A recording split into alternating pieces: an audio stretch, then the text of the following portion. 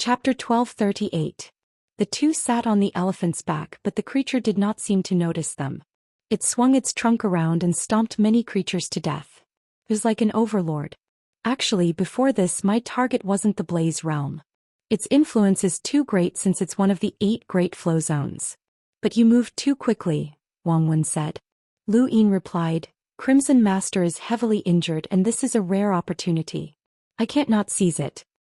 Yes, occupying the Blaze Realm will result in 2 outcomes. You will either be beaten back to the Outerverse, or you will beat the Innerverse into submission, Wang Wen said. Lu Yin shrugged. So we have to fight no matter what? Of course. Even if you don't fight, others will force you to, Wang Wen said helplessly. Lu Yin thought about it. Once the war starts, we'll only have a chance of victory if Leon's armada joins the Great Eastern Alliance. Otherwise, we won't be able to stop the Innerverse powers. They're not united, so we'll just sow discord. We'll always be able to incite internal strife. They're not stupid, and with the sword sex background, even if they have internal strife, they'll still have enough experts to deal with us. The best way is to intimidate them so that they won't dare to make a move. We'll plan in secret and destroy them in one fell swoop. How will we intimidate them? Wang Wen looked at Lu Yin seriously. When you returned from the technocracy, I asked you if you had any confidence in dealing with Night King Zhenwu. You said yes, and that's why Night King Zhenwu died. Now let me ask you another question. Wang Wen became unprecedentedly serious. Are you confident in winning the Supreme Tournament? Lu Yin met Wang Wen's gaze and his lips curled up. What kind of confidence? Wang Wen pointed at the elephant beneath his feet. Just like it. As soon as he spoke, the elephant let out a deafening roar that tore through the clouds. It even caused the volcano that had just erupted in the distance to shatter. A huge sound wave swept out in all directions and no creature could resist it. It was the overlord of this place. Lu Yin rubbed his head and let out a long sigh. He looked into the distance. Do you know that it's not the overlord of this planet? He then pointed at himself and smiled at Wang Wen. I'm the overlord because I'm here right now. Wang Wen laughed. But I believe you. Just focus on your plan. I'll show them results that will stun them all. The Supreme Tournament was prepared for me, Lu Yin smiled. Wang Wen was happy. Shameless confidence. I like it. Lu Yin laughed. After Wang Wen left, Enya arrived on the planet.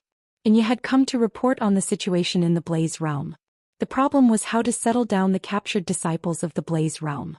Those disciples were not weak, and their average battle prowess far surpassed that of the Great Eastern Alliance's army. Furthermore, they had to reorganize the territory of the Blaze Realm, which had already become the territory of the Great Eastern Alliance. Lu Yin did not want to listen to any of this and his head hurt. He immediately interrupted Enya. You should discuss these matters with the Lu Ministry of Staff. Don't discuss them with me. Enya was helpless, but she was already used to Lu Yin being a hands-off manager. Your Highness, about Commander Shui. Enya hesitated. Lu Yin's heart skipped a beat as he recalled Elder Chan's attitude towards him back at Realm Mountain. Let me try. Enya was overjoyed. Thank you, Your Highness. Lu Yin could not contact Elder Chan, so he contacted Master Yuan instead. It was difficult to contact Master Yuan, so Lu Yin could only contact Elder Big Drum and ask him to help him contact Master Yuan. Elder Big Drum was helpless and sullen. He was a border elder of the Hall of Honor, but he had been reduced to being Lu Yin's mouthpiece. He wanted to refuse, but after some thought he did not dare to do so. He still needed Lu Yin to bring him back to the Neoverse, and even in name he was still Lu Yin's subordinate. Junior Lu Yin greets Master Yuan. Lu Yin had a respectful expression on his face as he sat on the elephant's back. Master Yuan was one of the seniors that Lu Yin respected the most. As a powerhouse with a power level of 1,000,000, Master Yuan did not care about fame or fortune. Instead, he protected the Outerverse by himself. Even though Master Yuan had not explicitly expressed his support for Lu Yin on many occasions, given Master Yuan's aloof way of handling matters, speaking up for Lu Yin in the Hall of Honor was already a great show of support. Lu Yin was very grateful. Sometimes Lu Yin felt that it was a pity. If Master Yuan had openly supported him, then even the despairing presiding Judge Mu would not have dared to make things difficult for him, let alone the 9 directors. Master Yuan was an aloof senior. You have a lot of troubles ahead of you. This was the first thing Master Yuan said. Lu Yin felt awkward. I've troubled Senior. Master Yuan gently replied, it's fine. I didn't help much anyway. Lu Yin solemnly replied, with Senior Nuofei's influence, things would not have gone so smoothly for this junior. The ones who helped you were Eversky Island and Elder Chan. I'm just an old man who protects the Outerverse and I haven't been able to do so. Master Yuan's tone was bleak. Lu Yin knew what Master Yuan was thinking. He had protected the Outerverse his entire life, but in the end, the Outerverse had still been gifted to the Sixth Mainland. Anyone else would have done the same thing. However, the fact that Master Yuan was able to express such emotions in front of Lu Yin meant that he already considered Lu Yin one of his own, or rather, a junior that he could confide in. Senior, there are some things that you shouldn't be too stubborn about. You're protecting the human race and the Fifth Mainland, not just the Outerverse, Lu Yin said. Master Yuan smiled. That's right. I've been enlightened by you. Alright, what do you need from me? Lu Yin glanced at Enya and respectfully asked, Senior, do you know of Kuan's swamp? Master Yuan was puzzled. The Hall of Honor's prison? Yes, this junior wants to bring someone out, Lu Yin replied. Sentence. 10,000 years. 10,000 years. Master Yuan was stunned. What's his name? Lu Yin solemnly answered, Shui Chuanshao. Master Yuan did not reply as he was probably still investigating. Lu Yin waited quietly. Enya was apprehensive and her eyes were filled with all sorts of complicated emotions. Most of all, she was filled with anticipation and her hands had turned white. She knew who Lu Yin was contacting. Master Yuan. She did not have the qualifications to meet him, but she had long since known of his existence. She had heard from Commander Shui that he was the Outerverse protector. Although she did not know much about Master Yuan, she had heard from Commander Shui about his status. If Master Yuan spoke up, then Commander Shui would definitely be saved. Lu Yin glanced at Enya again, and his curiosity about Shui Chuanshao grew. What kind of charisma did the most intelligent commander in human history have to make his subordinates do all they could to save him? Even if he had betrayed the Endless Weaves, they still trusted him without hesitation and spoke up for him. It felt like brainwashing, but how could Enya and the others who had survived the border war and were very resourceful be so easily brainwashed? Tell me more about Commander Shui, Lu Yin suddenly said. Enya did not have the time to talk about such things, but since Lu Yin had asked, she had to answer. She muttered, What does your highness want to know about Commander Shui? Lu Yin answered without hesitation, something that will make you work for him wholeheartedly. Enya looked at Lu Yin in shock and thought about it. Commander Shui has not done anything special, but he has a certain charisma that makes people feel that as long as they follow him, they will be able to achieve victory. Lu Yin raised his brows. Was it that exaggerated? Does your highness think that the erudite flow zone's borders only have those beasts that you saw back then? That our only enemy is the Desolate Beast Alliance? Enya asked. Lu Yin shook his head. Of course not. The Astral Beast Domain can compete with the human domain, so how can a mere Desolate Beast Alliance do that? They only have 7 Enlighter Realm Astral Beasts. Back when Lu Yin was still in the Astral Combat Academy, an Enlighter was already considered a peak powerhouse. But now, from his perspective, those 7 astral beasts were something that he could deal with alone. Your Highness has experienced the border wars between Ironblood Weave and Endless Weave, so how can there only be one Desolate Beast Alliance at the erudite flow zone's borders? That was not originally their territory, but after a bitter battle, countless astral beasts from the Astral Beast Domain's Celestial Beast Empire retreated. The Desolate Beast Alliance was forced by both the Celestial Beast Empire and Commander Shui to stay there. The Desolate Beast Alliance was forced by Commander Shui? Lu Yin was shocked. This was not what he had heard when he had first gone to the erudite flow zone's border wars. Enya muttered. Commander Shui and the Celestial Beast Empire tacitly established a buffer zone at the erudite flow zone's border with the Desolate Beast Alliance.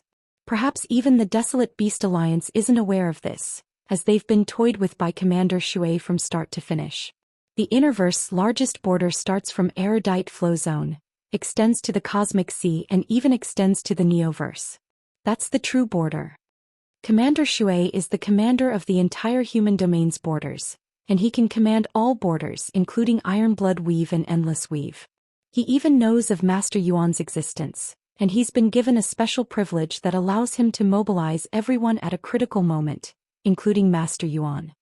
Enya's words completely shocked Lu Yin. In this universe, there was a common sense that strength was greater than everything else. A cultivator could easily seize power, and the stronger they were, the more they could obtain. A powerhouse like Master Yuan had the power to kill anyone in the innerverse and outerverse, and no one could stop him. This was the privilege of the strong. The reason why Master Yuan was so respected was because he had selflessly taught many people, and also because he had never used his strength to suppress others. Strength was greater than authority, and authority increased strength. This was how the universe worked. However, Shui Chuanxiao had reversed this concept. He was a hunter at most, and yet he could command Master Yuan. This completely overturned everyone's worldview. Not many people in the innerverse even knew of Master Yuan's existence, let alone the outerverse, but Shui Chuanxiao could command him. Lu Yin did not believe that this was a special privilege that had been given to him by someone else. The only possibility was that Master Yuan had agreed to be commanded during the war. Regardless of whether it was Shui Chuanxiao or anyone else, as long as they were the commander of the entire border, they would have such authority. Master Yuan could not have been coerced or suppressed. He must have been willing. If Master Yuan wanted to, he could easily eliminate Shui Chuanxiao. This was the power of a powerhouse, and only those who were willing would be commanded. Shui Chuanxiao had betrayed half of the endless weave and caused countless deaths. He had brought about despair, but in the end he had not been sentenced to death and had only been imprisoned. From this, it could be seen that Shui Chuanxiao was the commander of the entire border. Chapter 1239. There are many people that the commander can command, Enya said. Lu Yin looked up. That's why he was able to betray endless weave. That's why he was able to raise objections to the Hall of Honor and connect to the universe through the network. Your Highness, please save the commander no matter what. He can die on the battlefield, but he can't die in prison, Enya pleaded. After hearing Enya's words, Lu Yin suddenly lost all hope of saving Shui Chuanxiao. At the very least, he no longer had any hope of saving Master Yuan. Master Yuan had selflessly agreed to be commanded during the battle, which showed that he valued the greater good. At the very least, Lu Yin could not do that. Shui Chuanxiao had betrayed half of endless weave, so would Master Yuan still agree to save him? That went against his principles. After a while, Master Yuan's voice came from his gadget. There's nothing I can do. Enya's eyes dimmed. Lu Yin was not surprised. Senior, it's true that Commander Shui is guilty, but he connected to the entire human network and allowed humanity to communicate instantly. If not for the network, the outerverse might not have been able to send reinforcements during the war in Ironblood Weave or the war in Endless Weave. I know, but half of Endless Weave and countless lives were lost. Who will pay for that? Master Yuan asked. Lu Yin had nothing to say, as this was a trial of the bigger picture and morality. Shui Chuanxiao had gained the bigger picture but lost his morals. Master Yuan was detached from worldly affairs and did not care about power. He could even order Lu Yin around, which meant that such people often valued morals. Lu Yin guessed that Master Yuan did not have a good impression of Shui Chuanxiao. 10,000 years is his punishment. Regardless of whether or not he can be saved, I won't save him, Master Yuan said. Lu Yin was helpless. This junior understands. I'm sorry for making things difficult for senior. Master Yuan was silent for a while before saying, everyone has their own value. The prison term is his punishment, but that's not the goal. If he can make up for his crimes, then his sentence can be reduced. Lu Yin's eyes lit up. This junior understands. Thank you for the reminder. Many people say that the bigger picture is more important, but does that mean that you can lose your morals? You have a bottom line, and I hope that this bottom line will not be crossed, whether now or in the future. After ending the call, Lu Yin looked at Enya. Let's wait a little longer. Enya pursed her lips. Thank you, Your Highness. Enya quickly left, and Lu Yin thought about Master Yuan's last words. Morals. Bottom line. In the Neoverse, the brothel was as lively as ever. In Ming Yu's room, young Master Tian's face was pale as he looked at the two women in front of him. One was Ming Yu and the other was Ming Yen. She was the Yen Yu that young Master Tian spoke of. You actually dared to poison me. Young Master Tian glared at Ming Yu sinisterly. Ming Yu's eyes were filled with fear. Her fear of young Master Tian made her feel uneasy. However, when she looked at Ming Yen who was beside her, she regained her confidence. She didn't expect Ming Yan's poison to be so powerful. Not only young Master Tian and the others, even the old man who was protecting young Master Tian was poisoned. What made her even more confused was that Ming Yan actually had two personalities. Though it was one person. Two personalities. That was not right either. Black hair and white hair. Their transformations were unpredictable. The black-haired Ming Yan was kind-hearted, while the white-haired Ming Yan was ruthless. Both personalities had one thing in common, and that was decisiveness. Who does the black street belong to? At this moment Ming Yan's hair was white and her tone was cold. Young Master Tian was insidious. Bitch, you dare scheme against me? I'm Old Man Bu's grandson. Do you know how many people from the Hall of Honor work for my family? The white-haired Ming Yan didn't waste any time and directly broke one of young Master Tian's arms, causing him to howl miserably. In another room, the old man who was protecting young Master Tian was becoming more and more ancient. His skin looked like dried tree bark that could fall off at any moment. It was a terrifying sight. In front of him, Huan Yang was terrified. However, she wasn't afraid of the old man but of Ming Yan. She was very clear about this old man's strength. To be able to poison someone at this level was too terrifying. Quick, notify Old Man Bu. Notify him immediately. The old man raised his head and glared at Huan Yang. Huan Yang retreated in fear, not daring to respond. The old man's gaze was fierce. You dare betray the Black Street? Do you know what will happen to you? It'll be 100 times worse than death. Do you want to experience it? Huan Yang shook her head, her face pale. I wouldn't dare. I wouldn't dare. You're just two little girls. Do you think you can rebel against the Black Street just because you have some poison? Notify Old Man Bu immediately, the old man threatened.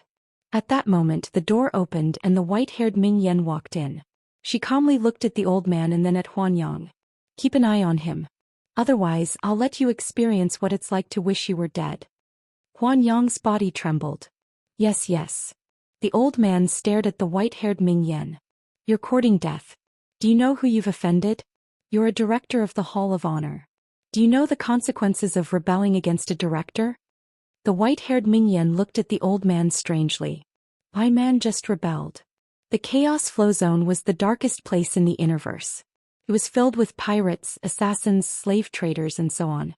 There were all kinds of darkness that a normal person could think of, and there were even some that they couldn't think of. Many of the planets in the Chaos Flow Zone had black markets, which were used for illegal transactions. On this day, a man appeared outside one of the planets. His entire body was covered in a strange suit of armor that concealed his appearance. There was only a single word carved onto the armor: Arbiter. This was the symbol of the interstellar arbitration.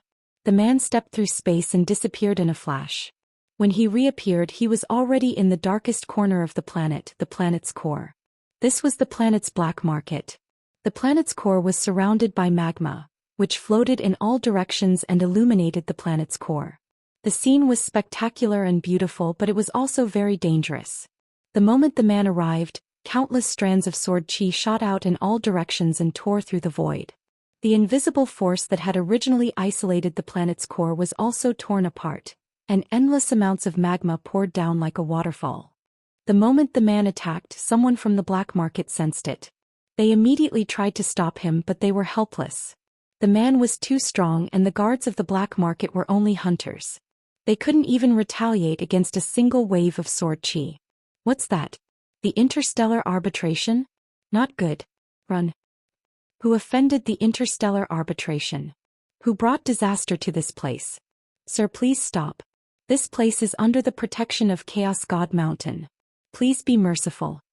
The planet's core was being washed away by magma, and with the addition of countless cracks in the void, it was like the end of the world. After another wave of sword chi, the man slowly said, "The Supreme Tournament will be held in the Chaos Flow Zone. Under the head arbiter's orders, I'm here to clean up the Chaos Flow Zone." The man's words echoed through the planet's core and countless people wailed. Why is the Supreme Tournament being held in the Chaos Flow Zone? What should we do? Let's run. We'll hide in the other flow zones until the Supreme Tournament is over. Who came up with the idea to hold the Supreme Tournament in the Chaos Flow Zone? Does Chaos God Mountain agree? Brother, stop dreaming. The Hall of Honor is the organizer of the Supreme Tournament. Can't you see that Chaos God Mountain has the right to object? Chaos God Mountain is probably having a headache right now. Chaos God Mountain was indeed having a headache. Song Zhou glared at Mu En with grief and indignation. Why should Chaos God Mountain maintain order? Clean up the darkness? If we do that, who in the Chaos Flow Zone will give us face in the future? Mu En smiled. This is an order from the Hall of Honor. Sect Master Song, you'd better cooperate. Otherwise, the next person to talk to you won't be me but the head arbiter. Song Zhou gritted his teeth. Fine, you guys are ruthless. Mu En smiled bitterly. The Supreme Tournament has been decided to be held in the Chaos Flow Zone. Nobody can do anything about it. Sect Master Song, please accept it. The outer verse has already been gifted to the 6th mainland. What's there that I can't figure out? Song Zhou said unhappily. Mu En shook his head. There are some things that no one can decide. I don't know the details either. As the leader of one of the Innerverse 8 Great Flow Zones, he didn't even know why a tournament was being held in the Chaos Flow Zone. Song Zhou helplessly looked in the direction of the Neoverse. Only by establishing a foothold there would he have the right to speak. He suddenly thought of Lu Yin. That junior had left a deep impression on him. He was just a junior, but he had forced them to give up on the plan to open the portal. Now he had even defeated the Blaze Realm and entered the Innerverse. His goal should be the Neoverse as well. Although he's a junior, his drive is something that we old fellows don't have. Song Zhou sighed. Only Chaos God Mountain could purge the Chaos Flow Zone in the shortest amount of time. As the master of the Chaos Flow Zone, Chaos God Mountain understood the Flow Zone all too well. Chaos God Mountain had given the people of the Dark Realm 10 days to evacuate from the Chaos Flow Zone, and then used the remaining 10 days to purge those who were unwilling to leave. In a total of 20 days the Chaos Flow Zone had been purged. Although Chaos God Mountain was hated by countless people and was mocked for being the Hall of Honor's lackey, this had nothing to do with the Hall of Honor. On the second day after the purge of the Chaos Flow Zone, Mount Supreme appeared. Song Zhou sighed in amazement when he saw the majestic and imposing mountain not too far away. Mount Supreme was a mountain, but it was made of a type of stone called Taika. Taika stone was known as the hardest stone, and its hardness was comparable to many metals used to make weapons. Even a hunter would find it difficult to leave a mark on a Taika stone. An entire mountain made of Taika stone was enough to become a battlefield for the younger generation to fight for the Supremes. And this was just the material of Mount Supreme. The gravity on Mount Supreme was not something that a normal limiter could withstand. 100 times the normal gravity was the highest gravity that a normal limiter could withstand.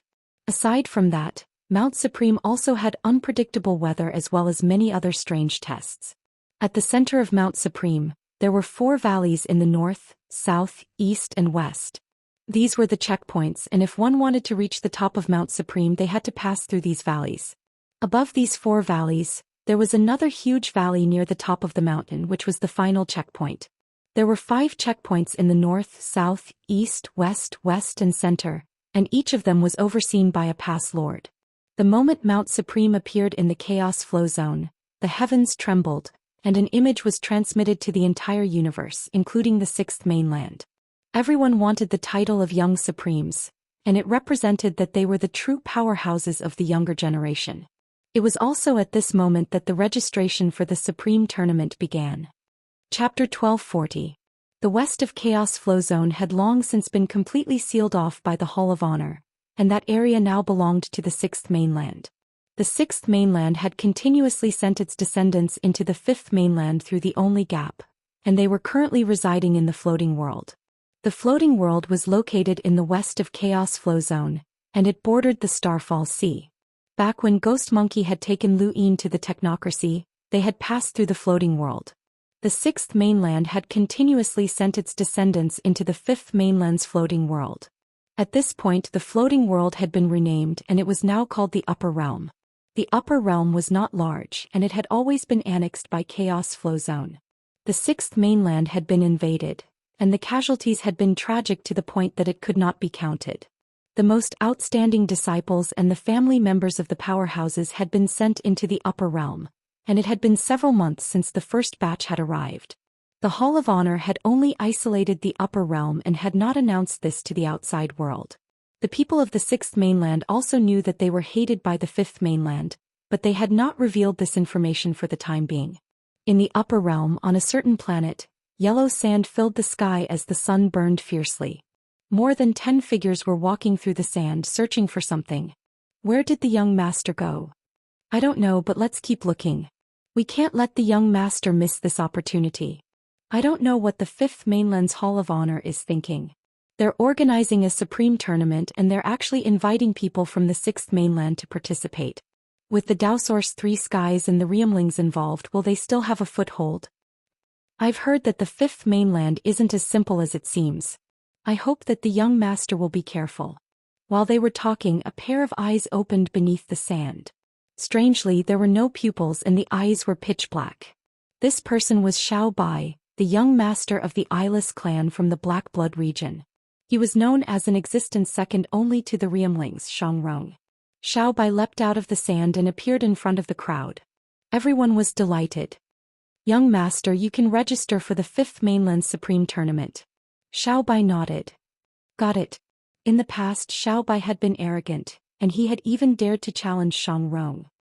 He believed that he would not lose to the Realmlings, but now his expression was one of weariness, exhaustion, and deep sorrow. The sudden arrival of those monsters had caught the Sixth Mainland completely off guard, and the entire region collapsed one after another.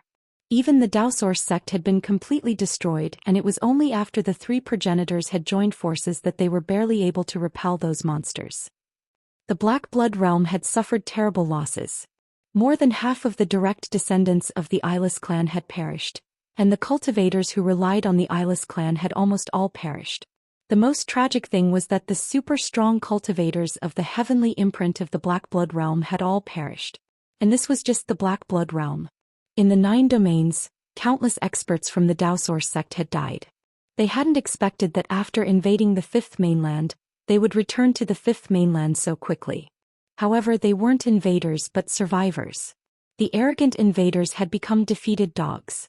This change caused Xiao Bai to fall silent. Similarly, it also caused the Sixth Mainland's prodigies to fall silent. On another planet, the Bloodburn Realm's Realmling, DFA, and the Grand Martial Realm's Realmling, Bai Ling, met each other and remained silent. Another group of people has arrived. I heard that they're from the Martial Immortal realm. The Martial Immortal realm, didn't they want to live and die with the Sixth Mainland?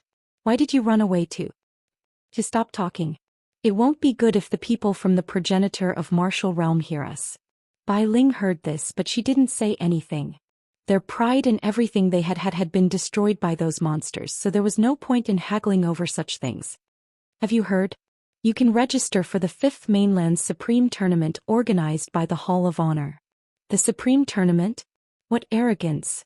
Does a mere Fifth Mainland deserve to be called Supreme? Anyone from the Sixth Mainland's Daoist Three Skies is enough to flatten them. I don't know where the Fifth Mainland gets their confidence from, but they actually call themselves Supreme. Aren't they afraid that their Supreme will be beaten to a pulp by the Daoist Three Skies? Actually, the Fifth Mainland has quite a few experts. The titled kings of the younger generation are all very strong, and there are also the 10 arbiters and Neoverse experts. I heard that even the Daoist Three Skies lost during the battle at the Cosmic Sea. Otherwise, the general appointment platform would have been ours. Right, I heard that there's also someone called Lu Yin who injured Zi of the Daoist Three Skies. Because of this, Zi put out a bounty for anyone who can capture him and recommend that person to the Blood Ancestor. Even if that person can't become the Blood Ancestor's disciple, they can still be guaranteed to become the disciple of an imprint. What happened? What happened? It's useless. The Eastern region's Realmling, the Little Arrow Saint, chased him for many days, but he still managed to escape. What a pity. There are some people from the Fifth Mainland who aren't weak. It's better to be careful. What's the point of saying so much? Our Sixth Mainland probably won't send anyone to participate, and we won't be able to guarantee our own safety. So what if we win? Those people from the Fifth Mainland are short-sighted, and they only see the Astral Beast domain and the technocracy. In their eyes, our Sixth Mainland is their greatest enemy, but they don't know that their true enemies are those monsters. They're a bunch of short-sighted people, and there's nothing to be proud of even if they win. This person's words resonated with many others as they still looked down on the Fifth Mainland as before. DFA shook his head. They're the short-sighted ones.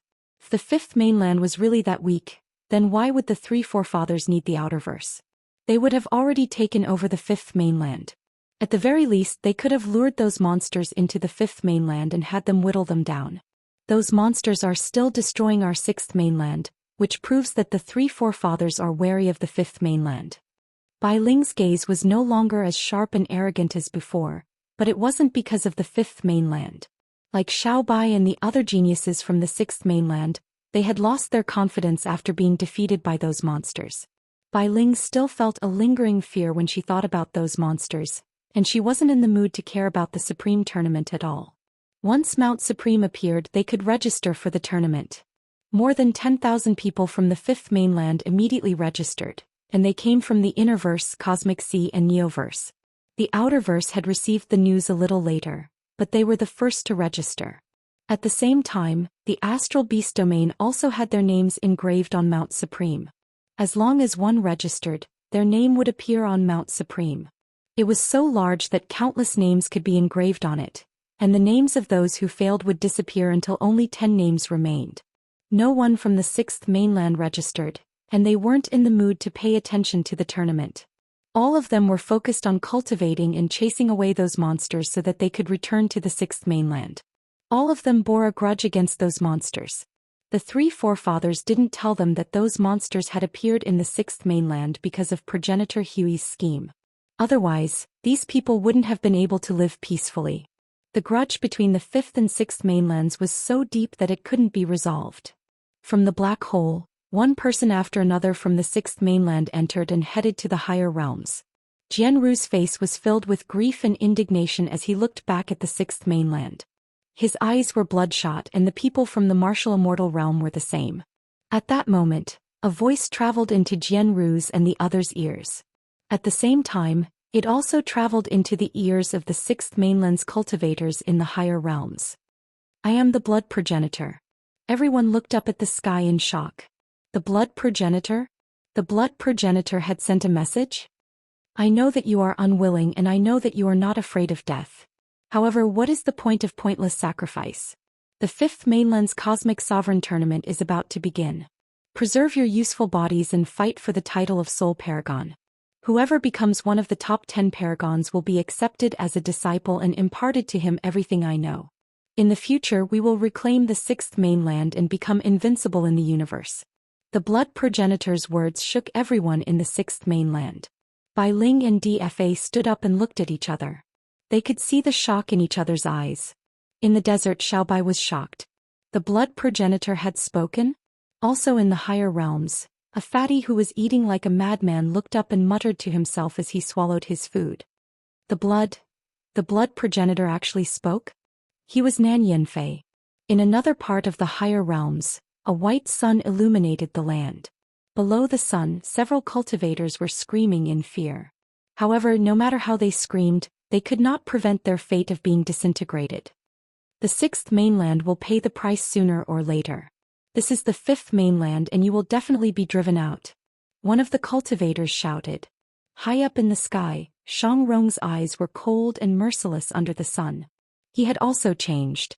After experiencing the invasion of those monsters, many people in the sixth mainland had changed. Your ruler sent us here. The weak can only accept it. You have no right to resist.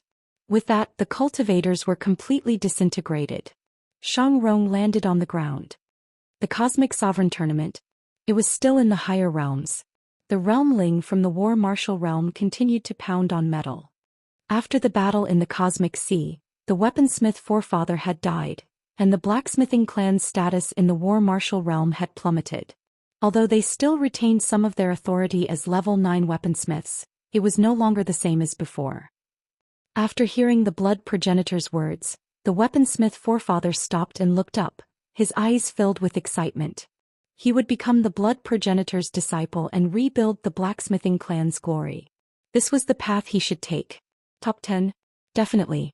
Countless people in the sixth mainland were intrigued by the blood progenitor's words, but this was not the end. I am the martial progenitor. As soon as these words were spoken, everyone in the sixth mainland was once again stunned. The fifth mainland's cosmic sovereign tournament has begun. All geniuses of the sixth mainland will fight for the title of Soul Paragon. They will break through the stars and become invincible. Anyone who enters the top 10 will become my disciple, and I will teach them everything I know along with the blood progenitor. One day we will fight bloody battles and reclaim our homeland. The martial progenitor's words were similar to the blood progenitor's.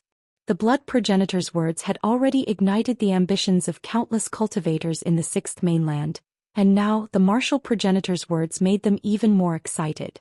The younger generation of the sixth mainland looked on with fervent eyes. The temptation of becoming the disciple of the blood progenitor and the martial progenitor was too great. Generally speaking, only the Daoist three skies could become a progenitor's disciple. Now, as long as one entered the top 10, they would not only become the blood progenitor's disciple, but also the martial progenitor's disciple. This had never happened before. In the higher realms, a girl in green raised her head. The Cosmic Sovereign Tournament. Give it a try. Maybe you can enter the top 10. Her name was Little Blue. Today is the Dragon Boat Festival. Thank you, brothers, for your constant support. Update at 3 p.m. Thank you. Chapter 1241. Two cultivators, one fat and one skinny, were excited.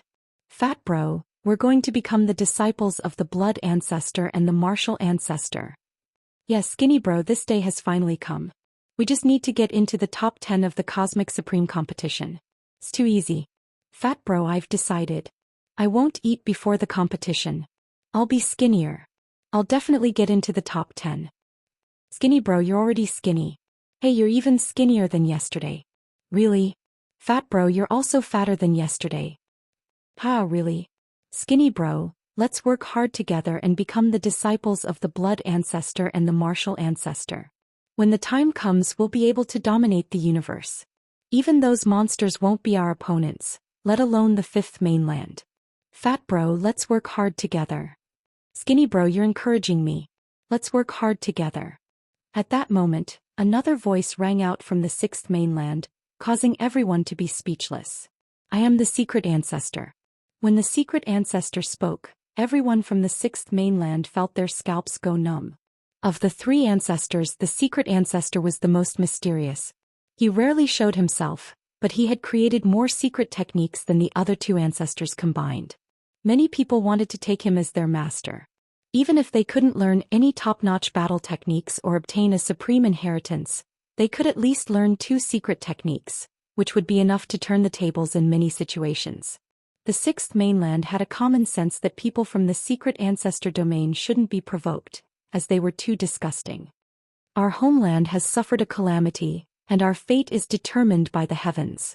However, the people of the sixth mainland will not be affected by fate. We will take back our homeland. Everyone, preserve your bodies. The fifth mainland's Cosmic Supreme competition is about to begin. Anyone who enters the top 10 will become the disciples of the 3 ancestors and receive their inheritances. The secret ancestors' words ignited the hearts of all the cultivators of the sixth mainland. The younger cultivators immediately signed up for the Cosmic Supreme competition, while the older cultivators allowed their juniors to sign up. They decided to do everything they could to increase the strength of their juniors. The cultivators of the sixth mainland, who had originally been indifferent to the Cosmic Supreme competition, were now excited. In the darkness of space, an arrow pierced through the void. No one knew how far it had traveled. Perhaps it was no longer in space. The little saint of archery raised his head, his eyes burning with an unprecedented passion. A disciple of the 3 ancestors could only be found by chance. Back then he had hunted down Lu Yin in order to become a progenitor's disciple, but unfortunately he had failed. This time he did not want to fail again. Whether it was the various realmlings, the Daoist 3 skies, the fifth mainland's 10 arbiters, or the Neoverse geniuses that stood in his way, he would defeat them all and step into the top 10. Similarly, in the starry sky of the upper realm, a man dressed in white robes was strolling through the starry sky with a faint smile on his face. A disciple of the third patriarch? They all had different cultivation paths, but the Supreme Starry Sky Tournament was quite interesting. It's been a while. 10 arbiters. He was Mr. Bai, one of the Daoist 3 skies, Wu Tai Bai. In the distance, Shi opened her eyes. Her gaze was cold. She stood up and respectfully said, "Disciple understands." Just now she had heard the blood ancestor's message, telling her to become the Lord of Xianxia Pass. At the same time she also understood what it meant to be a pass lord. Don't worry, master. Disciple will definitely trample everyone from the fifth mainland under my feet, she said resolutely. Elsewhere, Wukong had also received a message from the secret ancestor, ordering him to become the southern pass lord of Mount Supreme. He didn't think it was that simple. He had a deep impression of the fifth mainland's experts from the battle in the Cosmic Sea. The only reason he could become the pass lord was to let the sixth mainland's people through. In terms of average power, he was certain that the sixth mainland was far superior to the fifth mainland. Many people had already gathered outside Mount Supreme. They were watching from afar and the entire process was being broadcasted live. One name after another appeared on Mount Supreme. The speed at which it happened was astonishing. This was especially true for the sixth mainland, where thousands of people had signed up at the same time. And this was only the sixth mainland. Many people from the astral beast domain, the cosmic sea, the neoverse, and even the astral wilderness had also signed up. Gradually, many people in the human domain realized that they weren't the only ones who could participate in Mount Supreme. The higher-ups had long since known about this, but those at the lower levels didn't. When news of the astral beast domain, the technocracy, and the sixth mainland's cultivators being able to participate spread, it immediately caused a stir in the human domain. Countless people objected and the entire network was filled with discontent. People were cursing the astral beast domain, the technocracy, and the sixth mainland. The Starlink network company immediately activated a backup plan and frantically deleted a large number of comments. However, the Starry Sky Supreme tournament had long since been publicized by the Hall of Honor, so any news about it would cause a stir, let alone such a big one. Outside Mount Supreme, countless people stared at one name after another on the network, wanting to know which experts would participate. Many of them were gambling and wanted to create a list to use as a ranking and set the odds. Who's that? Yao Gu? Isn't that a member of the Skyminder list from the Astral Beast domain? I heard that someone on the list is on par with the 10 arbiters. He's a peerless expert of the same generation.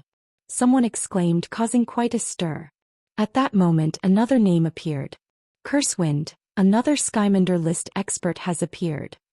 Tianho, look, that's the name Tianho. Do you remember the tournament of the strongest from so many years ago? The Astral Beast domain has Tianho. That's a legend. I remember now. No attacks are effective. Those things have appeared again. The champion of the tournament of the strongest is one of the 10 arbiters, Lu Yin. No matter how strong this Tianho is, he was defeated by Lu Ju in the past. Now Lu Ju has defeated the 10 arbiters in a row. This Tianho will still be defeated by Lu Ju. It's not the same. These strange life forms will become stronger the further they go, and they might even have strange innate gifts. I hope Lu Yin won't be careless. Stop staring at the astral beast domain. Let's see which experts from the sixth mainland are participating. What about the technocracy? What's there to pay attention to? Who knows who's from there? We don't know anything about them. The technocracy's experts from the tournament of the strongest weren't weak either. Although many people knew that the sixth mainland had sent people to participate, most still didn't know who was from there. The Innerverse's various powers had long since known that the sixth mainland was part of the tournament of the Starry Sky Supreme tournament, so they weren't too surprised. However, the sheer number of participants from the sixth mainland still caught them off guard. Lu Yin was also looking at the network at Mount Supreme and at the names on it. He seemed to be deep in thought. Lan Si's gadget beeped. Have you seen Mount Supreme? Lan Si asked. Lu Yin grunted. Are you feeling pressured? Of course. Those who have faced it or heard about it before are all here. I saw Feather Mavis name Silent Weep, Xia Juyo, and the sixth mainland's Bai Ling. Those Riemlings probably won't be left behind, and the Daoist's 3 skies. Lu Yin listened quietly. Are you confident? I mean the top 10. Lu Yin thought about it. 90%. Lan Si was stunned and he fell silent for a minute. I don't want to meet you. I have a feeling that you'll be one of the most terrifying opponents in this tournament. Just as Lan Si finished speaking, 5 names appeared on the 5 passes of Mount Supreme. The names were far larger than the others, and they shone with a golden light that illuminated the eyes of countless people. The name that appeared at the southern pass was Wukong. The name that appeared at the western pass was Ziyi. The name that appeared at the northern pass was Zhou Xian, and the name that appeared at the eastern pass was Lu Yin. East, south, west and north were the 4 passes, and there was one more pass that prevented anyone from reaching the summit. It was the central pass, and the name that appeared was Xianxia. Ever since news of the Supreme Tournament had spread, there had been rumors of a pass master. Everyone wanted to know who the pass master was, and now the person had finally appeared. Lu Yin raised his brows and looked at Mount Supreme. He had really become the pass master, and the eastern pass master was going to be attacked by many people. On the other end of the gadget, Lan Si was speechless. He had just said that Lu Yin could be one of the most terrifying opponents, and now he had become the pass master. The Hall of Honor could not randomly appoint a pass master, as this was a candidate who would block half of the participants. If the pass master was casually defeated, then the Hall of Honor would be the one to lose face. In other words, since the Hall of Honor had appointed a pass master, then that person would be invincible among their peers, and there was a 99% chance that they would enter the top 10. I was right. Lan Si smiled bitterly. Lu Yin replied, break through to the Enlighter realm. The 6th mainland's realmlings will probably break through as well. That's right. If they don't break through, then they won't be able to deal with them, Lan Si said before ending the call. Just as Lan Si ended the call, Ku Wei's voice traveled to Lu Yin's ears. 7th bro, the great 7th bro. You're too great. You're one of the 5 pass masters, and you're the strongest of your generation. The 6th mainland must be dumbfounded, and the astral beast domain must be dumbfounded. 7th bro. Lu Yin rolled his eyes as this guy was becoming more and more shameless. He felt that this guy was developing in an unpredictable direction and he would never be able to turn back. There was another person who was even more shameless. Elder Tan. He was not Ku Wei, and his words were useless. When he saw that Lu Yin had become a pass master, he immediately ordered everyone who could command to take to the network to cheer and sing Lu Yin's praises. They even claimed that Lu Yin was the #1 expert in the universe. Elder Tan wanted to invisibly flatter Lu Yin. Of course, he had to think of a way to let Lu Yin know that there was also that despicable Ku Wei who was a competitor. The 6th mainland's participation in the competition had already caused countless people in the human domain to feel disgusted, and now 2 of the pass masters were actually from the 6th mainland. This immediately infuriated countless people. Although their anger had reached the Hall of Honor, it could no longer affect the upcoming sovereign tournament. Left with no other choice, some people shouted slogans and ordered the human domain's experts to chase away all of the participants from the 6th mainland, the astral beast domain and the technocracy. It had to be said that many people had been incited, and even some participants from the Neoverse had clearly expressed their desire to chase away the invaders from the 6th mainland, with Gu Shower being the most active. The human domain's anger had ignited a passion. The 6th mainland's emotions had been stirred up by the 3 progenitors, but when they saw that Lu Yin had become a pass master, they were completely stunned. Chapter 1242. In the higher realm, Autumn Frost Qing stared at the network in a daze as he saw the words, East Supreme Mountain Pass. This person had actually become the pass master? How was this possible? Was he on par with the Daoist 3 skies? Or had the 5th mainland's experts all died? In the higher realm, a group of people were barbecuing outside a pool of magma that flowed through space. A fragrant aroma filled space as a giant beast's leg was being barbecued, causing everyone to drool. 16th brother cleverly handed over the freshly barbecued leg to Susan. Susan was satisfied. 16th brother, with your cleverness, you'll definitely be in the top 10. 16th brother smiled flatteringly. Please put in a good word for me in front of the ancestor, 3rd brother. Please guide me and I'll try my best to get into the top 10. Haha, no problem, no problem. We're old friends. Susan laughed heartily. He was very happy, but only he knew the bitterness in his heart. He had thought that he would have no worries for the rest of his life after relying on ancestor Lingtong, but who knew that a group of monsters would invade the 6th mainland? If not for his good luck, he would have died. Susan trembled as he thought back to that disaster. It had been too terrifying and he did not know how that guy was doing. Had he saved him or had he saved him? Susan did not understand, but he was certain that that guy was from the 5th mainland and he was very strong. Sen, 3rd brother, look. 16th brother suddenly exclaimed and pointed at the network. Susan took a look and saw that the beast's leg had fallen off. What did he see? There were 2 golden words on Mount Supreme. Lu Yin. Boss's boss. 16th brother stared blankly and his mind was blown. Boss had actually become the past master? Was this a joke? Could he be on par with the Dao Source 3 skies? Su Sen's eyes burned with passion. Boss was doing better and better, and since he could not return to the 6th mainland, he decided to return to the 5th mainland. In any case, with Boss around, no one would dare bully him. As for ancestor Ling Tong, Su San sighed.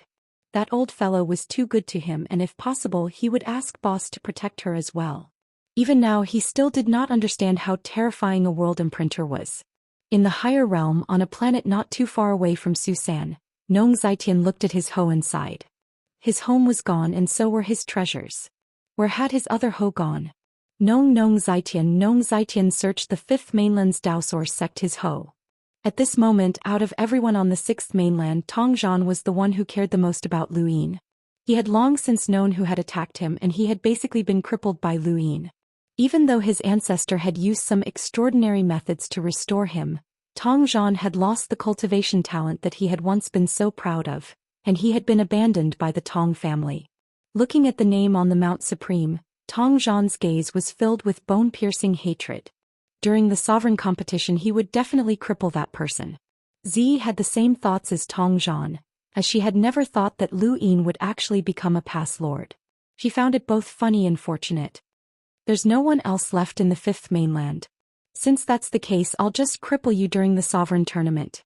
The 6th mainland shook, and so did the Neoverse. During the battle in the mountain and sea realm, Lu Yin had become one of the past lords instead of Yu Hua, Mavis, Xiajuo and the others. This was tantamount to telling everyone that Lu Yin had surpassed them, which was something they cared about.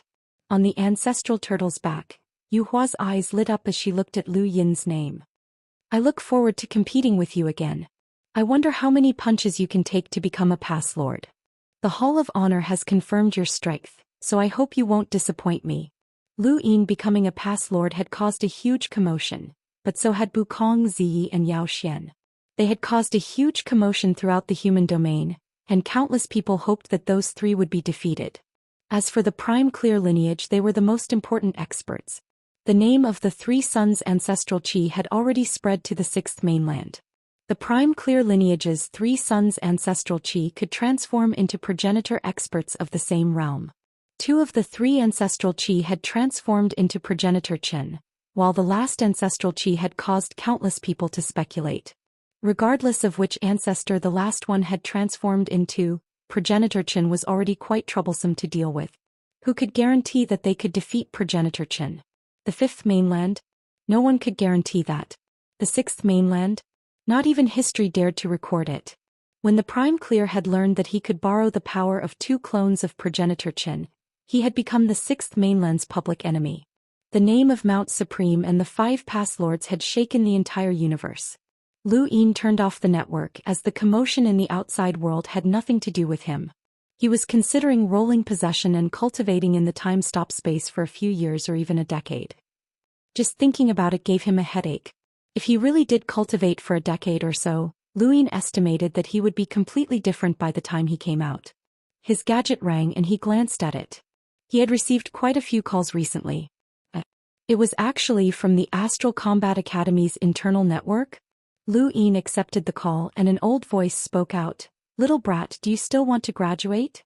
The familiar yet unfamiliar voice brought Lu Yin back to 10 years ago, when he had still been a student of the Astral Combat Academy. Student Lu Yin greets the trial master. Little brat, you still remember me? The trial master smiled. Lu Yin respectfully replied, I would never dare to forget the academy's teachings. When he had been in the academy, Lu Yin hadn't been clear about how powerful these mentors were, but the further he went, the clearer he became. Every student in the Astral Combat Academy had the power to fight against superpowerhouses. He hadn't forgotten how Astral 9 had blocked Ancestor Autumn Frost's attack at the border, nor had he forgotten how Astral 10 had made the 6th mainland apprehensive. The Astral Combat Academy was very strong, especially Astral 10. I don't have time to chat with you. Your juniors have all graduated, so when do you plan to graduate? The trial master asked. Lu Yin was helpless. Mentor, I don't have time right now. I need to prepare for the Astral Supreme tournament. The trial master replied, yes, I saw it. You're one of the 5 past lords. Are you confident?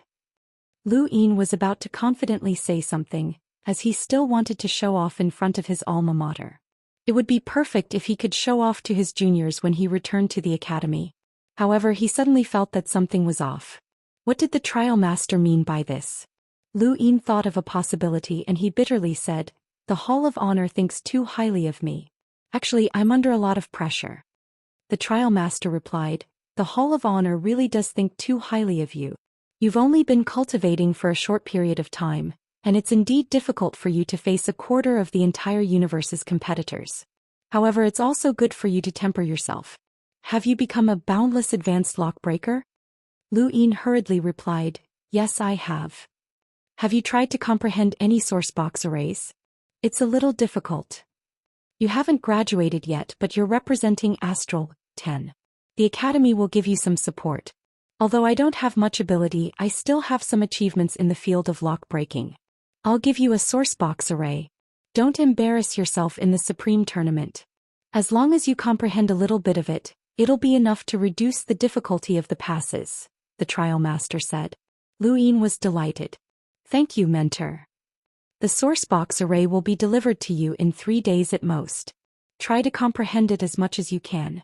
I don't expect you to completely comprehend it, but even a little bit is still a little bit. Hurry back and graduate." The trial master then hung up. Lu Yin looked at the disconnected call, and the ecstasy in his eyes did not fade away. What was this? Was this some unexpected fortune? He had never thought that his alma mater would be able to give him such a huge surprise. This was a sourcebox array, not an ordinary battle technique. Sourcebox arrays were extremely precious, or else Saul would not have spent so much effort to obtain a single page of true insight. Now, Lu Yin had several sourcebox arrays in his possession, and in terms of quantity he was comparable to an Origin Array Heavenly Master. Ever since he had been captured by the Neo-Human Alliance, Lu Yin had discovered that his luck had been unbelievably good. It was simply miraculous. As for graduating, that was impossible. It would never happen in this lifetime. As long as Astral 10 was still an academy, Astral 10 would not forget about him. If anything happened, this would be a form of support. Lu Yin had always felt that Astral 10 was somewhat unpredictable, and he was most concerned about the crazy director. He did not know how strong the crazy director was, as he had no idea in the past. However, as his cultivation deepened, he gradually understood. The crazy director had actually been able to deduce the serious technique. That was the serious technique, Progenitor Chen's technique. Even if it was only the first level, the crazy director had already surpassed the limits of an ordinary person's imagination. Usually, this kind of madman was very powerful. The Astral Supreme Tournament had shaken the entire universe, and it had sped up the actions of certain people, such as searching for opportunities and fighting for resources. It had also caused many sects to pour all their resources into nurturing their most outstanding disciples. Even if they knew that it was impossible for any of their disciples to reach the top 10, as long as they could leave their names on Mount Supreme for a longer period of time, it would be enough. This was Mount Supreme, the first tournament in the entire universe, including the 6th mainland. It was open to the entire universe, and anyone whose name appeared on it for a longer period of time was enough to shake an entire region. The most realistic way to describe it was through advertising. Mount Supreme was equivalent to an advertising platform for the entire universe, and the name was the slogan. The longer one's name was on it, the louder the advertisement would be and the greater the benefits it would bring. Under such circumstances, even the Outerverse, which was considered the weakest, had countless people signing up to leave their names on Mount Supreme. Even if it was just for a moment, it was enough for them to brag to their juniors that their names would appear on Mount Supreme. Of course, signing up and not participating in the tournament was also an option. Many names appeared on Mount Supreme at every moment, and there were all kinds of strange ones. Some people's names were just a string of numbers, some people's names were just a claw mark, and so on. Many people were dumbfounded by the sight. In just a few days, a large number of names had emerged from the crowd and were listed on the top 100 Venerables list. There were also some who were regarded as the top 10 seeds. The 5 past lords were naturally among them. In addition to the Neoverse Levitation Mavis Xia Jiuyo, the Astral Beast Domain Star Devourer, and Wu Tai Bai of the 6th Mainland's Dao Source 3 Skies, these were the current top 10 seeds of the Venerables. Of course, this was only the list of people who had signed up. There were still many people who hadn't signed up, and there wasn't only one list. There were many lists for different people, and each list was different. Today is the Dragon Boat Festival. Thank you for your support. The Supreme Tournament is about to begin. I hope you can help Xiaoqi soar into the sky and become a Supreme. Chapter 1243. Some lists included all of the 10 arbiters and were called the top 10. Others included the Tearing Girl, Quiet Weep, and Autumn Sure. There were even some lists that kicked Lu Yin out, with the reason being that no matter how talented a hunter was, it was impossible for him to stand out among so many enlightened geniuses. They believed that Lu Yin had only been able to defeat the 10 arbiters because none of them had broken through. The Supreme Tournament was about to begin, and anyone who could break through would do so. Lu Yin had just become a hunter, so it was obviously impossible for him to break through to the enlightened realm.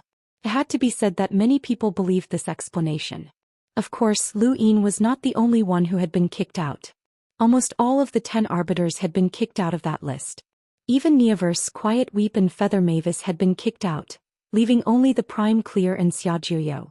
One had 3 Yang's ancestral chi while the other had 9 clones technique. There was also someone who had unexpectedly been named one of the top 10 seeds. Starsabil, who had also cultivated the 9 clones technique. There were all sorts of lists, and it was possible to find hundreds or even thousands of rankings at once. However, no matter which list it was, Lu Yin's ranking was not high because he was only a hunter. Even though his battle results were brilliant and he had been recognized as the past master by the Hall of Honor, his realm was still his shortcoming. The ones who were the angriest about these lists were not Lu Yin, but rather Ku Wei and Elder Tan. The former was constantly praising Lu Yin and thinking of ways to slander the people who had made these lists, making Lu Yin seem invincible in the universe. The latter had people crazily singing Lu Yin's praises on the internet. The appearance of these lists was like a slap to their faces, and they were so angry that they wanted to find the people who had made these lists. Ku Wei walked over to Lu Yin and scolded the people who had made these lists in a cynical manner. "Seventh bro, those stupid mortals don't understand how strong you are. They actually put you below Xiaojuyo and Wu Taibai. What a joke. How can a beast like the Star Devourer be ranked above you? It's an insult to the Great Eastern Alliance." Ku Wei roared. Lu Yin flipped through the different lists. Indeed, although he was listed as one of the top 10 seeds in most of the lists, he was not one of the top seeds. Almost all of the prime clears were the strongest seeds. Next to the prime clears were Wu Taibai, Bukong Ji Xiaojuyo, and the others. Every name list was different, but they all provided sufficient evidence. Being able to become one of the top 10 seeds amongst the countless geniuses of the same generation in the universe was already a great achievement. And even the 10 arbiters would find it difficult to achieve such a feat. However, this was not an exaggeration based on Lu Yin's battle records. It was a pity that his public image had always been based on external factors. The only glorious battle records that he could bring out were his victories over Lan Si and Night King Jinwu, but these 2 achievements were not enough for him to be recognized by everyone. At the very least, he had only been a spectator in the battle at the Sinew Eternal Mountain and Sea Realm. With 7th brother's strength, even if you don't take first place, you'll definitely be in the top 10. 7th brother Little Wei, I've already mobilized a lot of our people to bet that you'll definitely enter the top 10. The odds are 1 to 2, which is quite high. Don't worry, Little Wei will definitely support you, Ku Wei said resolutely. Lu Yin had been looking at the list, but when he heard Ku Wei's words he was stunned. An idea flashed through his mind and he looked at Ku Wei with a burning gaze. Let me see the odds. Ku Wei was put in a difficult position. 7th bro, don't look at it. I'm angry. Cut the crap. Give it to me, Lu Yin said. Ku Wei opened the network and there was a dense list of names that corresponded to various regions. Just the outer verse alone had 72 regions which corresponded to 72 weaves, as well as the inner verse, Cosmic Sea, Neoverse, and so on. This banker has listed almost all of the famous powerhouses of the younger generation. For example, 7th bro, you're listed there. The odds are 1 to 2 if you enter the top 10, 1 to 5 if you enter the top 5, 1 to 10 if you enter the top 3, and 1 to 20 if you take first place. Right, this is Lan Si. Ku Wei introduced Lan Si to Lu Yin. Lu Yin was shocked.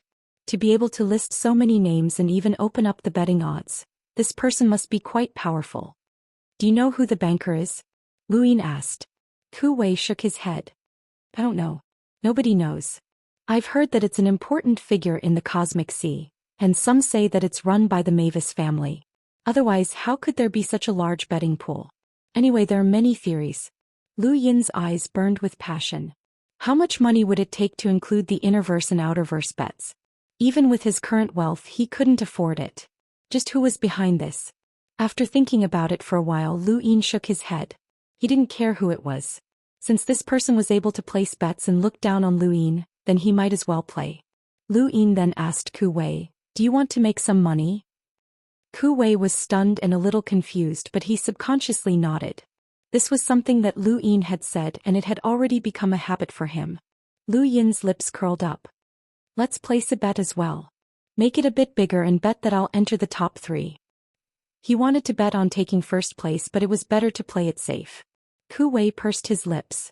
Although he had been wildly praising Lu Yin, that did not mean that he was certain that Lu Yin would enter the top 3.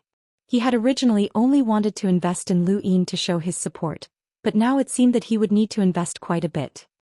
Spread the news that I suffered some internal injuries during the battle in the Blaze Realm and that I'll need at least 2 years of treatment, Lu Yin said. Ku Wei's eyes lit up and he looked at Lu Yin with admiration. "Seventh bro, you're brilliant. You're really brilliant. This way your odds will definitely skyrocket and we'll bet on you entering the top 10. We'll definitely make a huge profit. Seventh bro, you're just too brilliant. Your intelligence is unparalleled throughout the entire universe." Alright, it's not the top 10, it's the top 3, Lu Yin said. Ku Wei hesitated. Seventh bro, the top 10 is actually quite safe. How about the top 3? Are you doubting me? Lu Yin glanced at him. Ku Wei immediately replied firmly, "Of course not. Little Wei's admiration for you is like the endless river of stars in the universe. It's also like an overflowing black hole that can't be stopped. Little Wei will spread the news right now and definitely raise your odds to the highest." Spreading the news was a technical job and one could not let others know that they were intentionally spreading the news. Ku Wei had some experience in this aspect as he had often done this when he had been roaming the universe alone. Not long after, a secret piece of news regarding Lu Yin's injuries spread through a very special channel that was extremely accurate. Of course, not many people actually believed it, especially the bankers behind the scenes. None of them were stupid. In order to cooperate with Ku Wei, Lu Yin had specially left the Blaze Realm and headed to the Outerverse Southern Weave to look for Master Yuan. His journey was a secret, as he had previously announced that he was going into seclusion to cultivate. When Lu Yin's itinerary was leaked again, many people believed it and assumed that he was going to seek Master Yuan's help. Ku Wei kept an eye on the biggest bets, hoping to see if the odds would change. Unfortunately, he was disappointed as the biggest bets remained unchanged. The odds were the same as before. Lu Yin felt rather helpless when he heard the news, as the bankers behind the scenes had definitely not only set up bets this once, and they had long since seen through all sorts of schemes. Even if Lu Yin was faking it and even if it was true, they would not change the odds. The risk was too great unless Lu Yin had been injured by them.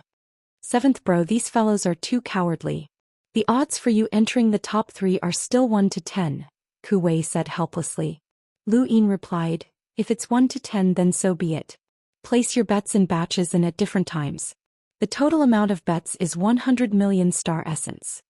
Ku Wei was speechless as this was basically forcing Lu Yin into a dead end. Seventh bro was doing this because he was very confident in entering the top 3. If he succeeded, then Lu Yin would have to compensate him with 1 billion star essence, which made his scalp go numb. However, if they were able to set up such a large bet, then they should be able to take out 1 billion star essence. Which of the great powers in the Innerverse did not have 1 billion star essence? Although they would definitely suffer some losses, Lu Yin did not care. Lu Yin's background made it so that even the great powers of the Neoverse could not renege on their bets. It was as if Lu Yin could see the scene of 1 billion star essence covering the sky.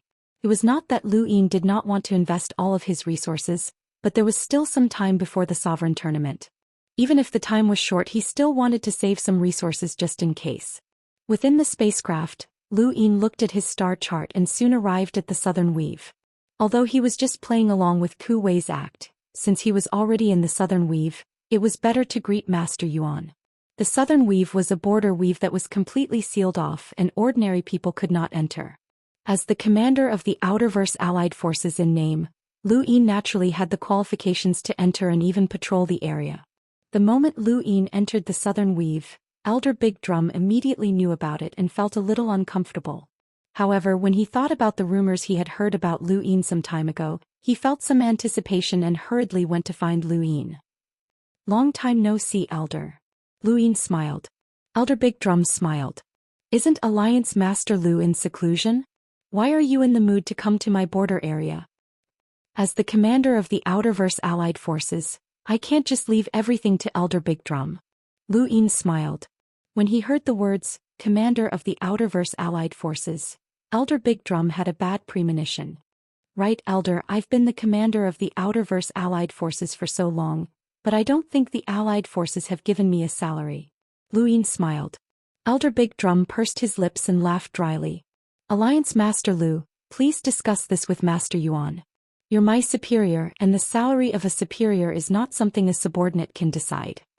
Lu Yin obviously did not care about such a small salary, and he was just casually chatting. Of course, it would be even better if there was a salary. I'm requesting to see Master Yuan. Please lead the way. Alliance Master Lu, please. Please. On the way to Master Yuan's residence, Lu Yin casually chatted with Elder Big Drum, mainly because Elder Big Drum wanted to know about Lu Yin's situation in the Glory Realm. Lu Yin naturally understood, but he did not exaggerate and simply told the truth. Elder Big Drum sighed. You have no problems cultivating death energy. Alliance Master Lu is really highly regarded. Lu Yin smiled. It's all thanks to the head judge and Elder Chan. Besides, I have no problems cultivating death energy. Chapter 1244. Elder Big Drum smiled wryly.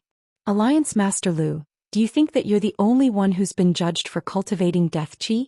There have never been an exception to this, and they've all been sentenced to death. Alliance Master Lu, you're the first to be sentenced to freedom, and even Elder Chan has stepped forward to prove it. Lu Yin did not know about this, but it was no wonder that the old man had been so confident in using his authority to imprison him. If Elder Chan had not stepped forward and the head judge had not been involved, then Lu Yin might have been in trouble. Of course, with Eternal Sky Island and Master Yuan around, it was unlikely that he would be imprisoned, but he would definitely be monitored. Elder Chan really takes care of Alliance Master Lu. I'm envious. Alliance Master Lu, do you still remember what happened at the border warehouse? Elder Big Drum looked at Lu Yin fervently. Lu Yin smiled. Don't worry, Elder. As long as there's a chance, I'll transfer you to the Glory Realm. Elder Big Drum hurriedly expressed his gratitude. Thank you, Alliance Master Lu. When he saw Master Yuan again, Lu Yin felt different. In the past he had not been able to understand anything, but now he felt as if Master Yuan did not belong to this universe. There was a dreamy and ethereal feeling to him. Master Xianxia was equally shocked when he saw Lu Yin. Over the countless years, Master Xianxia had taught many gifted students. Even though he had only casually taught many of them, he had probably seen the most elite geniuses out of all the cultivators. Even so, he had never seen a genius like Lu Yin. It's no wonder why the Hall of Honor chose you as the Past Lord. Throughout history, there are probably only a few people who could rival you. Those people have left behind the most resplendent pages in history, Master Yuan praised. Lu Yin respectfully replied, Senior, there are too many outstanding people in this generation. Even with my current strength, I'm still not confident that I can win the Sovereign Tournament. Master Yuan smiled. Are you not confident that you can win the championship? Lu Yin did not try to hide anything, as there was nothing to hide in front of a respectable senior like Master Yuan. I do want to win the championship. Master Yuan nodded. It's normal for young people to be competitive. I don't know what kind of geniuses your generation has, but they all have elders who can guide them. This is all I can give you. He then took out a power vessel and tossed it to Lu Yin. Lu Yin was delighted, as this was a power vessel with walnuts. He hurriedly accepted it. Thank you, Master Yuan. You're in deep trouble and I can't help you much from my standpoint. I can only give you some external items as compensation. If you go astray in the future, I will personally judge you. You must remember this. Lu Yin knew that Master Yuan was referring to the Neo-Human Alliance. The head Inquisitor and Elder Chan had both proven that Lu Yin could not be controlled by the death aura, but this was common knowledge. Even Master Yuan could not break free from it. At Lu Yin's level, the head Inquisitor and Elder Chan were merely cultivators who were slightly stronger than him, so he could not blindly trust them. Don't worry, Master Yuan. Lu Yin will definitely not go astray, Lu Yin said firmly. Master Yuan nodded. Lu Yin was about to take his leave, but he suddenly thought of something. Although the chances of success were slim, he could still give it a try. Master Yuan, this junior has something that I need your help with. Master Yuan asked. What is it? Lu Yin organized his thoughts and then said, this junior almost died at the hands of Night King Zhenwu because of the general appointment platform. In reality, the general appointment platform was taken back by this junior. This junior would like to ask Master Yuan to step in and help this junior obtain the general appointment platform.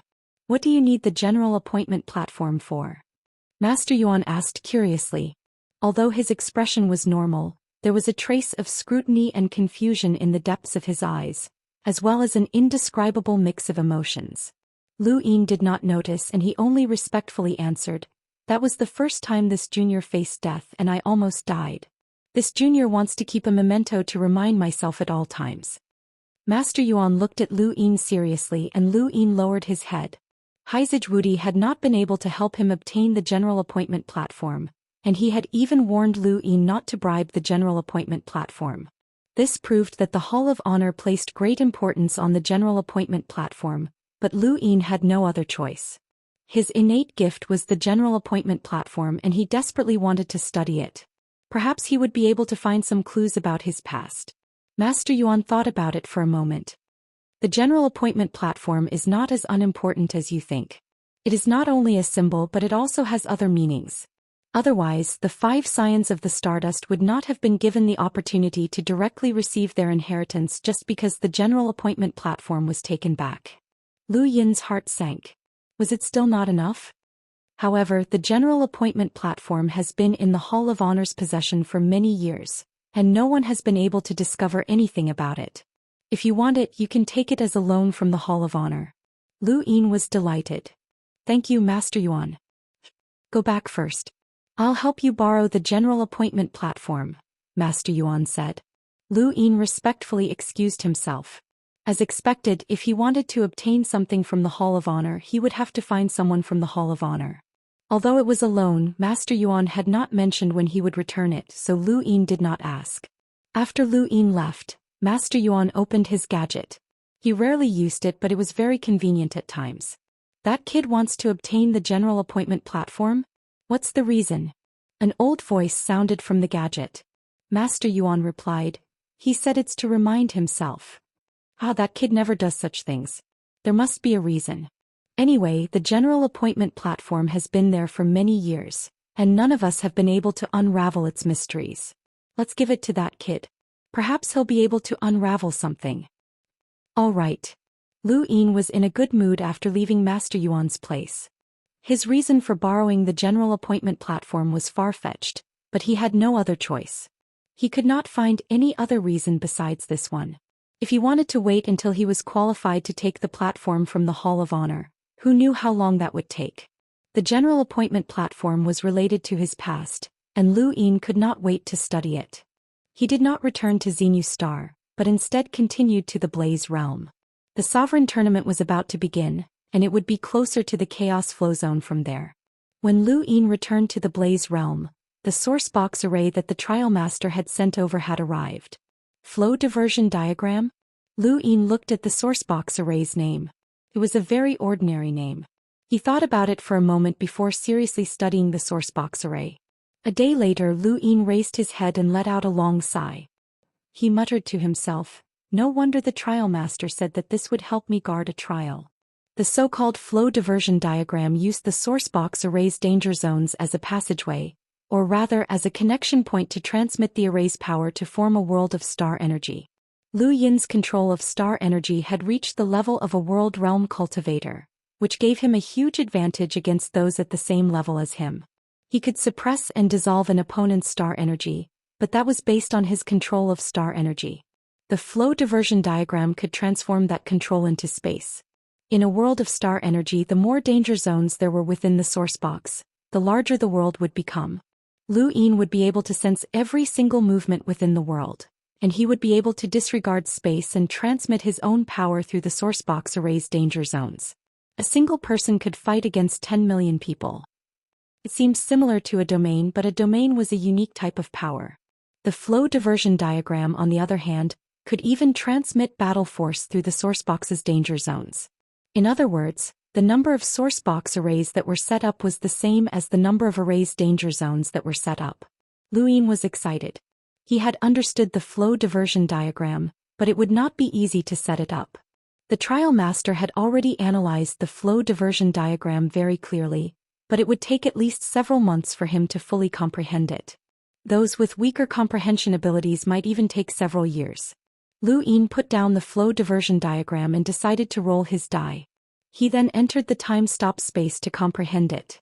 Just as he was about to raise his hand, his surroundings quickly turned gray. He was in a secret room, but when the gray color covered everything, he could still see the outside. He could see into the distance, and everything he saw was gray. The heavens, the scorching sun, the flames, the earth. Everything was gray. In outer space, the spacecraft was still, and on land the ocean currents were still. It was as if time had been frozen. Lu Yin was shocked. Through the walls of the secret room, he saw a figure standing quietly in the distance with his back to him. It was Mr. Mu. Lu Yin hurriedly walked out of the secret room and bowed behind Mr. Mu. "Master." Mr. Mu replied, "It's been a long time since we last met. You've improved a lot." Lu Yin replied, "This disciple dares not slack off." Mr. Mu turned around and looked at Lu Yin, his gaze lingering on Lu Yin's heart. His eyes narrowed. "You've actually cultivated such a power." Lu Yin looked at his heart and respectfully replied, "This disciple had no choice. I was captured by the Neo-Human Alliance and could only cultivate death energy. Don't worry, Master, this disciple will not be controlled by death energy." Mr. Mu looked at Lu Yin. "There are thousands of paths to cultivation, but there is only one end point. You've simply changed your cultivation method." Lu Yin relaxed. He wasn't worried about the others, but he was afraid that Mr. Mu would blame him. Even though he had met Master Yuan, the head inquisitor, the witch spirit god, the high sage heavenly master and Elder Chan, Lu Yin still felt that Mr. Mu was the most mysterious of them all. Back when he had moved the entire endless weave, Master Yuan and the others had not been able to discover him. Even now, Lu Yin could not fathom what level of power Mr. Mu had reached. If not for the fact that there were no progenitors in the fifth mainland, Lu Yin would have thought that Mr. Mu was a progenitor. Elder Chan's attitude also made Lu Yin speculate. "Since you've cultivated such a power, my request for you in this sovereign tournament is to become the champion. If you fail, you will be expelled from the sect," Mr. Mu said. Lu Yin was shocked. "Expelled from the sect? Master, this disciple's use of death energy is still insufficient." "If that's the case, then hurry up and use it. You have time to operate the bets, but you don't have time to cultivate?" Mr. Mu asked. Lu Yin had no choice but to lower his head. He was confident that he could become the champion, but the others were not to be trifled with either. The Prime Clear's 3 Yang ancestral Qi, the Astral Beast Domain's Star Devourer, the Celestial Beast Empire's Crown Prince Zhou Xian, and the 6th Mainland's Dao Source 3 Skies. None of them were easy to deal with, and they were all Enlighters. Lu Yin could not use the time-stop space to break through to the Enlighter realm. If he did, the others would definitely suspect something. You have to look at the long term. What you see might not be all of your enemies, and your opponents might not be what you can see right now. Mr. Mu said something that Lu Yin did not understand. He then pressed a hand against Lu Yin's chest and rotated his other hand to the right. Before Lu Yin could react, he felt a burning sensation in his chest and his heart felt like it was on fire. He did not resist and allowed Mr. Mu to do as he pleased. Only a few seconds passed, but Lu Yin felt like several years had passed. Hot beads of sweat dripped from his forehead onto the ground, and he could even hear the sound. Mr. Mu withdrew his hand. Chapter 1245. Lu Yin looked down at his heart and was pleasantly surprised to find that the remaining fates and had completely fused into it, completely blocking out the black and white fog.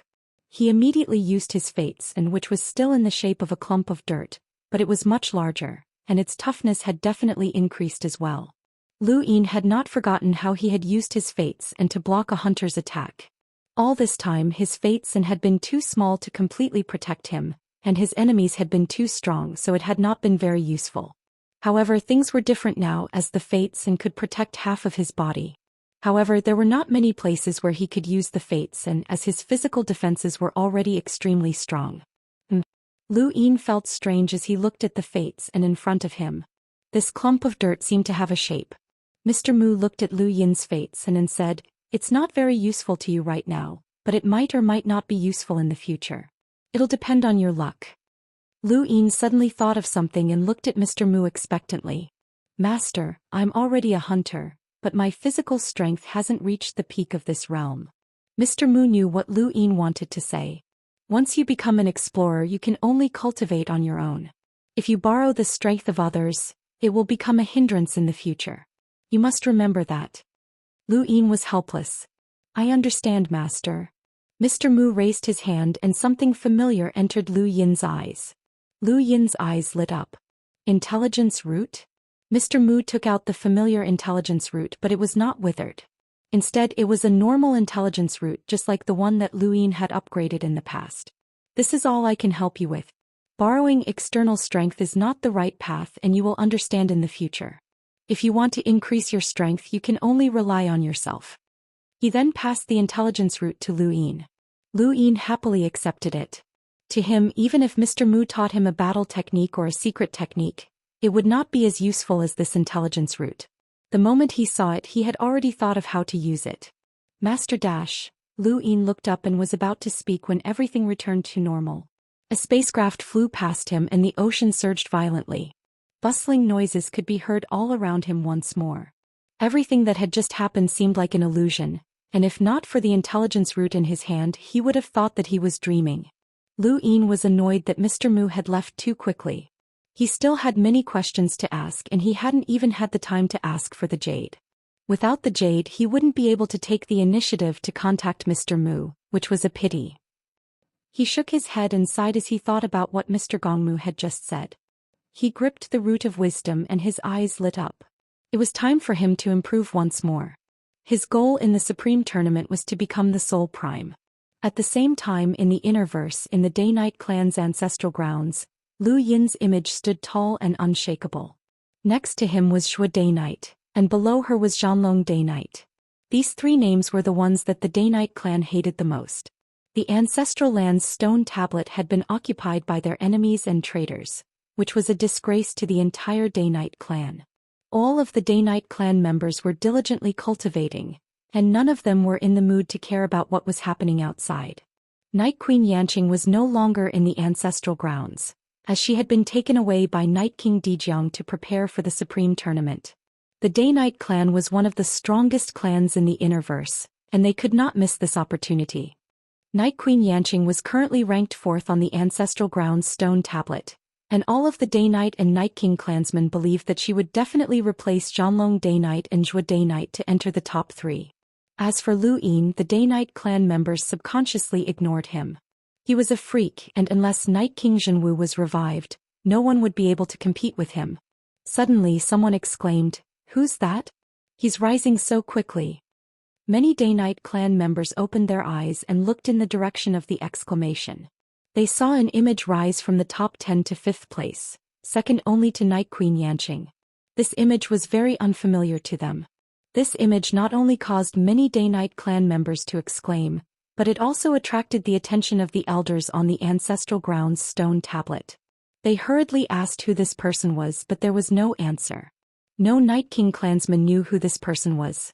At this moment, a Day-Night clan member approached the stone tablet elders and stuttered, This junior knows him." One of the stone tablet elders, switching Day-Night, widened his eyes. "Who is it?" Lu Xiaoga," the younger member answered in fear. Switching Day-Night and another stone tablet elder, Duan Day-Night, exchanged glances. Lu Xiaoga? Why does this name sound so familiar? Duan Day-Night's gaze turned cold as he looked at the inheritance stones. There are 3 inheritance stones. One was left behind by Zhenwu and was never returned. The other one mysteriously disappeared after that battle. At the time, we speculated that the person who could have taken it was Night King Qingyu, but he's long since gone missing. The last person to meet him was Lu Xiaoga, Switching Day-Night blurted out. Duan Day-Night nodded, and his gaze turned solemn as he looked at the top of the stone tablet. This person is Lu Xiaoga. I've investigated him, and it turns out that he was brought back from the Outerverse by Night King Qingyu. There's nothing special about him and no one paid much attention to him back then. Who would have thought that such a nobody would be able to steal our Day-Night clan's inheritance stone? How detestable. Lu Xiaoga's image appeared on the stone tablet, and it was obvious that he had an inheritance stone by his side. This explained why the other inheritance stone had gone missing back then.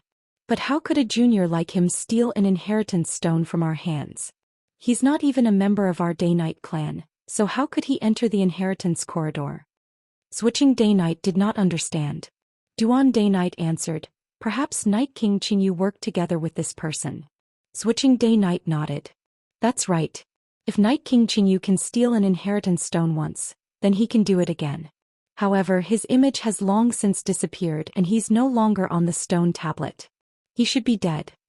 Duan Day-Night did not understand either. If he's dead, then how could Lu Xiaoga steal an inheritance stone from under our noses? Even Lu Yin can't do that. Unless... Switching Day-Night seemed to have thought of something.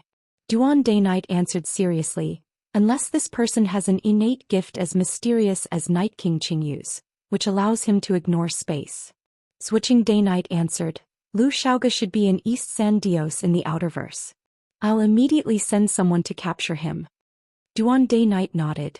There was irrefutable evidence that Lu Xiaoga had stolen the Day-Night clan's inheritance stone, so how could they just let the matter rest? When the inheritance stone had been stolen by Night King Qingyu, the Day-Night clan had not been worried at all. They had been confident that no one in the universe would dare to covet their inheritance stone. Now, however, they needed to send someone to search for it and they could not do it in the name of Xianxia. The Outerverse had already closed its doors to the Day-Night clan, and they knew that if news of them sending someone into the Outerverse spread, the Great Eastern Alliance would definitely interfere. That Lu Yin had long since become their mortal enemy. The two did not bring this up and they both pretended not to know anything. They did not want to admit that the Day-Night clan had completely declined. In the Blaze realm, after Mr. Mu disappeared, Lu Yin began his final seclusion before the Sovereign Tournament. This time he was really going into seclusion as the Sovereign Tournament was approaching. Although he did not pay attention to the Sovereign Tournament, he knew that the outside world was in an uproar. The Sovereign Tournament had shaken both the 5th and 6th mainlands, and he did not know how many experts would be drawn out. He still needed to continue improving himself. Mr. Mu's words were still echoing in his ears. Invisible enemies and invisible opponents? Would they appear in this Sovereign Tournament? Lu Yin looked up and saw his die appear. He took a deep breath and tapped it, causing it to slowly spin before finally stopping.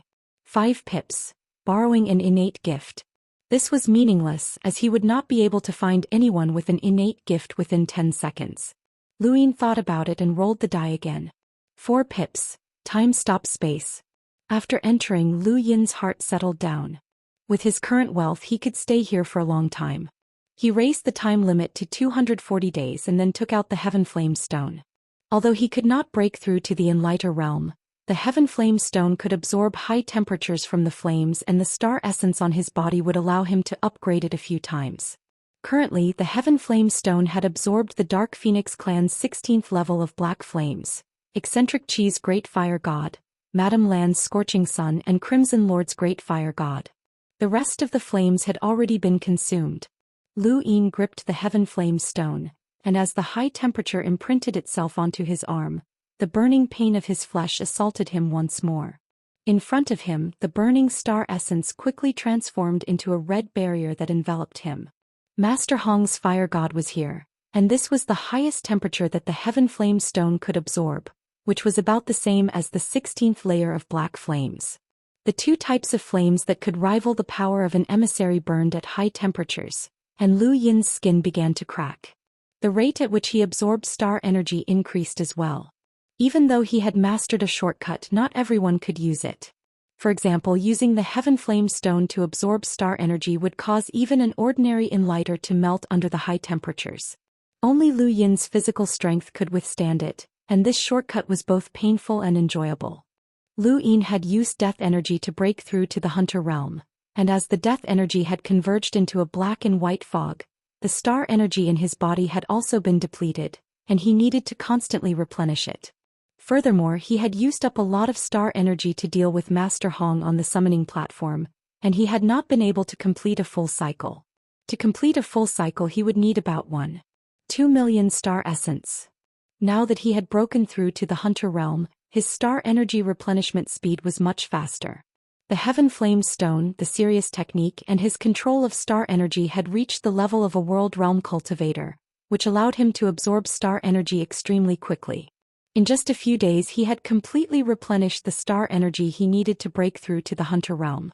The next step was to complete the 11th cycle, which required about 1.45 million star essence. This was much more than other cultivators, but it was just enough to suit his own innate gift of the summoning platform. After several days of burning, Lu Yin had already gotten used to the high temperatures. He had even become numb. After an unknown amount of time he opened his eyes once more. The 11th cycle had been completed, and Lu Yin had become a hunter with 11 cycles. He only needed to complete 8 more cycles before he could reach the peak of the hunter realm. The 9th cycle would allow him to break through to the Enlighter realm. Breaking through from the hunter realm to the Enlighter realm seemed to be a hurdle, but Lu Yin was still very far from that step. As he thought about it, Lu Yin continued to absorb star energy from the Heaven Flame Stone. Thank you, brothers, for your support. Follow the Wind will continue to write. Thank you, brothers, for your support. Chapter 1246. There were less than 5 days left in the time-stop space. Lu Yin opened his eyes and exhaled, causing the air to distort. The temperature was simply too high. His skin had already been burned into tatters by the high temperature, and he could no longer feel any pain. The Heaven Firestone's high temperature cooled down and Lu Yin put it away. It was useless now and he couldn't increase his strength even if he wanted to.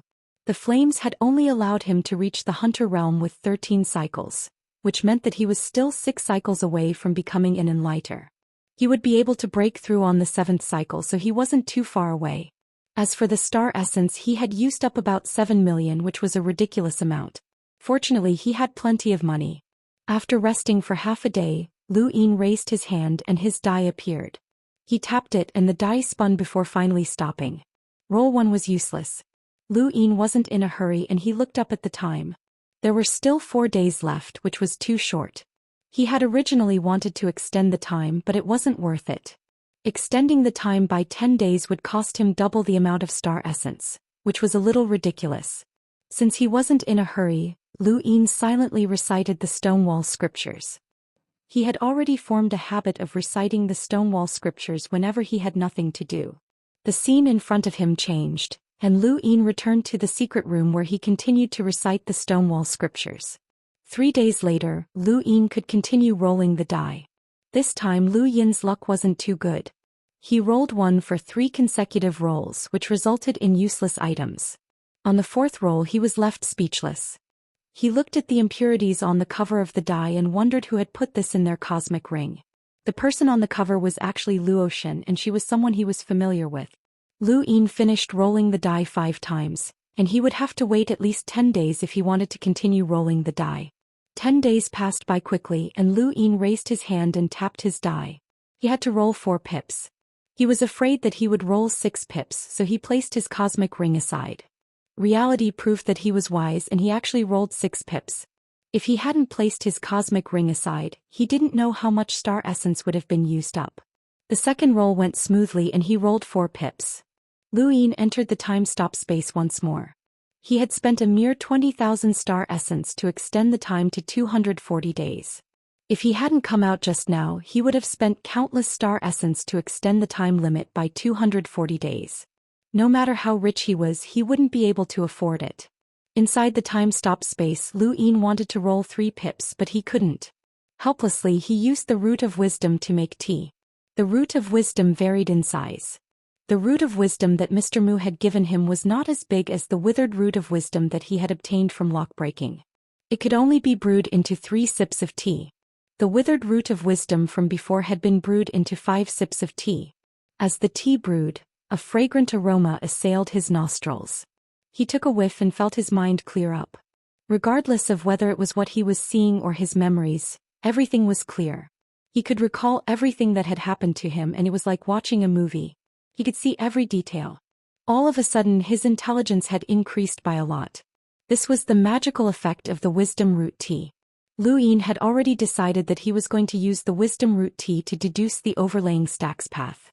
Looking at all the powers he had grasped, the most effective attack method was still the empty palm. It was a combination of strength, coupled with his constantly increasing physical strength and overlaying stacks. A single empty palm was enough to suppress the majority of people of the same generation. And with his current physical strength, the empty palm was enough to threaten the peak successors of Ascension Mavis. Actually, if he had more wisdom root tea, he would have wanted to comprehend the Daoist's tribute source box array and so on. Unfortunately, he only had 3 sips. After the first sip, Lu Yin felt as if he was floating. He raised a hand and struck out with his palm, causing the void to distort and transform into layers of ripples that spread out. He stared at the ripples and struck out with palm after palm. During his battle with Night King Zhenwu, he had deduced overlaying stacks up to 170 stacks.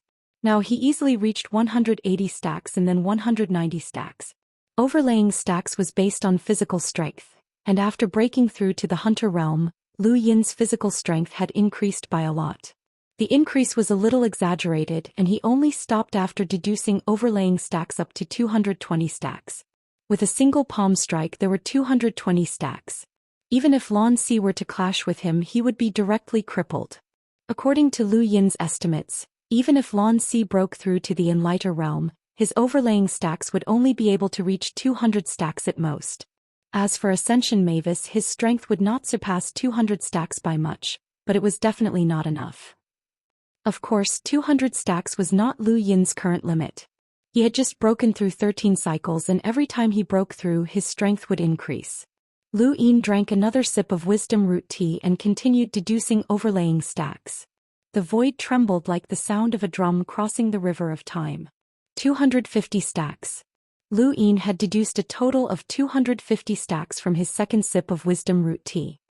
He let out a long breath and looked at his palm. Even he himself felt that it was terrifying, and he did not know if Ascension Mavis could withstand it. He really wanted to compete with that woman again. This time he wanted to see how many palm strikes she could withstand. There was one last sip of wisdom root tea left, and Lu Yin's gaze landed on his heart. Through his fates, and he saw the black and white mist. The reason why Mr. Mu wanted him to become the champion was mainly because of that black and white mist. He had tried it back on the Royal Frost continent, but that strength was not something he could control. Now that he had the wisdom root tea, Lu Yin's gaze became resolute. He had to control it even if he could not, as he did not want to be expelled from Mr. Mu's tutelage. As he thought about it, he drank the last sip of wisdom root tea and circulated the black and white mist out of his body. There were less than 100 days left in the time-stop space, and Lu Yin had spent quite a bit of time using the wisdom root tea to comprehend his own body. He raised his hand and his die appeared. He should have rolled Enhance. He was thinking about Enhance, but when the die slowly stopped rolling, it was Enhance. Lu Yin was speechless. His luck was not good this time, and he had to wait for another 20 days. When there were 80 days left before the time-stop space ended, he finally rolled Enhance. Lu Yin sighed as he looked at the 2 screens. It had not been easy. The first thing he wanted to upgrade was his formcast model. The formcast model within his body had been consumed when he had become a hunter, and it could only be upgraded 6 times at most. This was common knowledge in the current universe, but he wanted to see if he could upgrade it 7 times. If he could, then he wanted to see what kind of changes would occur. He placed the formcast model on the upper screen. This was a 4-stage formcast model, and it was a very ordinary one. Lu Yin easily upgraded it to a 5-stage one and then to a 6-stage one. It did not cost much, only a little more than 8,000 star essence. Lu Yin saw a boundless number of rune lines on the 6-stage formcast model. This was a formcast model that could only be created by envoys, and it would be worth quite a bit of money if he sold it. He had once thought of selling it for money, but the drawbacks were too great. Firstly, he might increase his opponent's strength, and secondly, he might expose himself. Some money could be earned, but some would burn him. He had already upgraded it 6 times, and Lu Yin solemnly placed it on the upper screen, hoping to upgrade it to 7 times. Lu Yin tossed out 10,000 star essence in a single breath. The formcast model dropped a little bit. Although it was only a little bit, Lu Yin was pleasantly surprised. This meant that he could upgrade it to 7 times, which meant that once he broke through to the Enlighter realm, his strength would be as exaggerated as when he had become a hunter. The reason why his strength had increased so much after breaking through to the hunter realm was definitely related to the formcast model. Probably not many people had a 7-stage formcast model, including the 10 arbiters and the top geniuses of the Neoverse. He had asked Hai Chi before, and she had told him that a 6-stage formcast model required an envoy to create one. Then a 7-stage formcast model would require a powerhouse with a power level of at least 1,000,000 or even stronger. How many people in the 5th mainland could create one? Lu Yin's advantage was growing. As he thought about it, Lu Yin decided to upgrade the formcast model to 7 times. He looked at the formcast model and blinked. He hadn't paid much attention to it before as he had been focused on upgrading it. Now that he looked at it carefully, his pupils shrank. It couldn't be. The tiny drop in the formcast model was only 1,000th of the total drop height? And it was even a 10,000th of it? Lu Yin was stunned. This was too exaggerated. How could it be so exaggerated? Upgrading it from the 6th to the 7th required so much? He carefully calculated the cost again and gasped. 100 million. It was definitely more than 100 million star essence. Lu Yin's entire body went cold. He did have 100 million star essence, but that was already equivalent to all of his savings. How could it be so exaggerated? He thought about it for a moment. Upgrading the formcast model from the 4th to the 5th stage required 300,000 star crystals, and upgrading the formcast model from the 5th to the 6th stage required 8,000 star essence, which was a 2,600-fold increase. In that case, upgrading the formcast model from the 6th to the 7th stage required 100 million star essence, which was a 10,000-fold increase, which wasn't too exaggerated. Formcast models were mystical items that could increase the strength of the younger generation to a level comparable to the older generation. It was a mystical item that could widen the gap between the current generation and the ancient generation. Every upgrade was very exaggerated, and the 7th upgrade was something that Lu Yin had never even heard of before. Using 100 million star essence to upgrade the formcast model didn't seem too exaggerated. Lu Yin smiled bitterly. Cultivation consumed resources and the average person couldn't afford it. Even if they had innate talent, it was useless without money. Fortunately, he still had the ability to earn money. He silently put the formcast model away. Since he needed 100 million star essence to upgrade the formcast model, there was no need to rush it. He had given the 100 million star essence to Ku Wei to place bets on, and he only had a little more than 50 million star essence on him. It wasn't enough. Since the formcast model wasn't enough to upgrade the formcast model, Lu Yin thought about it and then took out the extreme ice stone. This was the only thing that he needed to upgrade at the moment. If the Ice Empress words were true and this thing could freeze time, then Lu Yin could do it. However, since it was linked to time, the amount of star essence required to upgrade the formcast model was probably quite exaggerated. Lu Yin carefully placed the extreme ice stone on the upper screen and then began to smash the star essence. The things that he wanted to upgrade were all very expensive, and any one of them would cost him hundreds of thousands of star essence. Thus, Lu Yin directly smashed 100,000 star essence, and the extreme ice stone dropped about 1/10 of the way down. Chapter 1247. Lu Yin opened his mouth, but he did not know what to say. He had a premonition that not only would his 50 million star essence not be able to upgrade the formcast model, but he would also not be able to upgrade the extreme ice stone. The first upgrade cost 1,000,000 star essence, which was something he had never done before. Since he had already upgraded it, he did not want to give up, so he continued to throw star essence. With the drop of the extreme ice stone, Lu Yin had upgraded it once. At this moment, the extreme ice stone was slightly different from before. It was whiter and looked even colder, and even the void around it had started to freeze. Lu Yin picked it up and felt a bone-chilling coldness in his palm that even hurt a little. This chill actually caused him to feel pain, which was very exaggerated. It could probably freeze an enlighter with a power level of over 300,000. However, there was still a long way to go before it would be frozen. Lu Yin tossed the extreme ice stone onto the upper screen again. The second time, the extreme ice stone consumed 5 million star essence. Lu Yin felt pain and his heart ached. At this moment, the extreme ice stone changed again. It was even whiter, so white that it did not seem to belong to the universe. Black holes could absorb light, and this whiteness seemed to be able to absorb light as well. Aside from the white color, all other colors were absorbed and could not be seen. Lu Yin touched it lightly and his fingertips froze like a normal person's. He was pleasantly surprised, as even if this thing could not freeze time, it could still be used as a weapon. Whoever touched it would be unlucky. Lu Yin had originally wanted to upgrade it again, but after thinking about it he decided against it. Time was illusory, and even if the extreme ice stone could be upgraded to the point where it could freeze time, he did not know how many star essence it would cost. After deducting the hundreds of millions of star essence he had bet on, he still had 36 million star essence left, and he could not keep throwing them away. He put the extreme ice stone away and looked at all the external items he had on him. The most suitable item for upgrading would always be his universal armor. He did not know what the limits of this universal armor were, but with the synthetic materials from the technocracy, Lu Yin estimated that even if it did not reach the technocracy's standards, it should be able to deal with Hui Kong's mechanical monsters, but it should not be too far off. He tossed the universal armor onto the upper screen and then started throwing star essence at it. The universal armor had already been upgraded 9 times, and the 9th upgrade had cost him more than 6 million star essence. Lu Yin guessed that this upgrade would cost him more than 10 million. Who would have thought that this single upgrade would consume a total of 14 million star essence? Lu Yin's heart ached as he looked at his upgraded universal armor. The further he progressed, the more star essence he would need to consume. Based on the ratio, Lu Yin's current income was severely insufficient. He wanted to upgrade his universal armor again, but after thinking about it he decided against it. The remaining 22 million or so star essence might not be enough. He let out a long sigh.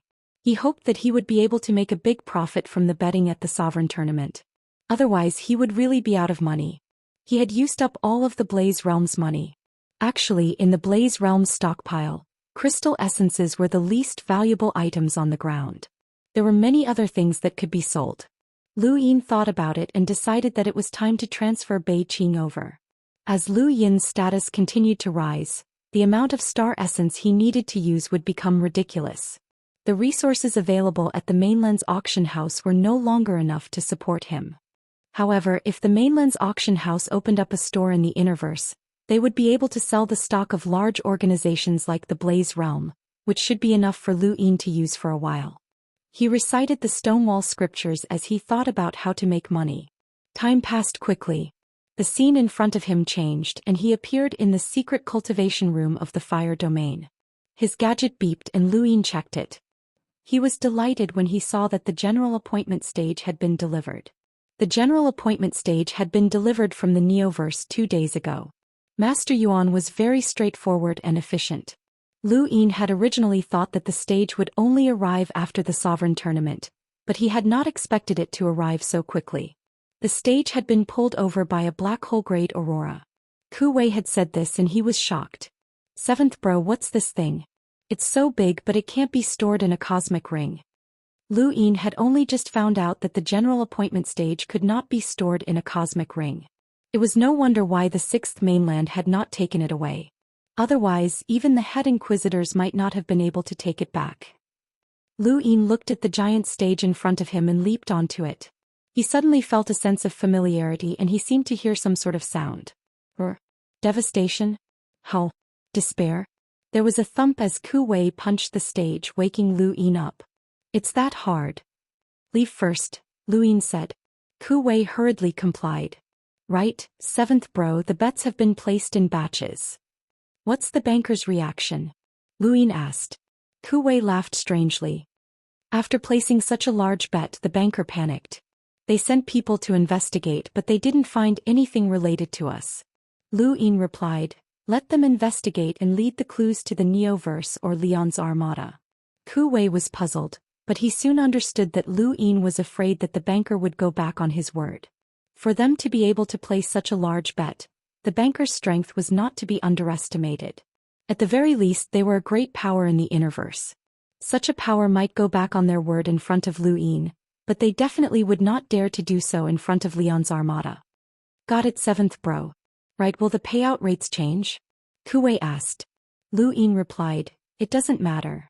In any case, we'll go according to the payout rates when we placed our bets. Ku Wei nodded and hurriedly left. If the banker found out that Leon's Armada had placed their bets, they would definitely be able to link it to Lu Yin. But even if they did, it did not matter. The bets had already been placed and they could not change them. What Lu Ying needed to do now was keep a close eye on the banker and prepare for the sovereign tournament.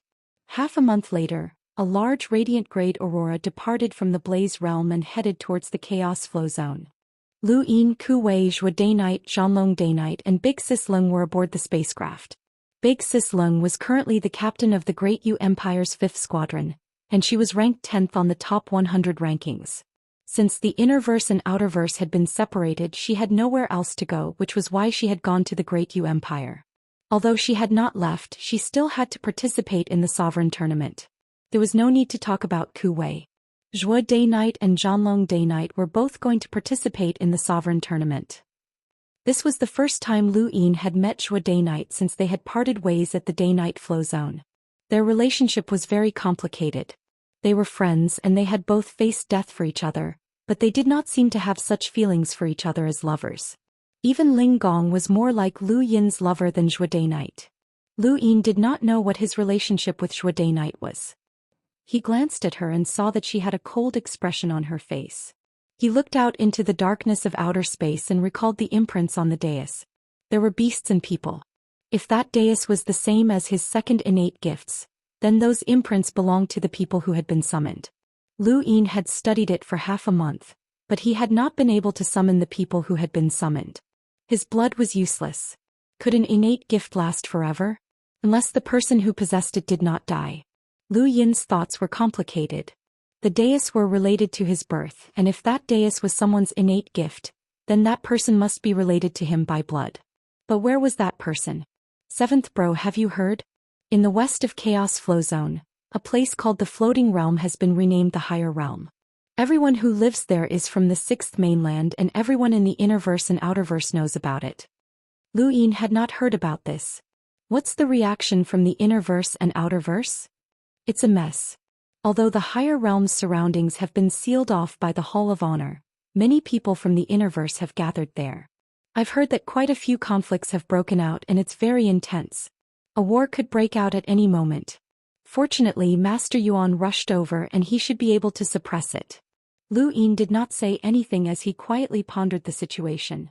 The 6th mainland's entry into the 5th mainland was inevitable, and no one could change that. Their future lay in the Outerverse and the Outerverse was his territory. He would clash with the 6th mainland sooner or later, or perhaps even after the Autarka's competition. He did not know how many experts there were in the 6th mainland, and any random imprinter could deal with him. No matter how powerful his background was, it could not compare to the entire 6th mainland. Master Yuan had protected the Outerverse for his entire life, but he had been powerless. The 6th mainland was not like the Innerverse powers, nor was it part of the portal plan. It would be impossible for Lu Ying to resist the 6th mainland. The only way was to gradually move the Great Eastern Alliance to the Innerverse. This was also one of the reasons why he had been so eager to conquer the Blaze realm. He needed a backup plan for Frostwave Weave. But if he did not have to leave, he did not want to leave the Outerverse. Actually, if there was a place for the 6th mainland to settle down, then they might not have to go to the Outerverse. Lu Ying thought about it and opened his star chart, but then he shook his head. Settling down the 6th mainland was easier said than done. Lu Ying inexplicably looked towards the technocracy, and the scene of 6 pips possessing a mechanical ant flashed through his mind. Even now when he thought back to it, he felt a chill run down his spine. Where were those endless mechanical ants? Who had created them? Humans were always fearful of the unknown. Lu Ying actually hoped that the 6th mainland would explore the waters of the technocracy, and it would be even better if they could dig out those mechanical ants. After thinking about it, Lu Ying sent a message to Wang Wen, explaining his thoughts in hopes that Wang Wen would be able to think of a way to send the 6th mainland to the technocracy. This would allow them to explore the technocracy and protect the Outerverse at the same time. The sovereign tournament would begin in 2 months, and Lu Yin's group would reach the Chaos Flow Zone in at most half a month. At the same time, videos began to appear on the network, attracting the attention of countless people. These videos were all highlights of the battles of the young experts, and the one who had released them was Starlink Network. Starlink Network controlled the entire 5th mainland's network, and as long as they recorded something they would be able to find it. At the same time as these videos appeared, a list of the top 10 most recognized by the public had appeared. Next to the list were highlights of each person's battles. Preposterous. This is infuriating. Ku Wei cursed loudly, his voice echoing throughout the spacecraft.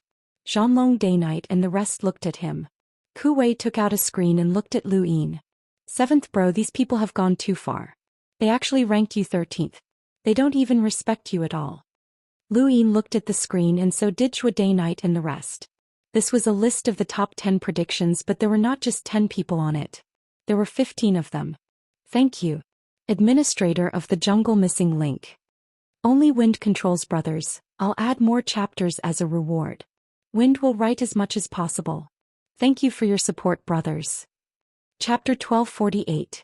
In first place was the Prime Clear, and the description of him was very simple. 3 young ancestral chi invincible. There was also a video attached to the list, but it was not a video of the battle in the mountain and sea realm. Instead, it was a video of the Prime Clear fighting against Xu Jing, who was also from the same realm as him. In the video, the Prime Clear was like a deity, surrounded by 2 strands of ancestral chi.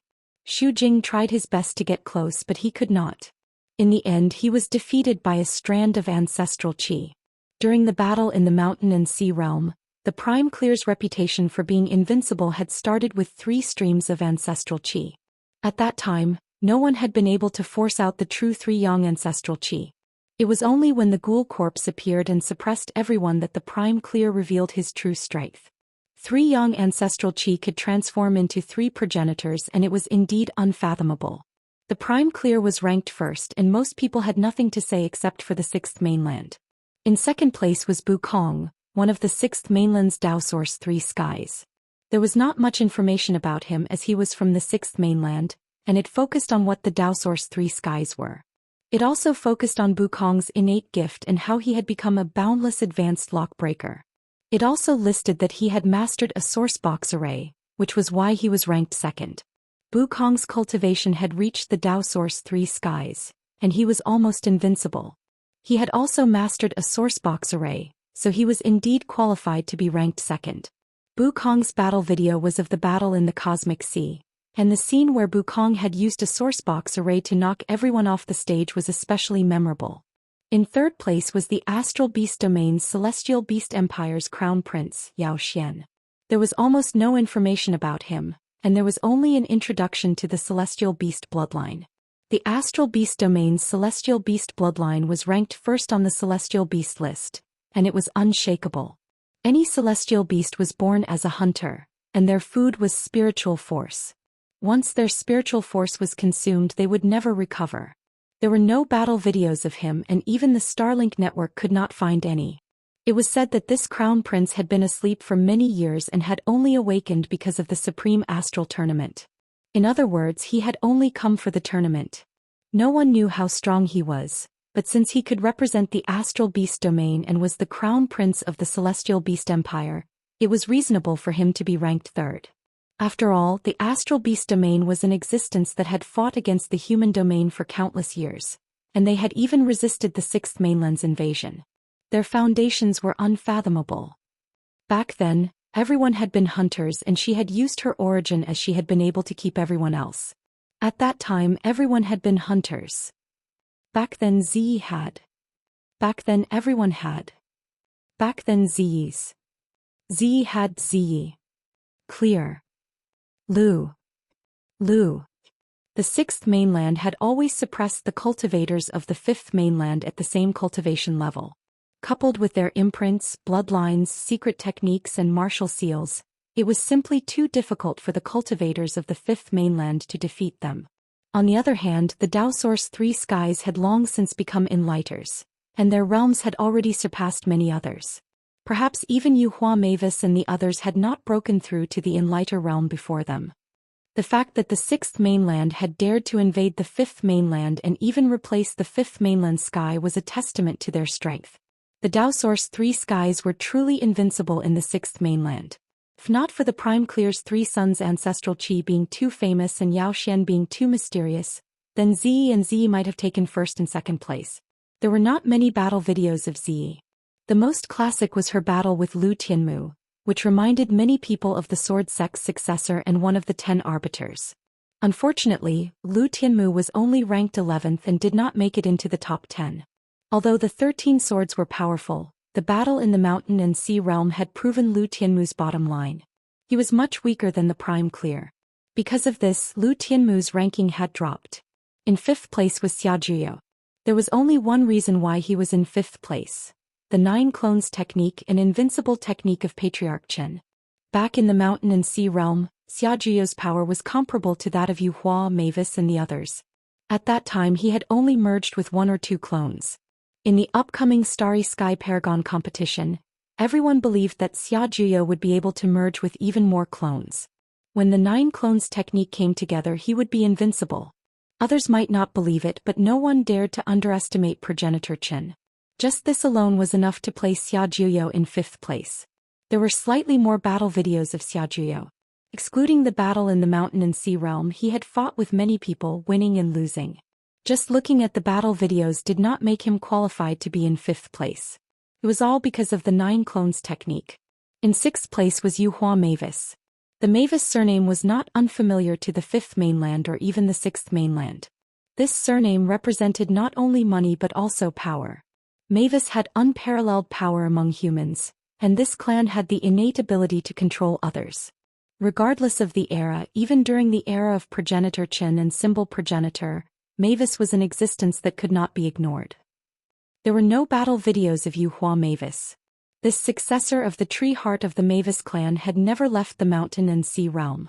Even so, no one objected to her being placed in 6th place. Many people even felt that her ranking was too low. In 7th place was Wu Taibai, one of the 6th mainland's Dao Source 3 skies. There was only one line of introduction for this person. He liked to play. It could not even be considered a line of introduction. Even the cultivators of the 6th mainland did not know much about Wu Taibai. No one knew what his battle skills, cultivation techniques, or innate talents were. Even so, he was still placed in 7th place because he was from one of the Dao Source 3 skies. There was no other reason other than these 2 words. Naturally, there were no battle videos of him. In 8th place was the Astral Beast Domain's 100 lineages, from the Death Insect lineage. There was no introduction for the 100 lineages, only the Death Insect lineage. It was rumored that these life forms were born from the bodies of ancient progenitors, and many people regarded them as parasites. The word parasite was somewhat derogatory, but no one dared to underestimate the Death Insect lineage. Not every life form had the ability to parasitize the bodies of progenitors. Back in progenitor Chen's great tomb, even the tomb guardian giant could not enter the tomb, and the insects that were thousands of meters tall could not do so either. It was clear how tough a progenitor's body was.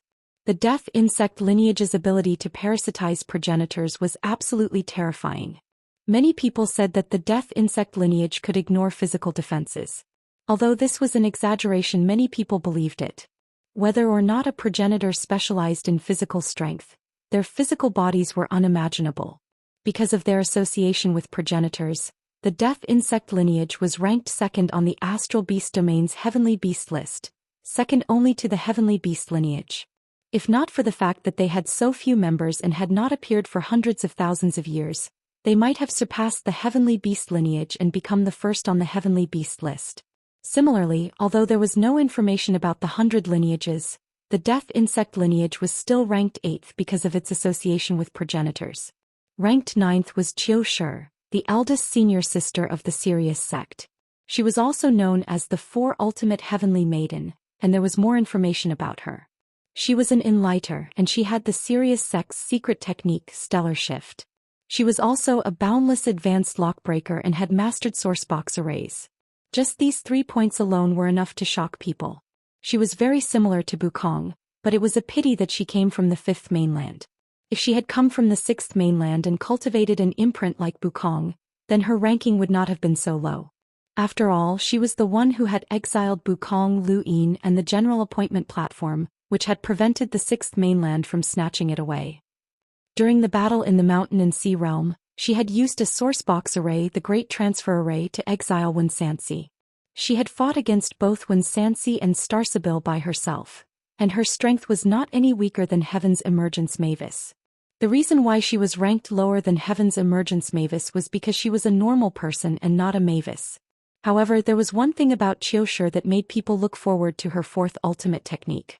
It should be an innate gift, but no one knew exactly what it was. Her title as the Four Ultimate Heavenly Maiden had been bestowed upon her by her sex elders, and she was known as one of the four ultimate techniques along with her realm, lock-breaking, and secret techniques. Her innate gift might be terrifying, and it made people's imaginations run wild. There were also many battle videos of Zhou Xian, but what attracted people's attention the most was not her battle prowess, but rather the grandeur of her chest. Many people maliciously guessed that her fourth ultimate technique was that grandeur. After all, she was also known as the Ball Queen. The person ranked 10th was someone called Wang Yi. Lu Yin's expression changed when he saw this name. A primeval surname. It was not just Lu Yin, as many people had also discovered that Wang was a rare surname in the universe. Anyone with this surname would either change their surname or hide it. No one had expected that someone with the surname Wang would appear in the Supreme Astral Tournament. Wang Yi was from the technocracy. There was no other introduction, nor were there any battle videos. The only reason he was ranked 10th was because he represented the technocracy. There were 3 astral domains in the 5th mainland: the human domain, the astral beast domain, and the technocracy. The technocracy was the most mysterious, and they had only sent Wang Yi to represent an entire astral domain. No matter how strong this person was, he was definitely qualified to be ranked in the top 10. However, it was precisely because there was no introduction to this person that he could only be ranked in the top 10. Lu Yin did not know why, but when he saw Wang Yi's name he felt a strong desire to meet this person. The person ranked 11th after Wang Yi was Lu Tianmu. There were no surprises, as the 13 swords was a sword technique that could injure the prime clear. If it weren't for the fact that the top 10 were so freakish, Lu Tianmu would not have been ranked so low. The person ranked 12th after Lu Tianmu was Xianxia. There was nothing worth introducing about Xianxia, as many people knew him well. With his power level he should not have been ranked 12th. At the very least, Lu Yin's power level definitely surpassed his. However, Xianxia had an extremely disgusting innate gift: barrier. Even Zhou Xian and the others had not been able to break through this innate gift, and it had even helped the prime clear block an attack. It was precisely because of this innate gift that Xianxia was ranked 12th. The people who had made the rankings believed that there were no more than 12 people who could break through this innate gift. Lu Yin was ranked 13th, and there were far too many introductions about him. There was a long list of titles, and there were so many battle videos that it was impossible to count them all. Chapter 1249. Lu Yin had been recognized as one of the 5 past masters by the Hall of Honor, and logically speaking he should have been able to rank in the top 10. However, his realm was his weakness, and the top 10 all had publicly acknowledged strength. Lu Yin had consecutively defeated the 10 arbiters, and he had also performed brilliantly in the mountain and sea realm. He had even been recognized by the Hall of Honor, but there were still many people in the universe who did not recognize him. In particular, the 6th mainland, the astral beast domain, and the technocracy would not easily acknowledge him. Due to many reasons, Lu Yin was only ranked 13th. Even if the list's creator felt that he could rank in the top 10, or even the top 5, he would still only be ranked 13th. After all, for a list to be recognized, it had to be recognized by the majority. Only the innerverse and outerverse acknowledged Lu Yin's strength, and even many people in the neoverse did not.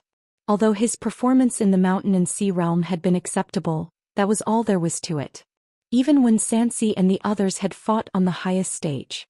Similarly, Yu Qi, who had been defeated by Lu Yin, was not even ranked in the top 15. Below Lu Yin was Wu Dan. If not for this list, Lu Yin would have almost forgotten about this person. This person had arrogantly announced that he wanted to show everyone how powerful a lockbreaker was.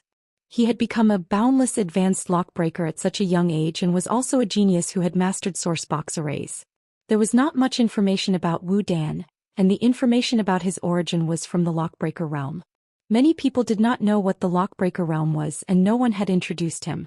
Wu Dan was only ranked 14th because he had mastered sourcebox arrays. He was a boundless advanced lockbreaker and had mastered sourcebox arrays, which was enough for him to enter the top 15. From this, it could be seen that lockbreakers had a very high status in the hearts of ordinary people, even if Wu Dan did not have any battle videos. Of the top 15, Starsabil was ranked last. Starsabil had always been overlooked as everyone's first thought was of divination. Her delicate body seemed to be unsuited for battle. However, Lu Yin did not forget that Starsabil's divination attacks had been extraordinary during the Astral Combat Academy's tournament of the strongest.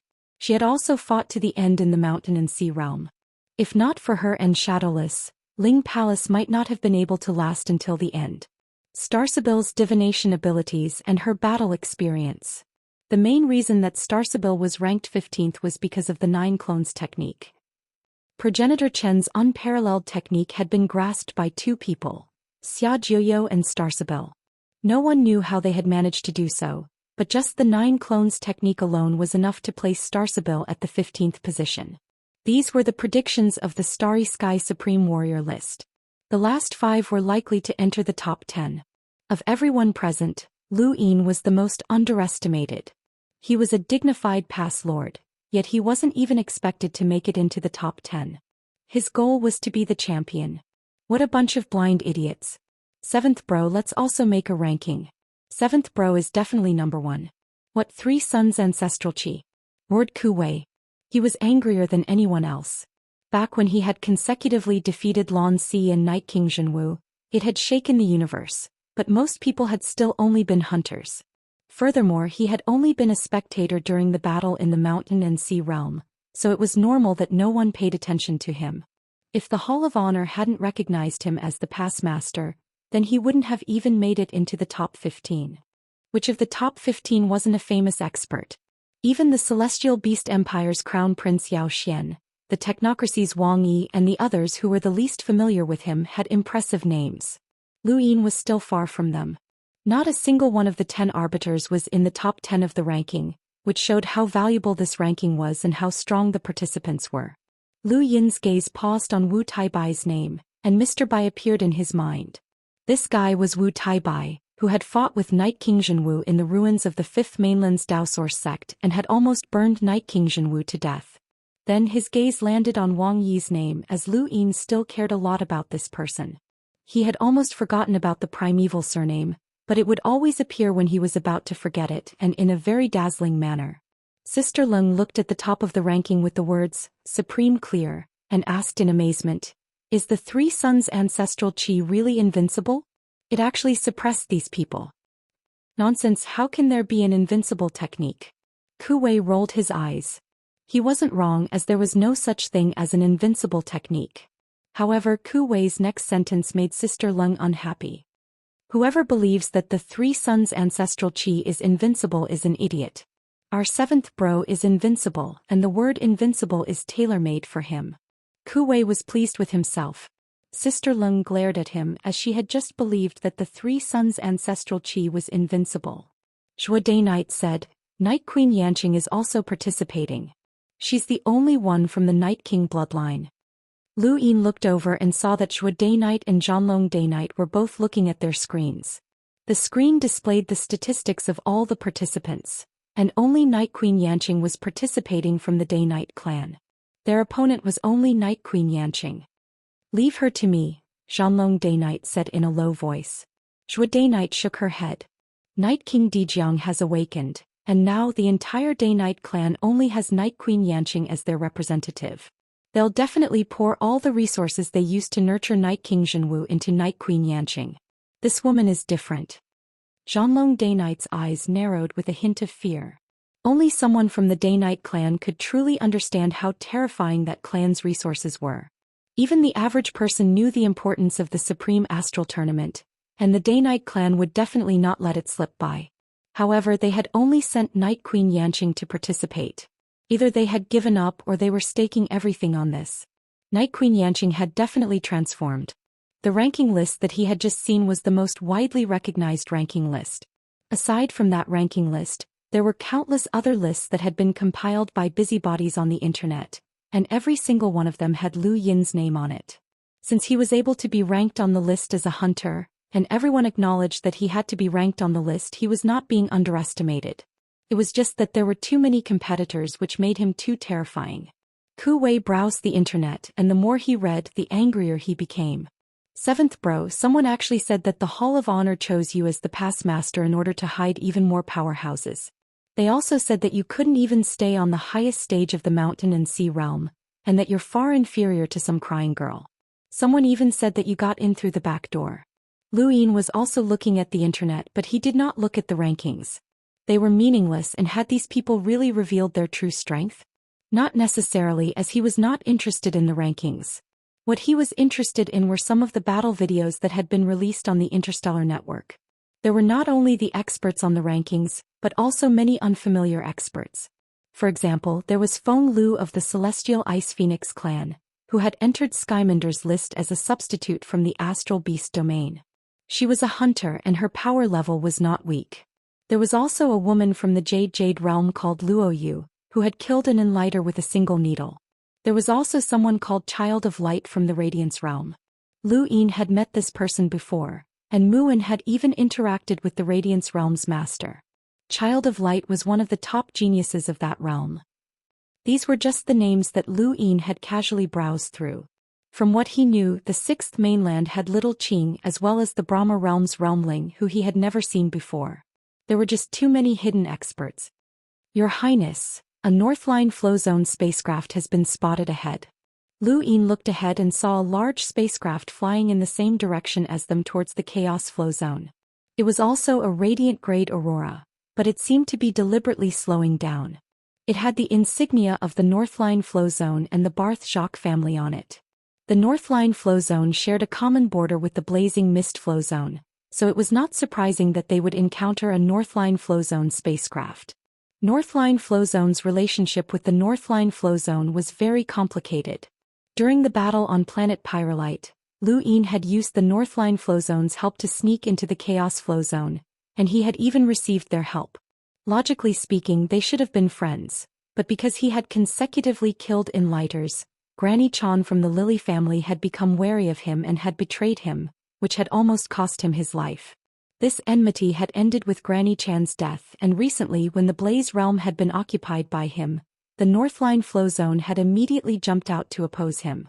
It was not wrong to stand on their side as they shared a common border, and they were worried that the Great Eastern Alliance's next target would be the Northline Flow Zone. However, it was wrong to stand on Lu Yin's side. At least for now, it seemed that the two sides were enemies and not friends. Your Highness, the Northline Flow Zone spacecraft has sent an invitation. They invite Your Highness to their spacecraft for a chat, someone reported from the spacecraft.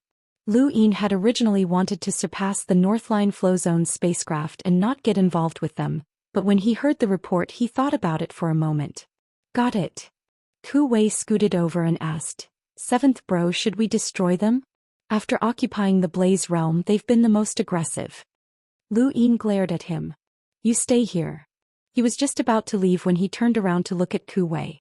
"Come with me." Ku Wei's eyes lit up. "Yes, seventh bro." The Northline Flow Zone spacecraft came from the Barth Jacques family. This family was very rich, and they were the ones who supported the Northline Flow Zone's economy. Although the Barth Jacques family did not have many powerhouses, money was their weapon. They had used their money to hire the Enlighter Tai Saw and the entire Scarlet Mercenary group. They were on par with the Lily family and the Northgate family. Looking at the surrounding large and small flow zones, the Barth Jacques family was the representative of wealth. When Lu Yin boarded the Northline Flow Zone spacecraft, he was greeted by Northgate Tai Sui, whom he had met before. As a powerhouse with a power level of over 400,000, the Northgate family had the strongest foundation. It was normal for him to be escorting Lu Yin during this supreme tournament. Northgate Tai Sui was the first powerhouse that Lu Yin had ever met who had a power level of over 400,000. Back then, Lu Yin's impression of Northgate Tai Sui had been that he was terrifying, unimaginably terrifying.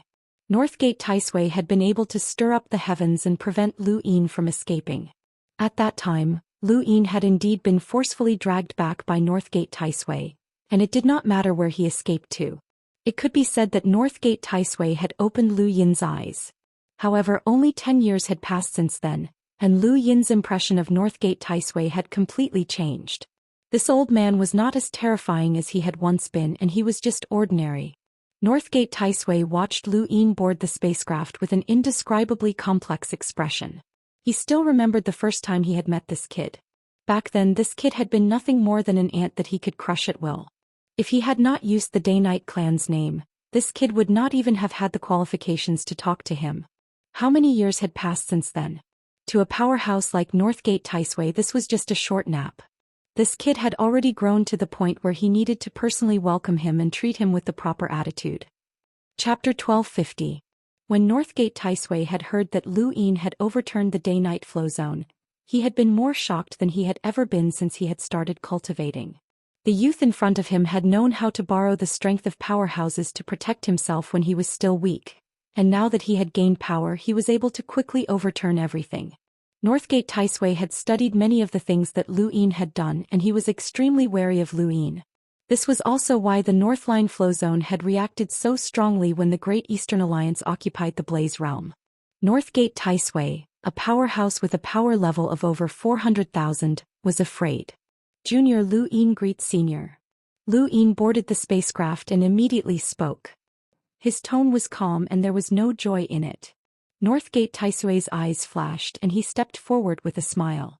Alliance Master Lu, it's been a while. Lu Yin smiled. Senior, it's been a while. You're still healthy. It's all thanks to Alliance Master Lu. Alliance Master Lu, please come in. Northgate Taisui smiled. It had been a long time since he had been so polite to someone, and this feeling was both familiar and unfamiliar. Northgate Taisui was followed by the current head of the Northgate family, Northgate Kong, the young heads of the Northgate family, Northgate Lai, Northgate Gang, the Enlighter Elder Northgate, the Lily family's head Lily Liana, and the young heads Lily and Lily Shure, as well as the Barth Jacques family's head Hoba, and his successors Haro, Benicio and Tai Sa. It could be said that everyone in the Northline Flow Zone who was capable was here to welcome Lu Yin. It was a great honor for anyone to be here. Lu Yin knew that the Northline Flow Zone's current strength could not compare to the Great Eastern Alliance. Since Northgate Taisui had addressed him as Alliance Master Lu, he would use his status to greet them. Naturally, Lu Yin ignored Northgate Kong and the others, as only Northgate Taisui was qualified to converse with him. Not only was Northgate Taisui demonstrating his authority as the Great Eastern Alliance's alliance leader, but it was also a show of strength to the Northline Flow Zone. They were still enemies.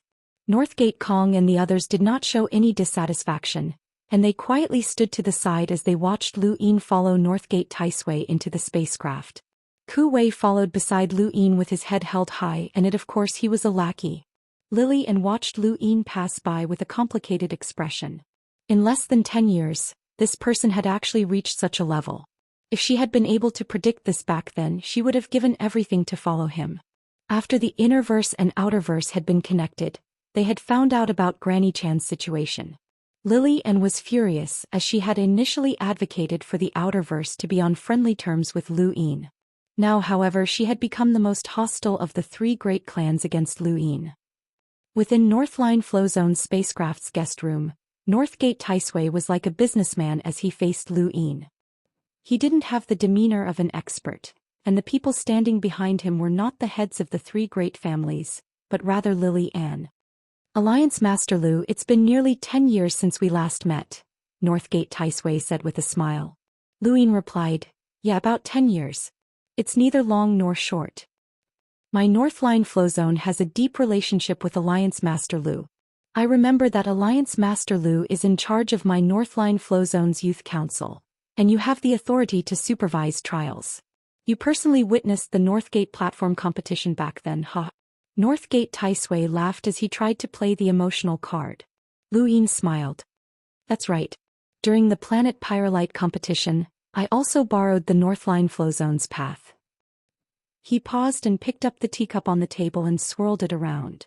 But I don't know why the Northline Flow Zone has been so hostile towards me recently. Northgate Taisui's eyes flashed.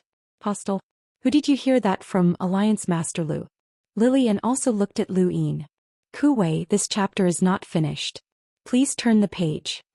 He shouted from behind Lu Yin. Old man, you're just playing dumb. Does our Highness need anyone to tell him? As long as His Highness wills it, nothing in the universe can be hidden from him. Northgate Taisui frowned, and his sharp gaze swept over Ku Wei as an enormous pressure descended upon him.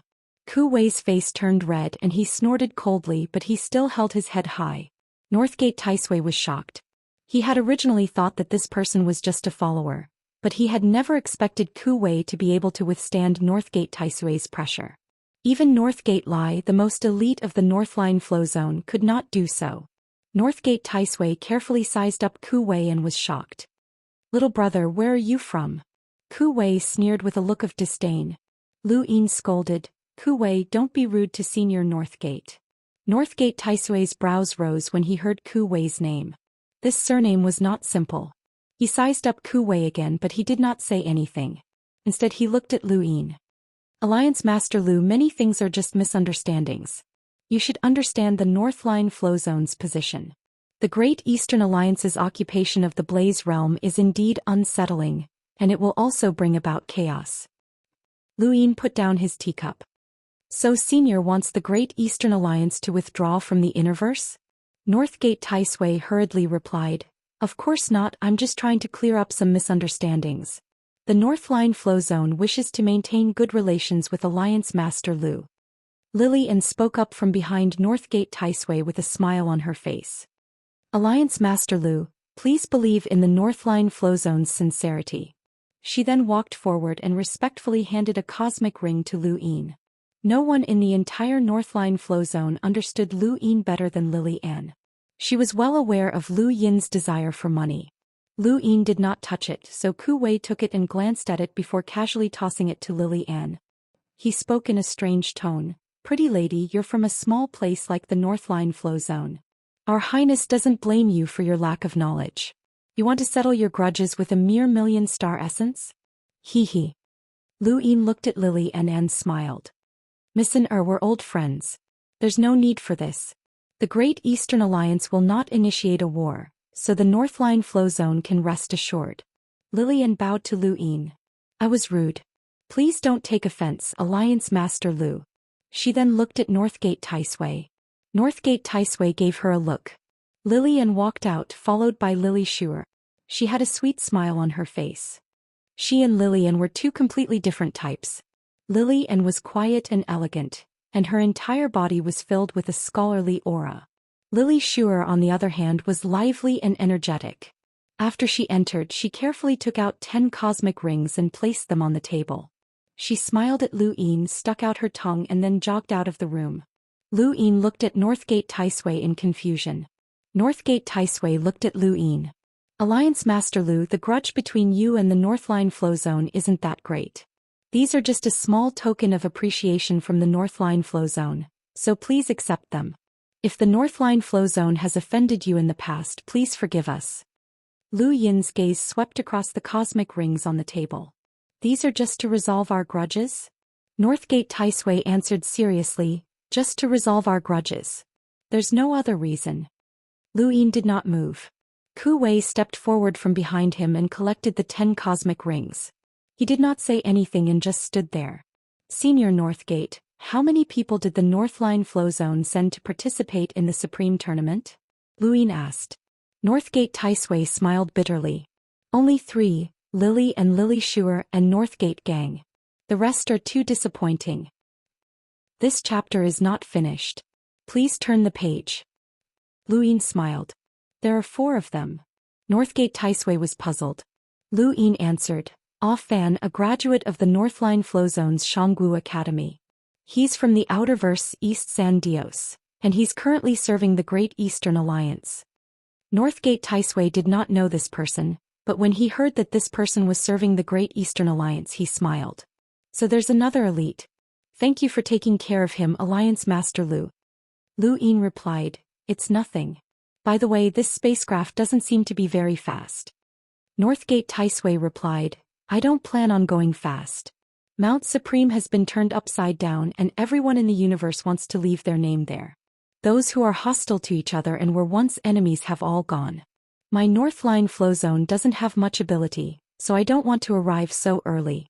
Furthermore, there are many geniuses participating in the Supreme Tournament, and I don't want Lily-Ann and the others to be affected." Lu Yin understood that with Lily-Ann and the others' strength, they would not be able to cause much of a stir at Mount Supreme. If they went too early, it would be easy for others to figure out their strength and it would also attract the attention of their enemies. After the matter was settled, Lu Yin left the North Line flow zone's spacecraft with Ku Wei. His grudge with the North Line flow zone had been resolved, but that was only in the beginning. He had not agreed to not touch the North Line flow zone, and it was only a matter of time before the Great Eastern Alliance expanded. When they returned to the spacecraft, Ku Wei handed the 10 cosmic rings to Lu Yin. Seventh bro, did they really just want to resolve their grudges? That's a bit too much. 10 million star essence is already a tenth of the Blaze Realm's stockpile. Lu Yin put away the star essence. The old man wants me to take care of the Northline Flow Zone's people during the Supreme Tournament. How? Ku Wei was stunned, but he quickly reacted. Let them pass? Lu Yin nodded. This is a tournament that's open to the entire universe. No matter how many people sign up, as long as they pass the checkpoint, their name will remain on Mount Supreme for one more day. That's one more glory. Northgate Taisui keeps saying that there's no hope, but who wouldn't want their juniors to walk a longer path at Mount Supreme? That's true. Seventh bro, as long as you go easy on them during the Supreme Tournament and don't target them, they might be able to pass. This was only one of the reasons. The other reason was that the Lily family had to compensate him for the incident with Granny Chan.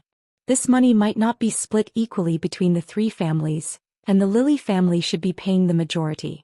No matter what, he was still very happy that he had obtained 10 million star essence for free.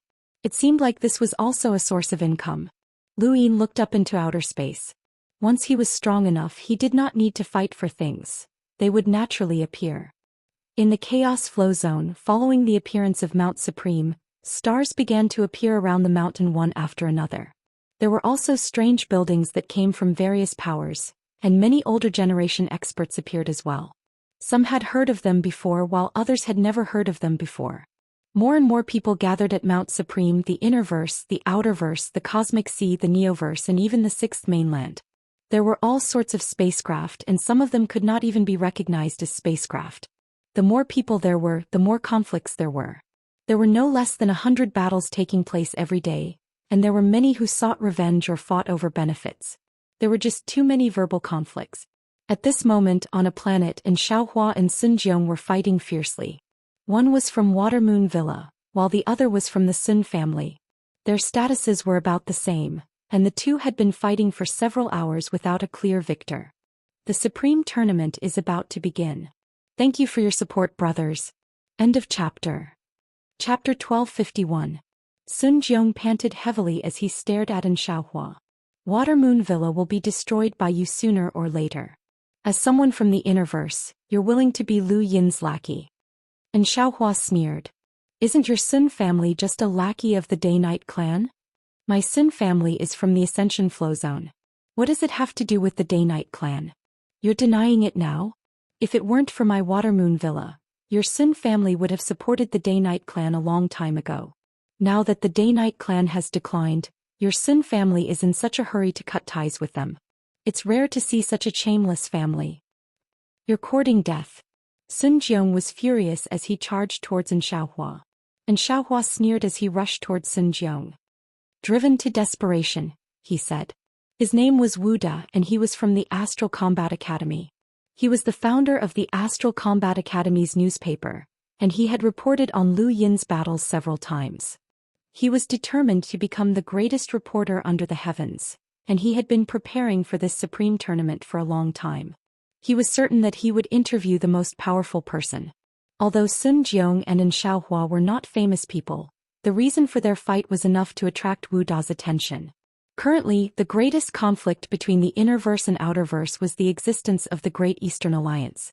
Wu Da's senses were very sharp, and he had been keeping an eye on this matter for a long time. Moreover, the founder of the Great Eastern Alliance was his former classmate Lu Yin, which made him even more interested. The battle between Sun Jiong and Xianxia was equivalent to the intensification of the conflict between the Innerverse and the Great Eastern Alliance. Lu Yin would not miss this opportunity. In another direction, there was another person who had been recording the entire battle. She was Yun Yun, the girl who had once interviewed the 10 arbiters at the border between the Innerverse and the Cosmic Sea. Back then she had been inexperienced, and the 10 arbiters had scared her to death. Now that she had gained a lot of experience, she was determined to interview the Supreme Astral Tournament. She wanted to make a name for herself and shake off her reputation as a pretty face. Although Sun Jiong and Xianxia were not strong compared to most people, their battle was filmed from all angles. The Sun family and Watermoon Villa both had seniors protecting them, but Mount Supreme was right next to them. This was a battlefield for the younger generation, and it wasn't suitable for them to interfere. Many battles were not suitable for the older generation to intervene, unless there was a life-threatening situation. The battle continued for another 2 hours. The two fighters' strengths were too similar, and it was impossible to determine a victor. Sun Jiong grew impatient and immediately called for reinforcements. These reinforcements were disciples from organizations in the Innerverse that were on good terms with the Heaven Ascension Flow Zone. The Sun family's mechanism techniques had many uses and they had many friends. And Xiaohua wasn't good at making friends, so it wasn't easy for him to find a helper. Fortunately, he was a member of the Great Eastern Alliance. When Xiaohua saw that Sun Jiong had summoned reinforcements, he immediately called for reinforcements. Yu Xianzi, Ah Fan and even Lily Rose, who were nearby, appeared.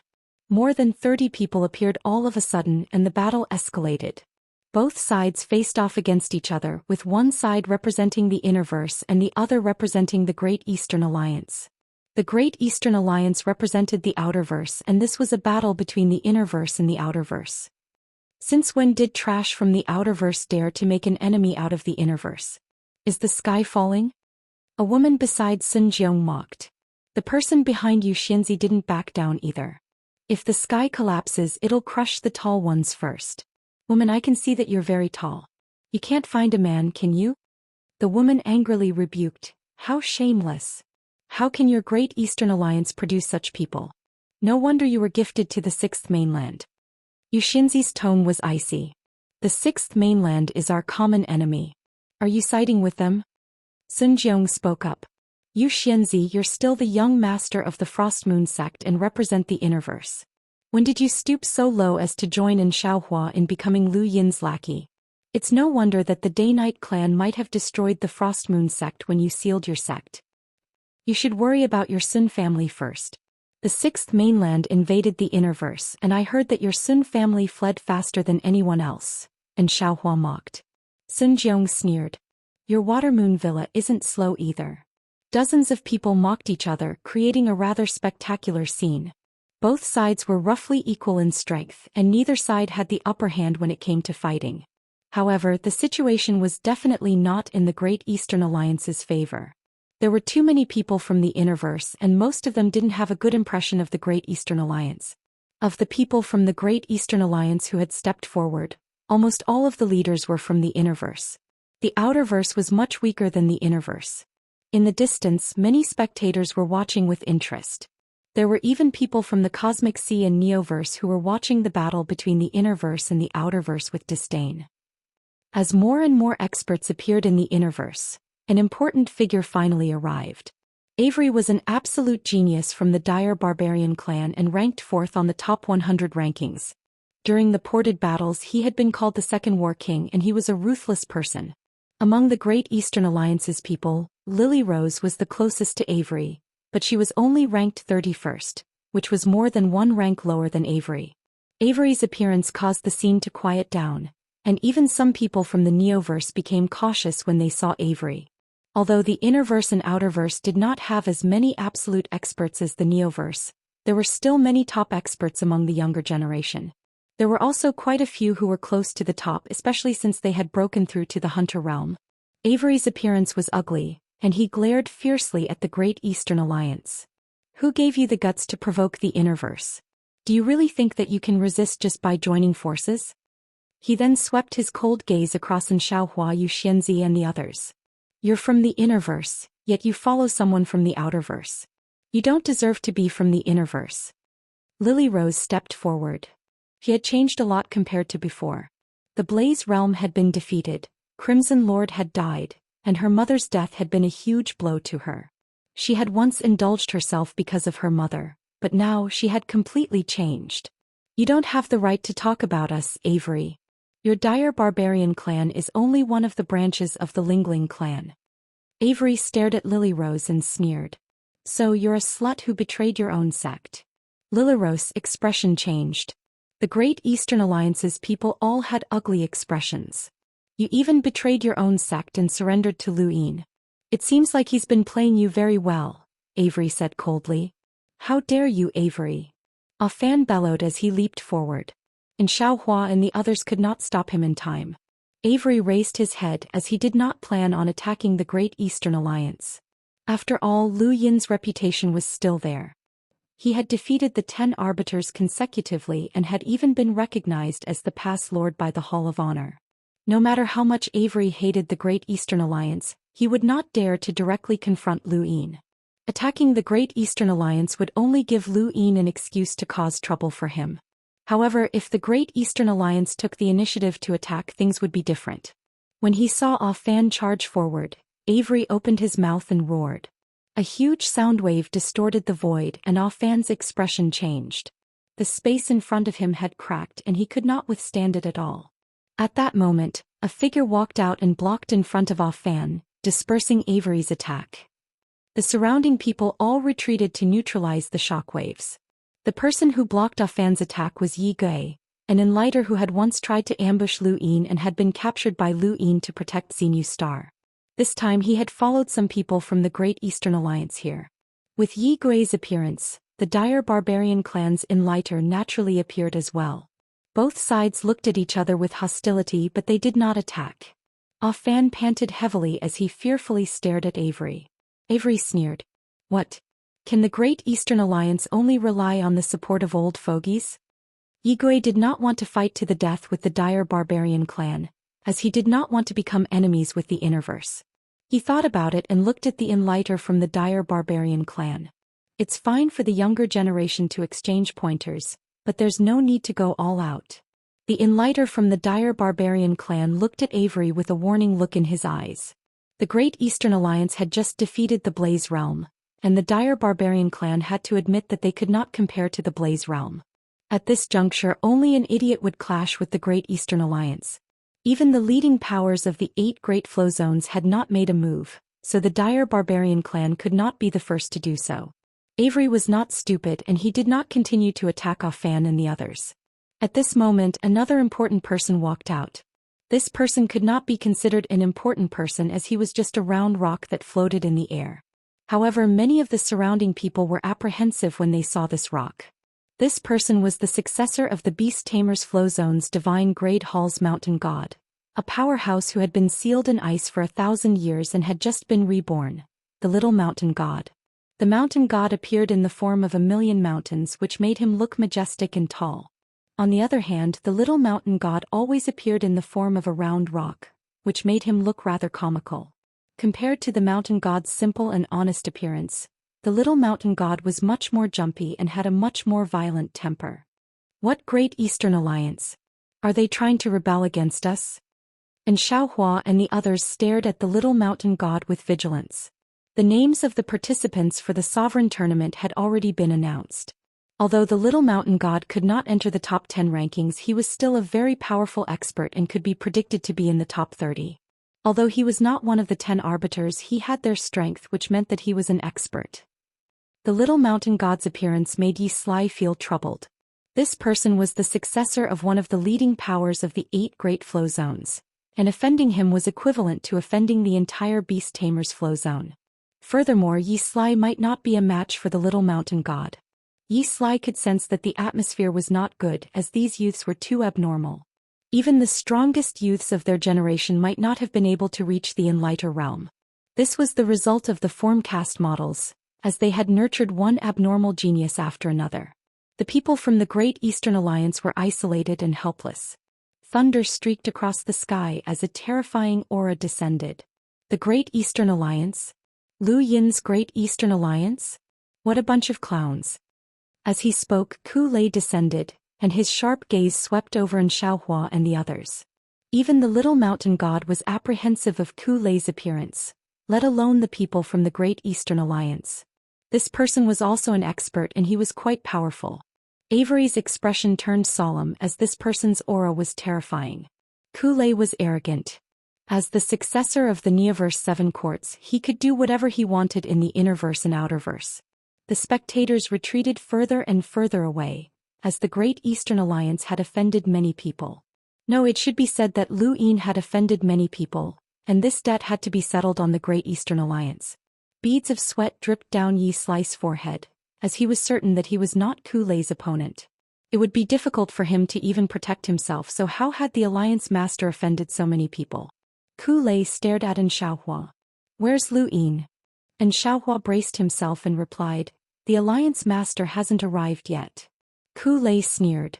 I heard that he was heavily injured while dealing with the Blaze Realm. Tell him not to meet me in the Sovereign Tournament or else I, Ku Lei, will be the first to deal with him. Chapter 1252. The crowd gasped. Ku Lei? That surname isn't from the Seven Courts, right? He's one of the three Dark Hands and he actually dares to appear in broad daylight. Does the Hall of Honor not care? I heard that the Seven Courts can appear as they please in the Neoverse, and the Hall of Honor doesn't care. He's actually a descendant of the Seven Courts. Lu Yin is in trouble. He's offended too many people. The little mountain god spoke up. I'd like to meet this Lu Yin. He actually dares to threaten the Innerverse. He's just a hunter. Ku Lei glanced at the little mountain god and was surprised by his appearance, but he did not say anything. Instead he berated Xiaohua and the others. Did you hear that? Answer me. As soon as he finished speaking, lightning exploded, shattering the void. Yi Gui's eyelids twitched. Ku Lei had fully displayed the might of a powerhouse from the Neoverse, and everyone present was suppressed. No one dared to speak. Suddenly, Ku Lei's expression changed and the lightning dissipated. He looked into the distance and saw Lan Si appear in the sky. And Xiaohua and the others relaxed when they saw Lan Si appear. The crowd was shocked as they had not expected the divine fist to appear. The little mountain god looked at Lan Si. Was he one of the 10 arbiters? After being frozen for 1,000 years, the little mountain god had wanted to see one of the 10 arbiters the most after coming out. Lan Si landed and looked at Ku Lei. You dare to threaten Lu Yin's people when he's not here? Have you forgotten how he taught you a lesson in the Neoverse? Ku Lei's gaze turned vicious. Lan Si, this has nothing to do with you. Get lost. If you want to play, I can play with you. When Lu Yin makes his move, you won't even have the chance to kneel and beg for mercy, Lan Si said. The crowd looked at Ku Lei strangely. They had thought that he was a king, but it turned out that he had already been taught a lesson by Lu Yin. Ku Lei snorted. It's not worth it to waste my time with you. You're the weakest of the 10 arbiters and Lu Yin is using you as a stepping stone. Yet you keep protecting him. How foolish. He then turned into a bolt of lightning and left. The little mountain god looked at Lan Si. I'll see you at the Sovereign Tournament. I'll help you do what you can't. He then flew away. Lan Si looked at Avery, but Avery didn't say anything and just left. The onlookers sighed in amazement. The 10 arbiters were still as powerful as ever. Lan Si had been defeated by Lu Yin, and there had not been any spectacular battles in the mountain and sea realm. However, the 10 arbiters were still the 10 arbiters. Aside from the 10 arbiters of the same generation, no one dared to say that they could definitely defeat them. Lan Si was not weak, but his opponent was just too strong. In the distance, Wu De put away his gadget with an excited look on his face. As long as he followed these people, there would be a good show to watch.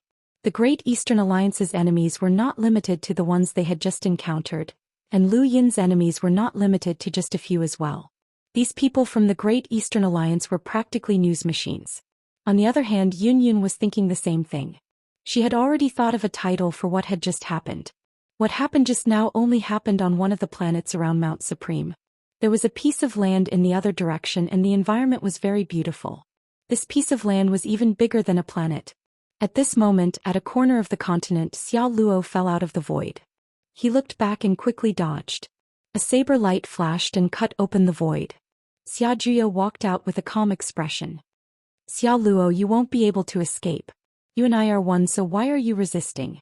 Xia Juyo barked as he stared at Xiao Luo, raising his saber as he spoke. Xiao Luo smiled bitterly. I already have my own personality. Who would be willing to fuse with me? Today it's not up to you. Only by fusing with you can I reach the peak and easily enter the top 10. I can then challenge the prime clear lineage. The 9 clones technique is invincible and I will suppress the ancestral chi of the 3 sons. Don't you want that? Xia Juyo said as he slashed out with his saber. Xiao Luo watched as the saber light approached him. He raised a hand and tapped out lightly with a finger, deflecting the saber light. However, he was sent flying by a tremendous force and half of his body went numb. Xia Juyo approached Xiao Luo step by step and he sighed in amazement. I never thought that you would be able to reach this step. If I hadn't fused with a few people in the mountain and sea realm, then I might not have been able to take you down in a one-on-one fight. Of the 9 clones aside from the main body, you are the strongest. Cooperate with me and we can reach the peak together. Xiao Luo shook his head. Fusing with me means death. Xia Juyo, what's invincible is never a technique. You believe too much in the 9 clones technique. So what? Xia Juyo raised his saber again, his gaze sharp. He was very anxious, as the experts who had appeared in the Sovereign Tournament were giving him a lot of pressure. Even after revealing his 9 clones technique, he was still only 5th on the top 10 rankings. There were too many experts, especially Lu Yin. Although he was ranked 13th, Xia Juyo had come into close contact with this person in Progenitor Chen's tomb. This person's strength was unfathomable, and it was not something that could be explained by the rankings. Xia Juyo trusted the Hall of Honor's judgment more. For Lu Yin to become the Pass Lord, this person had to be one of the most terrifying opponents in this Sovereign Tournament. With so many powerhouses here, how could Xia Juyo not be anxious? He had to fuse with Xiao Luo and reach the peak. Xiao Luo had nowhere to go, so he could only fly out into the universe. However, Xia Juyo's saber slashed through the sky. Not only did this cut off Xiao Luo's escape route, but it also broke apart a spacecraft that happened to be carrying people from Windrift Hall, including Coco and Zora. Xia Juyo's saber cut apart Windrift Hall's spacecraft. Even though there were hunters protecting it, they were still unable to withstand Xia Juyo's saber. Coco, Zora, and several other Windrift Hall disciples all fell to the ground. Xia Juyo didn't care about Windrift Hall at all. He raised his saber and slashed at Xiao Luo. Xiao Luo's eyes narrowed, and his hands quickly danced as he disintegrated Xia Juyo's saber light. This was a lock-breaking technique, and it was no ordinary one at that. To be able to unlock Xia Juyo's saber light meant that Xiao Luo's control of star energy had reached the level of a world deity. Xia Juyo was shocked. He raised his saber again and slashed down, followed by dozens of slashes. Dozens of saber lights covered not only Xiao Luo, but also everyone from Windrift Hall. Coco cried out in shock. Xiao Luo turned around and saw Coco. He was shocked and he tore through the void to block in front of her, deflecting the saber light. However, half of his body had gone numb and he was unable to completely dodge the attack. He was struck by the saber light, and blood flowed down his arm as he fell to the ground with Coco in his arms. Zora was relatively lucky and wasn't affected. There were more than 10 people from Windrift Hall, but half of them had died to the saber light. Xiao Luo? Coco stared at the person who had saved her in disbelief. What a coincidence. Xiao Luo's face paled and he let go. I'm sorry for dragging you into this. Zora fell to the ground and hurried to Coco's side. She saw Xiao Luo as well and was shocked. Xiao Luo? What are you doing here? Xiao Luo struggled to his feet, blood flowing down his arm and dripping onto the grass, dyeing the ground red. He didn't have time to reminisce with the 2 girls, so he turned to Xia Juyo. An elder from Windrift Hall barked at Xia Juyo. Who are you? We are from Windrift Hall and we will not forget this grudge. Xia Juyo arrogantly raised his saber and slashed at Xiao Luo. Xiao Luo's eyes narrowed and he grabbed Coco and Zora before tossing them away. Run. At that moment, a girl behind Xia Juyo quickly closed in and punched him. Xia Juyo frowned and shook his saber slightly, causing star energy to overflow and transform into a saber light that swept out in all directions. The girl's fist landed, but she couldn't break through the saber light's blockade. Her arms and clothes were torn apart, and Xia Juyo's saber slashed down again, still targeting Xiao Luo. All of a sudden, the blade changed direction and slashed towards the sky. There, another lady appeared. She was flying in the air and landed with 1 foot. The enormous power turned into a shockwave that was visible to the naked eye and clashed with Xia Juyo's blade. There was a boom and the void was torn apart. The entire continent trembled and countless creatures and beasts fled in panic. A crack appeared in the center of the continent. Many people were shocked and they looked over. Xia Juyo solemnly looked up at the sky. This is an internal matter of the Xia family. It has nothing to do with you, Emergence Mavis. The one fighting Xia Juyo in the sky was Emergence Mavis, and the girl who had ambushed Xia Juyo was Lulu Mavis. Lulu couldn't even get close to Xia Juyo. If not for Emergence Mavis, she would have been in danger. Emergence Mavis calmly replied, I have no intention of interfering with the Xia family's matters. I just want to save Lulu. Xia Juyo turned around and looked at Lulu. Lulu was panting heavily and there were many wounds on her arms. She stared at Xia Juyo, They're my classmates. Xia Jiuyo frowned. The Mavis family has no right to interfere with the Xia family's matters. Lulu stubbornly leapt to Xia Luo's side. Xia Luo hadn't expected to be saved by his classmates from Astral 10. To him, Astral 10 was nothing more than a formality, and the only people he cared about were Lu Yin and Silver. He had never expected that these students whom he didn't care about would save him. Coco stared at Xia Jiuyo warily, gritting her teeth as she hugged the huge syringe to her chest. She was no longer as timid as she had been when she first entered the academy. Sora stood beside Coco and watched nervously. She recognized Xia Jiuyo.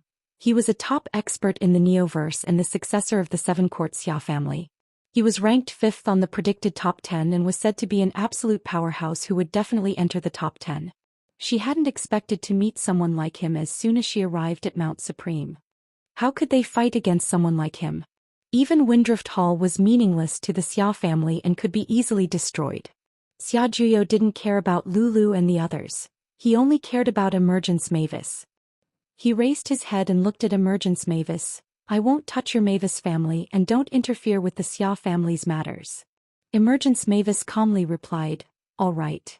Lulu hurriedly begged, Sister Emergence, they're all my classmates from Astral 10. We're like brothers, you can't just ignore them. Please save them. Xia Jiuyo's eyes flashed coldly. I only want to take Xia Luo away. Lulu begged, Sister Emergence, please save them. I'm begging you. Xia Jiuyo's eyes widened and he struck out with his palm. He was using his battle technique, the Netherforge palm, which meant that he was serious. The Netherforge palm struck towards Xia Luo, but it was blocked by a green fist. Emergence Mavis stood in front of Xia Jiuyo and said, I won't interfere with the Xia family's matters, but as long as Lulu is with that person, you can't touch her. Xia Jiuyo's gaze turned sharp. Emergence Mavis, this is my family's matter. Do you want to start a war in the Neoverse?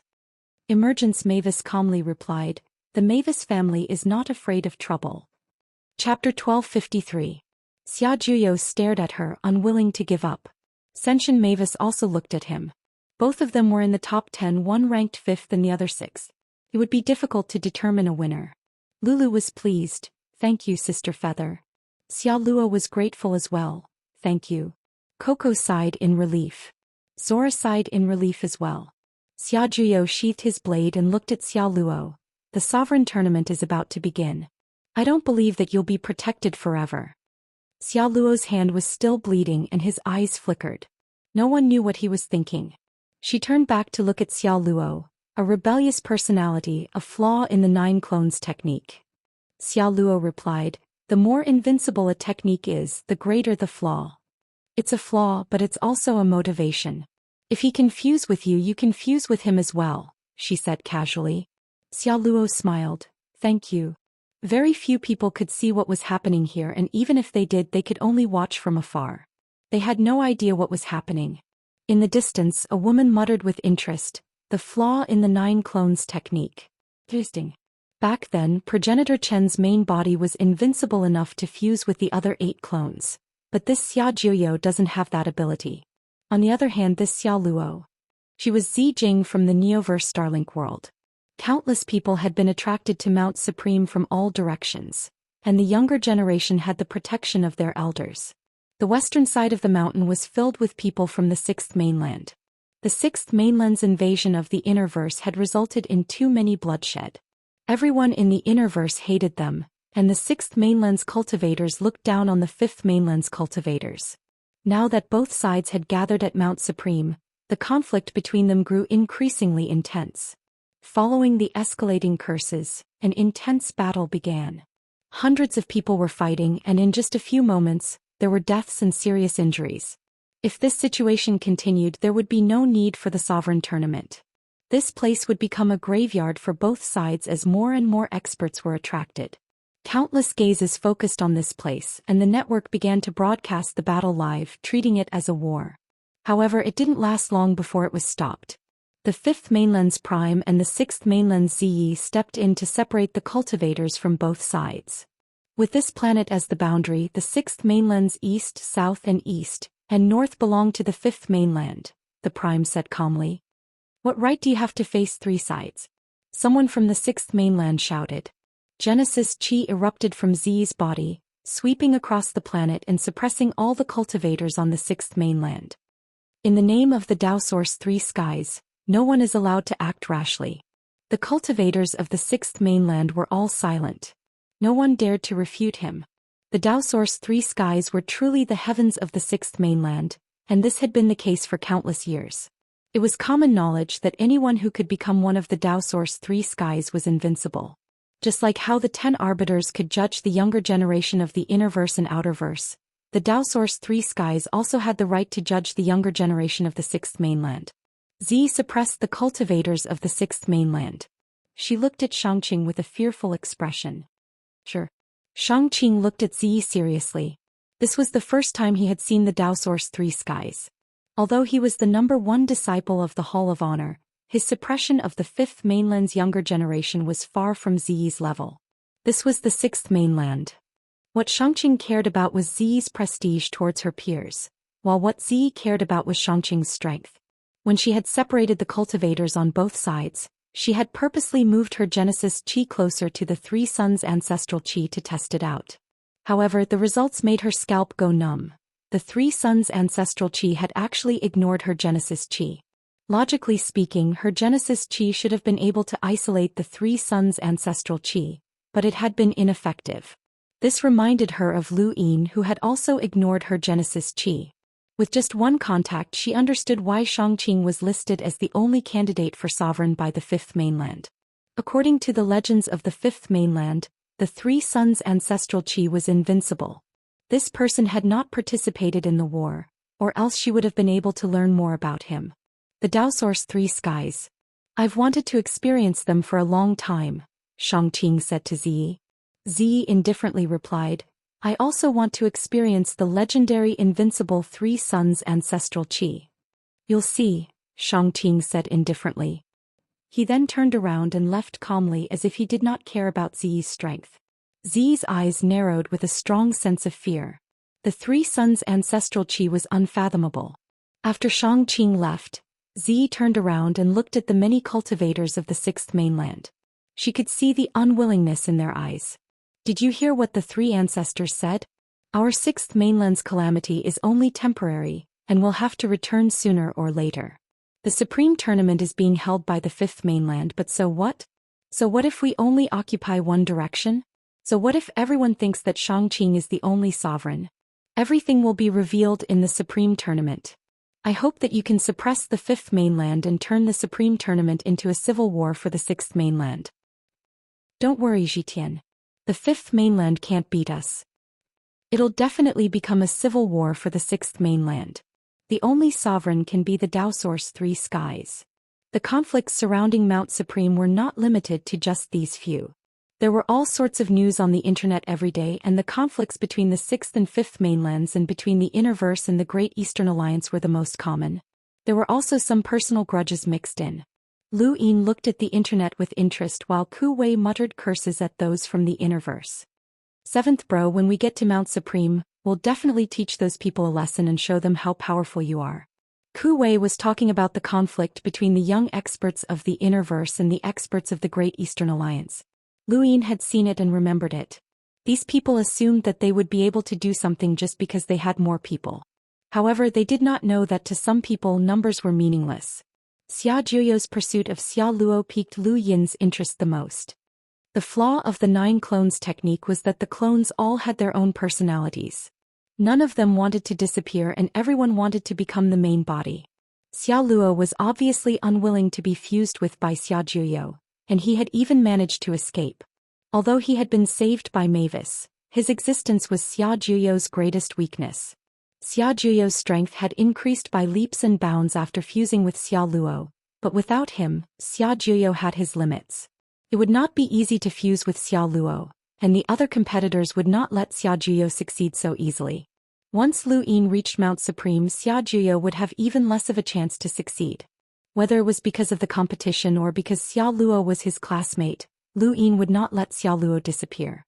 Lu Yin wondered if Silver was hiding among the competitors.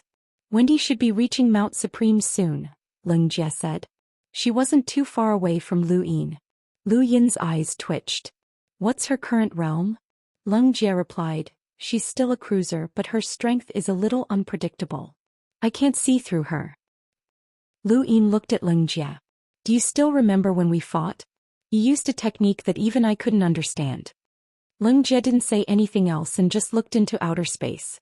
Suddenly she saw a ball of light pass by and Lu Yin's expression changed. He looked at the front of the spacecraft and saw an enormous number of rune lines. It was definitely not any weaker than Northgate Taisui's, and it might even be slightly stronger. A powerhouse with a power level of more than 400,000 had appeared. The spacecraft stopped and an alarm sounded. A soldier reported, "Your Highness, there's someone blocking the path ahead." Ku Wei stood up. "Who's so blind as to block 7th Bro's path?" Lu Yin's eyes narrowed as he looked at the rising screen in front of him, which showed the scene in front of the spacecraft. There was a ball of light in front of the spacecraft that looked rather familiar. Lu Yin suddenly recalled that the Neoverse Radiant Realm looked exactly the same. Could it be the Radiant Realm? The light suddenly distorted, and then another ball of light separated from the spacecraft and transformed into a figure that flickered with golden light. Although his appearance couldn't be seen clearly, Lu Yin could vaguely tell that it was a young man who looked at Lu Yin's spacecraft. "I'm Son of Light and I come from the Radiant Realm." That must be Lu Yin inside. Lu Yin stepped out of the spacecraft and stood in outer space facing Son of Light. "You're Son of Light?" Son of Light raised his head. "You've heard of me? I've seen the Radiant Realm." Son of Light replied, "Lu Yin, you've been recognized as a past lord by the Hall of Honor, and I, the Master of the Radiant Realm, have seen you before. He told me that you're an absolute genius that's second only to the Prime Clear lineage. He even said that I'm not your opponent, but I don't believe him." Lu Yin seriously sized up Son of Light and saw his face clearly. He was an ordinary-looking man, but the light that surrounded his body was truly intimidating. It would not be an exaggeration to call him a god in front of ordinary people. "So you want to fight me during the Sovereign Tournament?" Lu Yin asked. Son of Light snorted. "There's no need to wait until the Sovereign Tournament. We can fight right now. Let me see if you're qualified to be my past lord."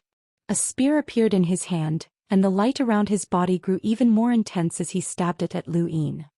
The Radiant Realm was located in the Neoverse Glory Realm, and it was one of the few powers that had been recognized by the Mu En as a powerful organization.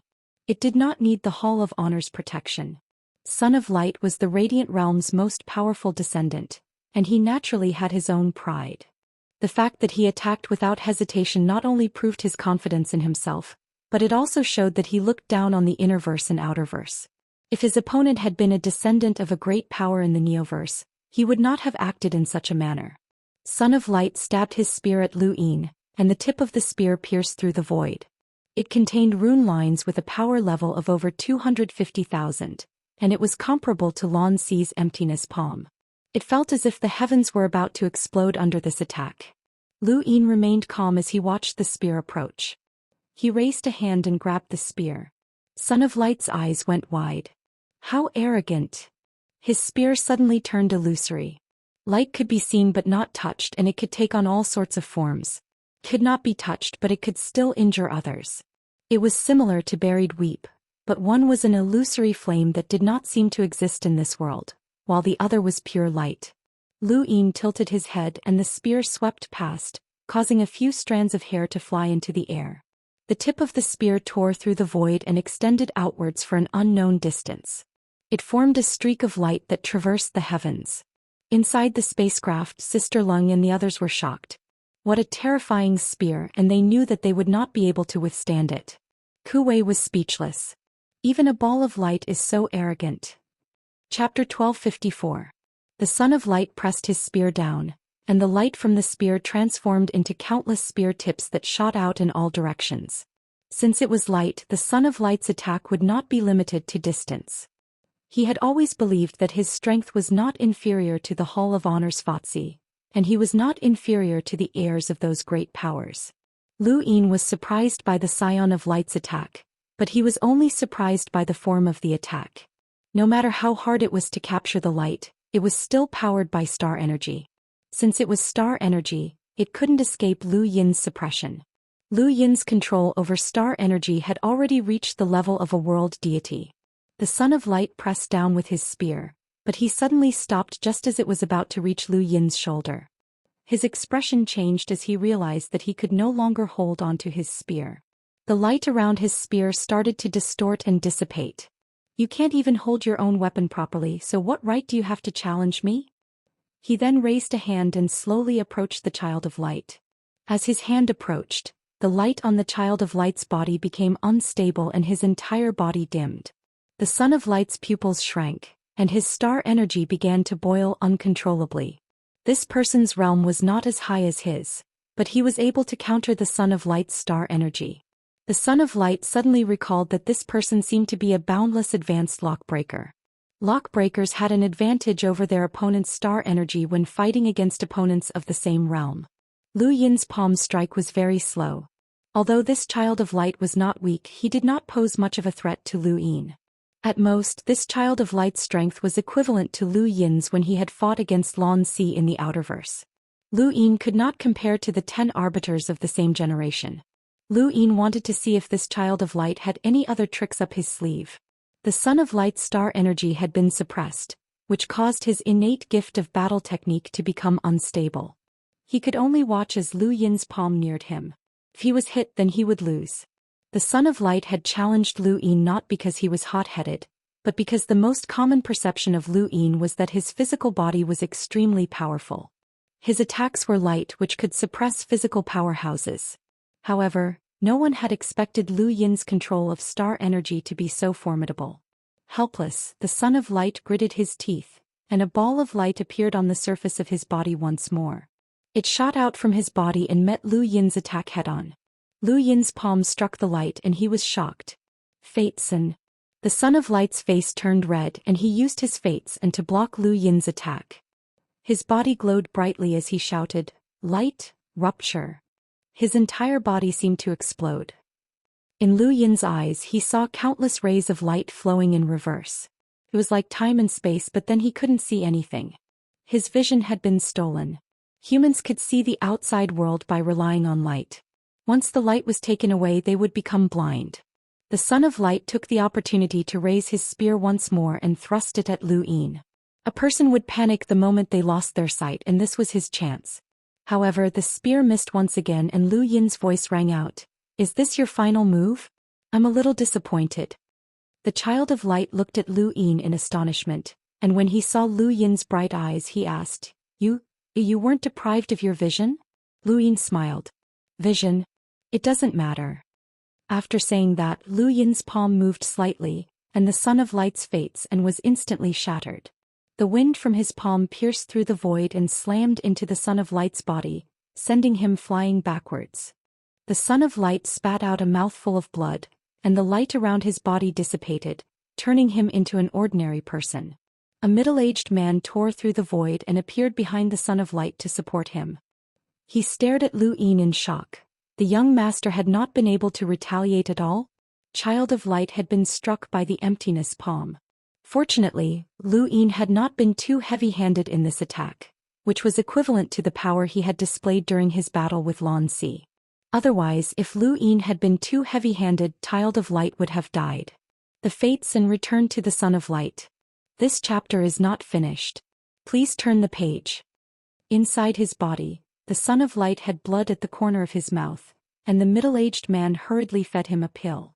"Young master, how are you feeling?" The Son of Light's face was pale and he panted heavily.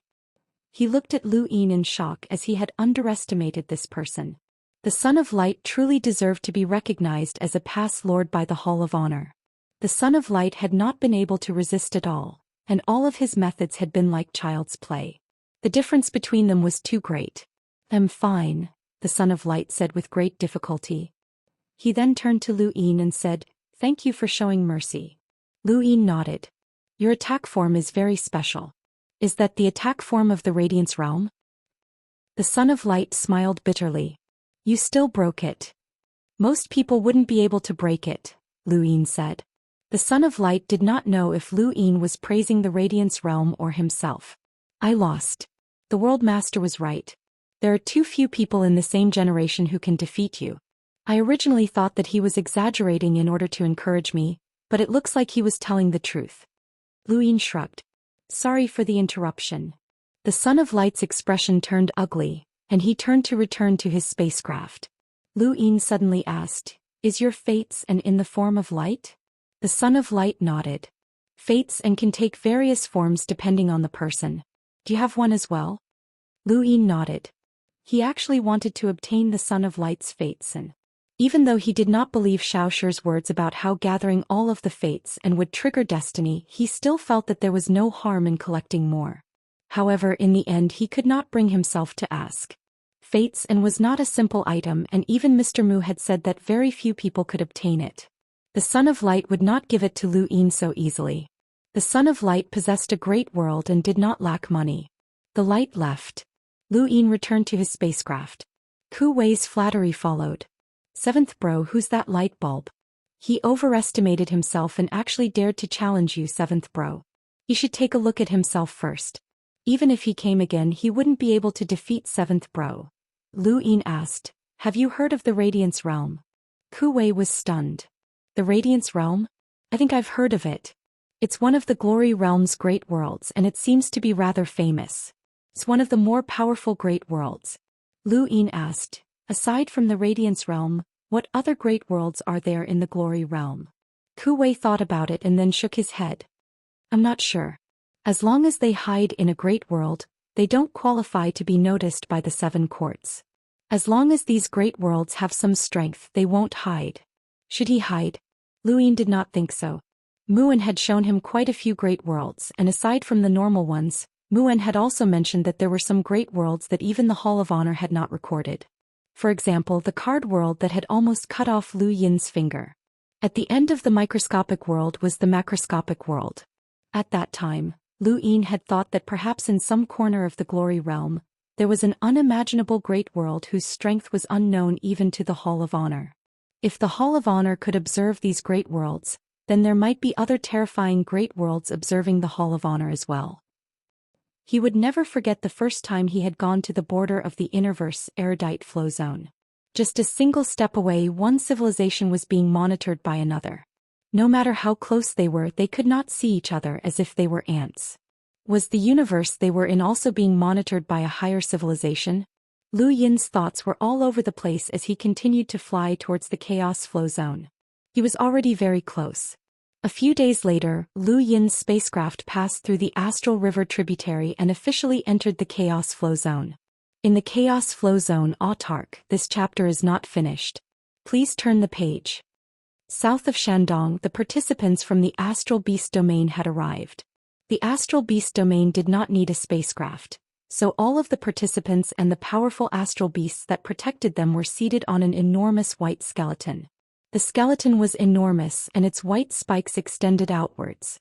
Each spike had an astral beast attached to it. The astral beasts came in all shapes and sizes. Some were incomparably large while others were smaller than a finger. Even though the human domain and the astral beast domain had been at war for countless years, it was impossible to recognize all of the astral beasts because they could evolve. When the white skeleton arrived, everyone around Mount Supreme looked over. They saw an incomparably large snake that meandered through space. They saw a worm that was tens of thousands of meters long and emitted a terrifying sound. They also saw the beautiful snow lady who could summon the wind and rain. West of Mount Supreme, many cultivators from the Sixth Mainland looked at the white skeleton in astonishment. What's that? There are so many beasts gathered together and we're going to compete with them? The Fifth Mainland is really useless. My Sixth Mainland also has powerful astral beasts, but they've already been tamed by the Daoist sect and turned into a suicide squad to fight against those monsters. The Fifth Mainland can't even tame a few beasts. Don't underestimate those astral beasts. They're different from our Sixth Mainland's astral beasts. They're very powerful and intelligent. When the Blood Homage realm attacked the astral beast domain, they suffered great losses. That's because the astral beast domain is too barbaric and worthless. One of the 5 past masters is from the astral beast domain, and even the 3 ancestors have acknowledged this fact. Do you still want to underestimate them? Neither the astral beast domain nor the technocracy can be underestimated. The technocracy is participating as well? Doesn't that mean they're on our side? Not necessarily. We only have half the authority over the technocracy's mainframe, and the other half is unknown. North of Mount Supreme, Xiao Luo and the others were together. He couldn't be separated from Lulu right now, or else Xia Juyo would definitely fuse with him. Those astral beasts are so fierce. Are we going to fight them? Coco was worried.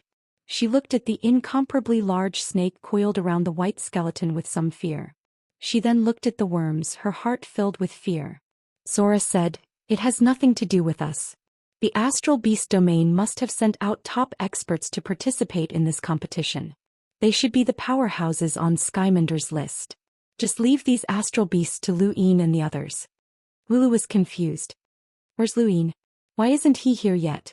Xiao Luo smiled. "He'll be here soon.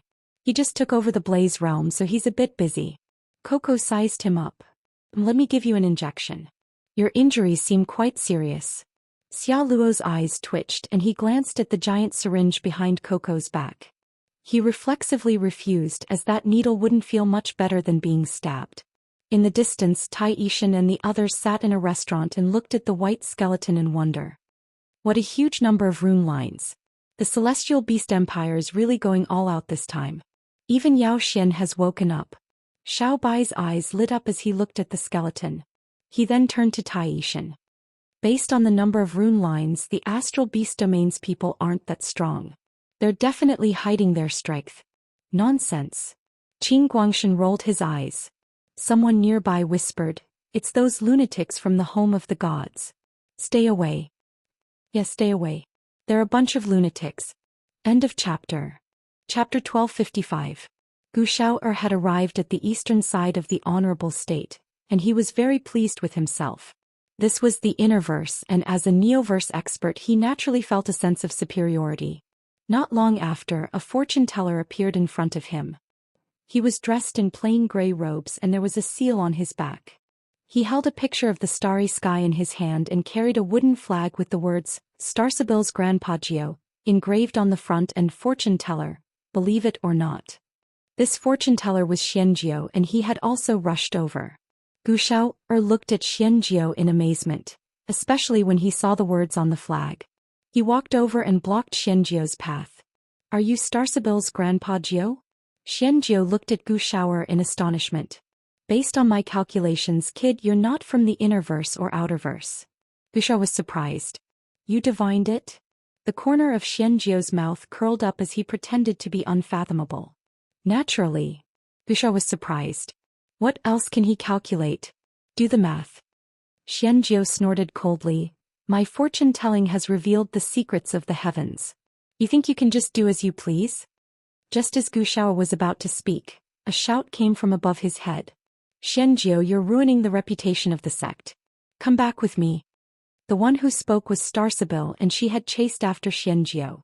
Xianxia cursed inwardly. "Granddaughter, this brat is here to propose marriage. Granpagio will help you find a suitable man." Starsabil raised an eyebrow and pressed down with her hand. A boundless amount of star energy surged forth, as if the heavens were collapsing and the earth was collapsing. "Hey, what are you trying to do? I'm innocent." Jackals of the same tribe. Starsabil's tone was icy as she mercilessly attacked. Xianxia slipped away quickly. Starsabil immediately chased after him. Gu Xiao'er had been beaten up for no reason at all. Although he was not injured, he still felt aggrieved. His entire body had been pressed into the ground by Starsabil's star energy. When she finally crawled out, she heard Tio Kai's voice in the distance. "Little girl, look.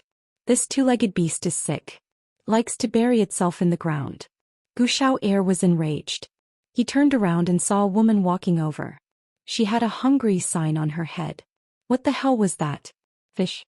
With a fish on his head? Gu Xiao'er felt that he must have been hallucinating from Starsabil's attacks. The person who had come was Shichi, and she also wanted to participate in the competition. When she saw Gu Xiao'er staring at her in a daze, she gently asked, "Hey, are you all right?" The fish opened its mouth and flapped its fins. "Stupid, why do you care about him? This kind of two-legged beast isn't fit to be Lord Fish's mount. Hurry up and leave. Lord Fish will give you special training, and I guarantee that you'll be able to become a sovereign." Shichi felt wronged. "Back then you said that you could teach me source box arrays, but you still haven't taught me anything." "Stupid. Lord Fish's knowledge of sourcebox arrays is vast and unfathomable. He just needs to casually teach you a little bit and you'll definitely benefit from it. I guarantee that you'll leave that Xiao Ming in the dust. Zhu, don't talk nonsense. Master Xiao Tian will hear you. What's there to be afraid of? Lord Fish still wants to take him as a mount. The girl and Fish's conversation drifted further and further away. Gu Xiao listened in a daze and rubbed his eyes. He had been beaten up as soon as he had arrived in the Innerverse, and now he had heard a fish say that it wanted to take him as a mount. He felt that his entire life was not good. In the distance, Tian Ho walked out from the white skeleton of the astral beast domain and gazed at Mount Supreme. It had been 10 years since he had last been here and he wondered if he would meet that person again. As he thought about it, Lu Yin's figure appeared in his mind.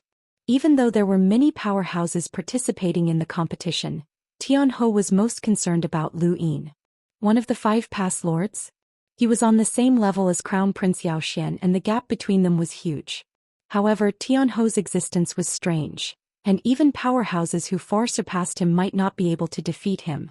And in the astral beast domain, there was more than one strange existence like Tian Ho. The Supreme Tournament in outer space gathered the younger generation's true experts from the 5th and 6th mainlands. Thousands of streams would eventually flow into the sea, and the only sovereign would eventually be born. One powerhouse after another approached Mount Supreme.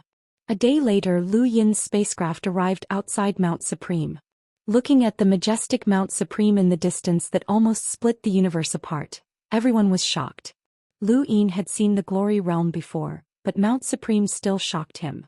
It had nothing to do with its size or location, but rather its significance. Mount Supreme represented the peak of the current generation. He looked at the highest point of Mount Supreme. Only by standing there could one be considered invincible among their peers. Shaking off Ku Wei and the others, Lu Yin disguised himself and left by himself. He didn't want to be followed everywhere he went. There were many planets surrounding Mount Supreme, and on one of them, Lu Yin was quietly drinking wine while listening to the discussions around him. All sorts of rankings had been made. Aside from the most famous predicted top 10, there was also a genius ranking, a beauty ranking, a most difficult opponent ranking and so on. Lu Yin heard all sorts of rankings. His name often appeared on these rankings as he was just too famous. The people of the Neoverse didn't recognize the powerhouses of the Outerverse, and the people of the Outerverse didn't recognize the powerhouses of the Neoverse. However, these people all recognized Lu Yin. Lu Yin sighed. It wasn't good to be too famous. With a bang, an argument broke out not far away and a fight broke out nearby. The disciples of the Sword Sect and Sirius Sect were fighting, and neither side was willing to back down. The Sword Sect wasn't afraid of the behemoths of the Neoverse, but the Sirius Sect's disciples always felt superior to those of the Innerverse. Qiu Shi's ranking on the predicted top 10 had surpassed Lu Tianmu's, which made them even more proud. The restaurant was quickly destroyed by the disciples from both sides. Lu Yin didn't interfere as he would go somewhere else if this place was gone. He hadn't gone far when he saw 2 figures, one black and one white, flash by. It was rather funny. They were Xiao Bai and Little Black, and the 2 girls were laughing as they ran away. Behind Xiao Bai was Qian Zhou, whom Lu Yin had met a few times. Lu Yin hadn't expected this person to be involved with Xiao Bai and Little Black again, and it seemed like he wasn't too willing. Little ancestor, let's return the item. That person isn't to be trifled with. He's a ruthless person on the predicted top 10, Qian Zhou wailed as he chased after Xiao Bai. Haha, idiot, you'll get beaten up if you give it to him. Isn't that fun? Let's run, the bad guy's coming. Xiao Bai laughed. Xiao He was very serious. Stop laughing, Xiao Bai. We're going to get beaten up. Xiao Bai smiled slyly. That's right, we can't get beaten up. Let's speed up. The 2 girls then sped up once more. Qian Zhou wanted to cry but no tears came out. This had nothing to do with him, but he had been implicated. The one who had vomited blood was the one who had taken the item, not him. Not far behind the 3, Wu Dan was furious. Damn brats, hand it over. Just a few days ago the 2 brats had colluded with a bastard who deserved a beating to steal his pills. Those were healing pills that he had obtained from Master Xiao Tianshi, and he had prepared them specifically for this year's sovereign tournament. How preposterous. Lu Yin was speechless. This was the case in the mountain and sea realm, and now it was the same in the sovereign tournament. Xiao He and Xiao Bai were too good at causing trouble, and they had even implicated this bastard. Lu Yin did not make a move and allowed Wu Dan to chase after the three. In any case, nothing would happen. The fact that the two brats were here meant that someone from Everlasting Island had delivered the pills. Either that person was a Heizage Shenwei or an unrivaled Heizage. Either way, nothing would happen. The older powerhouses had all distanced themselves from Mount Supreme as much as possible, creating a relatively fair environment for the competition. Lu Yin strolled around the mountain alone and saw many things, many of which were related to him. The Great Eastern Alliance's invasion of the Innerverse interests had caused many Innerverse experts to view them with hostility, which had led to many conflicts. There were also some familiar faces who had run into trouble. For example, he had seen Ku Wei provoking Ku Lei and being chased down. He had also seen Starsabil chasing after Xianxia, but he did not care about any of these things. The Sovereign Tournament was right around the corner, and everyone would restrain themselves and conserve all of their energy for the tournament. No one would act without thinking about the consequences. Furthermore, when he looked up at the sky, he saw an unimaginably large number of rune lines covering the area around Mount Supreme. These rune lines came from powerhouses who had surpassed the emissary level, and their existence ensured that the Sovereign Tournament would proceed normally. The Sovereign Tournament was different from the competition between the Mountain and Sea Realms' 5 astral scions. This was a true competition, and no one knew how many experts the Hall of Honor had sent. Even Master Yuan was not far from the west. Unless the Neo-Human Alliance wanted to start a war with both continents, they would not cause any trouble. More importantly, Mount Supreme was not far from the Starfall Sea, and the 3 progenitors were there. The might of a progenitor was unfathomable, and with the 3 progenitors by their side, even the 7 sky gods would be useless. A few days later, Lu Yin ran into a familiar face who was also strolling around, Mr. Bai.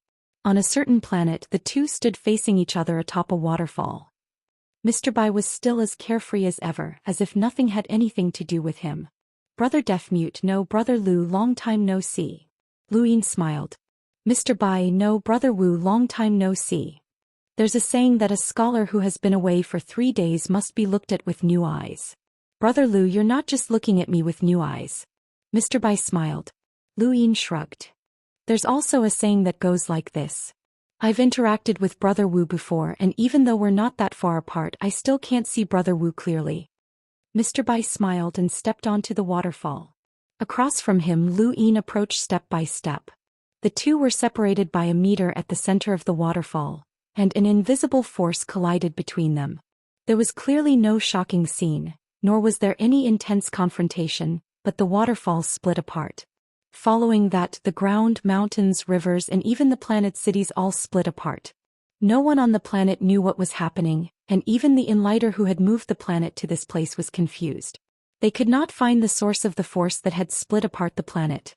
Fortunately, the collision of forces only lasted for an instant, and the waterfall merged back together. However, because the Earth had split apart, the water flowed towards the planet's core, and waves of heat dissipated into white smoke. Mr. Bai laughed. Brother Lu, it's always lonely to play alone. Why don't we go together? Lu Yin nodded. Please, Brother Wu. It's indeed boring to be alone. Please. Although the collision just now had only been a test, the two of them had gained some understanding of each other. Lu Yin did not know what Wu Taibai was thinking, but Lu Yin felt an unprecedented sense of apprehension towards him. This leisurely Daoist 3 skies had actually made him feel threatened. With his current strength, it was not easy to make him feel threatened. At the very least, not even Xia Juyo had been able to do so in Progenitor Chen's tomb. There were also the ghouls, and although they were powerful, they had not been able to make him feel threatened. Chapter 1256. The Daoist 3 skies were the future sky of the 6th mainland, and they were the 3 strongest of their generation.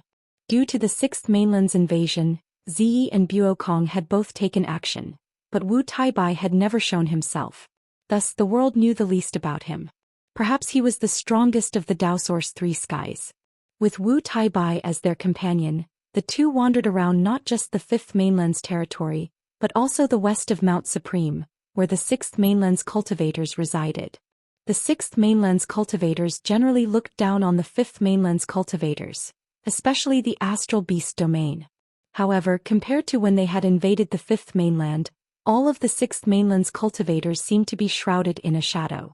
They had been forced to migrate, and no matter how arrogant they were still the losers. Brother Wu, are those monsters really that powerful? Even the three progenitors can't stop them? Lu Yin asked curiously. Wu Taibai sighed. How should I put it? If you don't truly face them, you will never understand the fear that comes from the depths of your heart. They are like another species that evolved from humans. They possess human intelligence, immortal bodies, and endless innate gifts. They don't only know how to kill. As humans developed, technology and cultivation were both focused on, and they no longer had any natural enemies. However, their appearance made everyone in the Sixth Mainland aware that a natural enemy had appeared. Lu Yin fell into deep thought. Wu Taibai said in a deep voice, actually no one knows how big the universe is. Many people have guessed that one day a civilization that surpasses the human race will appear. It might destroy the human race or enslave the human race, but these guesses don't attract much attention because we have progenitor experts. Everyone is confident that the progenitor realm is invincible, but, Lu Yin continued, but the appearance of those monsters is like another civilization, right? Wu Taibai nodded. Lu Yin's eyes flashed. Has the Sixth Mainland never come into contact with those monsters before? Wu Taibai's eyes narrowed as he looked at Lu Yin. What do you mean? Lu Yin met Wu Taibai's gaze and then shook his head. Nothing. Wu Taibai stared deeply at Lu Yin, but he didn't say anything else. The two of them wanted to visit the astral beast domain skeleton, but after some thought they decided against it. It was obvious that they weren't welcome there and they would only be asking for a beating. Although they were the strongest amongst their peers, they didn't have the right to be arrogant against the older powerhouses. There was only half a month left before the start of the Supreme Tournament. On this day the two were discussing something when Lu Yin's gadget beeped. He looked over and his expression changed. Something big was happening nearby. Xia Juyo had joined forces with Su Jiao and Hui Santong to deal with Emergence Mavis. He wanted to forcefully merge with Xia Luo. Everyone was conserving their energy for the Sovereign Tournament. To Xia Juyo, fusing with Xia Luo to return to his peak was the most important thing. While Su Jiao and Hui Santong weren't a match for Yuhua Mavis, they could still delay her. Furthermore, Lu Yin believed that since Xia Juyo had waited so long to make a move, it was impossible for her to only have these two helpers. The seven courts might have joined forces to push Xia Juyo up. Lu Yin immediately tore through the void and vanished. Wu Taibai watched Lu Yin's back, but he did not chase after him. Instead he opened up the list and smiled. An ocean floated to the north of Mount Supreme. There was land on the ocean and the entire ocean was supported by an invisible force. On the surface of the sea, Su Jiao and Hui Santong retreated at the same time. Opposite them Yuhua Mavis raised. This chapter is not finished, please turn the page. With her hand the grass on the ground grew crazily and transformed into fist after fist that smashed out. Su Jiao cursed inwardly and a star chessboard appeared beneath his feet. He moved his body and brought Hui Santong away from his original position. Hui Santong walked out of the void and raised his hand, causing a golden meteor to smash down and cover Yuhua Mavis. Although the two of them had joined forces, they were still not Yuhua Mavis's match, and they were unable to catch their breaths under her giant fists. Fortunately, the two of them did their best to drag Yuhua Mavis in another direction. In the distance, Xia Juyo's blade slashed down, tearing open a huge wound in Xia Luo's abdomen. His body crashed into the ground. I've said it before. It's destiny for us to fuse. The 9 clones must fuse. He then reached out to grab Xia Luo. Xia Luo's eyes turned cold and he similarly raised his hand to meet Xia Juyo's palm. Xia Juyo was an enlighter, but Xia Luo was only a hunter. This was because he was Xia Juyo's clone and had been forced to raise his strength. Otherwise he would have been a cruiser at most. There was a thump and Xia Luo's arm was broken. Just as Xia Juyo was about to grab him, his face suddenly changed and he retreated. A bullet mysteriously appeared where he had been standing, piercing through the void before vanishing. Xia Juyo turned to look into the distance. Tai Yishan. The one who had attacked was Tai Yishan and he tossed his pistol aside. Xia Juyo, it's not good for an enlighter like you to bully a hunter. Xia Juyo's eyes narrowed. You think you can stop me? Tai Yishan smiled. I'll give it a try. He was not bursting with a sense of justice, but rather he just did not want Xia Juyo's clones to fuse. Possible he would rather kill Xia Luo. Xia Juyo snorted and looked in another direction. Xia Xiaoxian quickly swept past and charged towards Tai Yishan. Your opponent is me. Tai Yishan's brows rose. The 7 courts have joined forces? It seems like they want to push Xia Juyo up. If I'm not wrong, it should be the Hui family's idea. Xia Juyo ignored him. Xia Xiaoxian was not a match for Tai Yishan, and he knew that Su Jiao and Hui Santong would not be a match for Yuhua Mavis either. He had to make full use of his time as he did not want to see Tai Yishan's clones fusing. As he thought about this, he grabbed at Xiao Luo again. Xiao Luo was helpless. Was this the end? Coco Lulu and the rest could not interfere. A streak of sword light shot out from the void and pierced towards Xia Juyo. Xia Juyo's gaze turned cold and he casually shattered the sword light. Wendy Yushan walked out of the void and the 10,000 streaks of sword light merged into one. Xia Juyo snorted. You're just a cruiser. He then struck out with a cold, oppressive palm. In the distance, Tai Yishan's eyes turned into rune lines, and Xia Juyo's palm was immediately weakened. Even so, his palm still managed to break Wendy Yushan's sword. Fortunately, she had used the Yu secret art to divert the cold energy from Xia Juyo's palm. Otherwise, this attack would have taken her life. At the same time, a collision occurred in the sky as 2 elders appeared. One had black and white hair, and he was a descendant of the Day King bloodline who had escaped from the Day Knight clan. His name was Day Knight Ing and he had escorted Wendy Yushan to Mount Supreme. The other was from the Xia family. The elder from the Xia family coldly said, when the younger generation takes action, the elders should not participate. Don't you know the rules? The Day Knight clan. Day Knight Ing frowned. It was not that he did not understand the rules. The 7 courts had hidden experts and had not participated in the battle just now. The Mavis family also had experts who had not participated. However, he had not been able to control himself. Wendy Yushan had almost been killed and he knew how important this woman was to Lu Yin. If he had allowed her to be killed, he would have committed a great sin. This chapter is not finished. Please turn the page. Wendy Yushan looked up. Senior, please stop. Day Knight Ing helplessly replied, don't interfere. Wendy Yushan looked at Xia Juyo and then squatted down to look at Xia Luo. She pressed a hand against his abdomen and Xia Luo's injuries rapidly healed. Many gasped. This was an innate gift of healing. Xia Juyo raised a brow. You're courting death. He then raised his sword. Wendy Yushan whispered to Xia Luo, this is all I can do. Why are you helping me? Xia Luo was puzzled. Wendy Yushan calmly replied, you were classmates with Lu Yin. Xia Luo nodded. Thank you. He then stood up and faced Xia Juyo. She won't interfere anymore. I'm the one you want to deal with. Xia Juyo's gaze was icy. I don't have time to talk nonsense with you. It's over. His figure then vanished as his sword slashed down. This was the first of the Xia family's 3 styles of blade intent.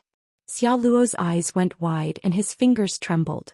Just as he was about to attack, a figure appeared in front of him. The figure raised a hand and Xia Juyo suddenly held his sword horizontally in front of him. His body was sent flying 100 meters away by a tremendous force. No one had expected this to happen. Xia Juyo had actually been forced back. Everyone was stunned as they looked at the person in front of Xia Luo. Lu Yin? Brother Lu. Brother Lu? The person who had appeared was naturally Lu Yin. His expression was indifferent as he had used an empty palm strike to force Xia Juyo back. In the distance, Wuda was excited. A ruthless character had arrived. Yun was excited as well. Big news, big news. The top 10 are facing each other. Sujio Hui Santong and the rest stopped. Yuhua Mavis looked at Lu Yin in shock.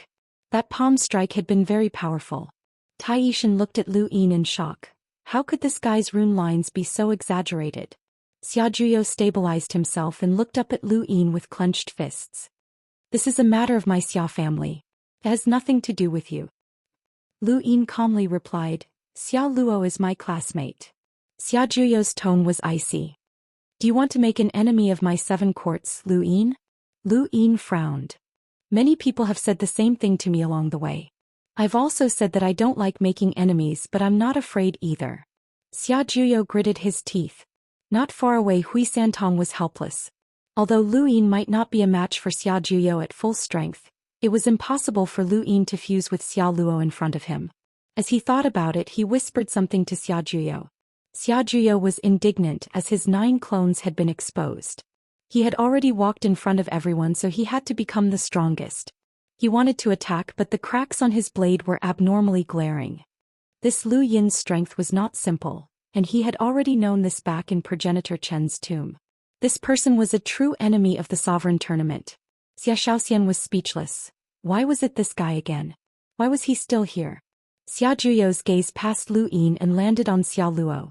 You and I will fuse in the end, not for you or me, but for the Xia family and to restore Progenitor Chen's glory.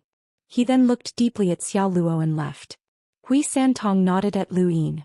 The 7 courts had supported Xia Juyo because he was the only one worthy of their support. They might not be on good terms with each other, but at least compared to Xia Juyo, Hui Santong valued Lu Yin more and was closer to him. Suju didn't say anything and left. Xiaxian also left. End of chapter. Chapter 1257. Xia Luo relaxed when he saw his enemies retreat. He turned around and smiled. Long time no see. You've improved so quickly. Xia Luo laughed. You're praising yourself. Lu Yin smiled, looked at Wendy Yushan and gently asked, Are you all right? She shook her head. Behind him, Lulu punched him. I knew you'd come. He gritted his teeth in pain and glared at her. Damn brat, I didn't know you were strong. Hold back. Lulu clenched her fist. It'll be even stronger. Brother Lu, are you hurt? Do you want Coco to give you a shot? A weak voice asked. Sounded familiar. Lu Yin laughed dryly. No need, Coco. Brother Lu isn't hurt. Coco grunted in disappointment and then looked at Xia Luo eagerly. Xia Luo's eyes twitched. I've recovered. Coco pursed her lips and looked at Wendy Yushan with an aggrieved expression. Wendy Yushan stared blankly at the syringe in Coco's hand. Was this an innate gift? Yuhua Mavis walked over and looked at Lu Yin in astonishment. I'm looking forward to competing with you again. Lu Yin's gaze turned cold. I hope you can take 7 of my punches. Before Yuhua Mavis could say anything, Grand Aini Mavis appeared not far away. Big sister Yuhua, he's looking down on you. Lulu also stared at Lu Yin in a daze. Hey, are you stupid? You want to compete with sister Yuhua? Lu Yin was very confident. Yuhua looked at him deeply. Looks like you've improved quite a bit. Breaking through to the hunter realm has made you arrogant. Lu Yin smiled. We'll see when the time comes. Let's wait and see, Ascension Mavis said. Tai Yishan walked over.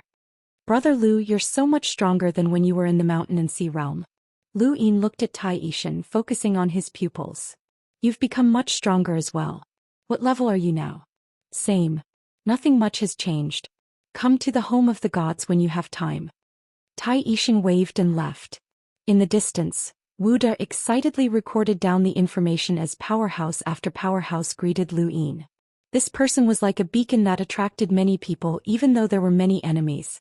Lu Yin's appearance caused many of Lu Yin's friends to gather, as well as the members of the Great Eastern Alliance. They had finally found a pillar of support.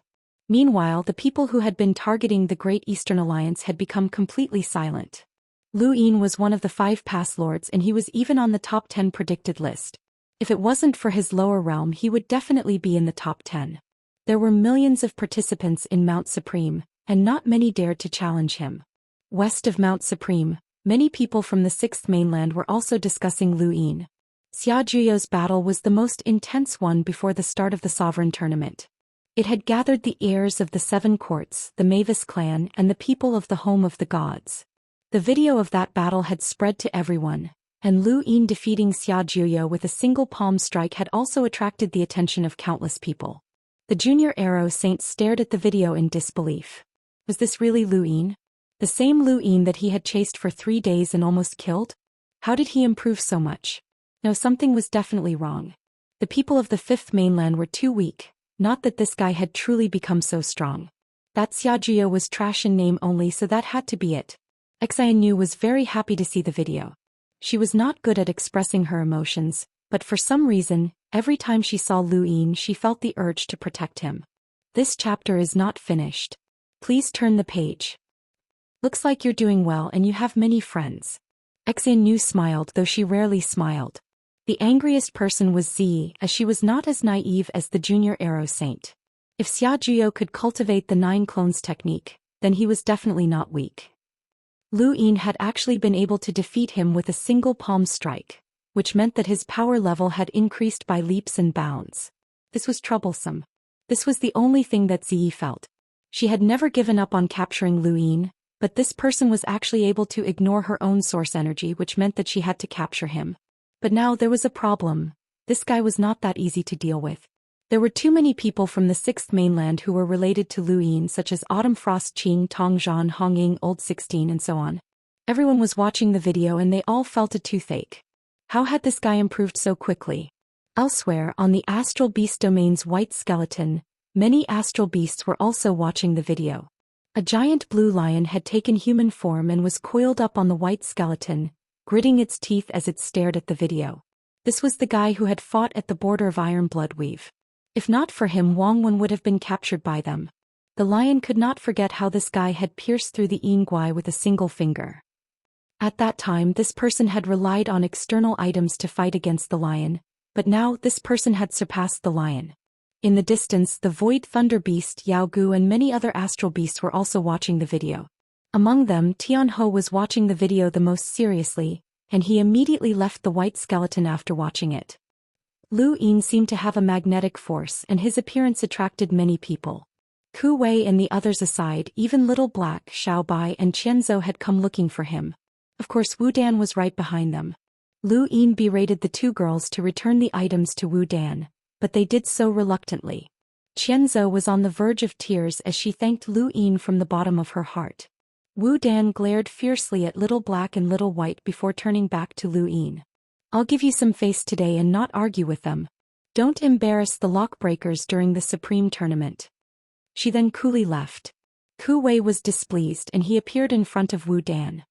He respectfully said, "So it's the Lockbreaker Society's president, Heavenly Master Xiao.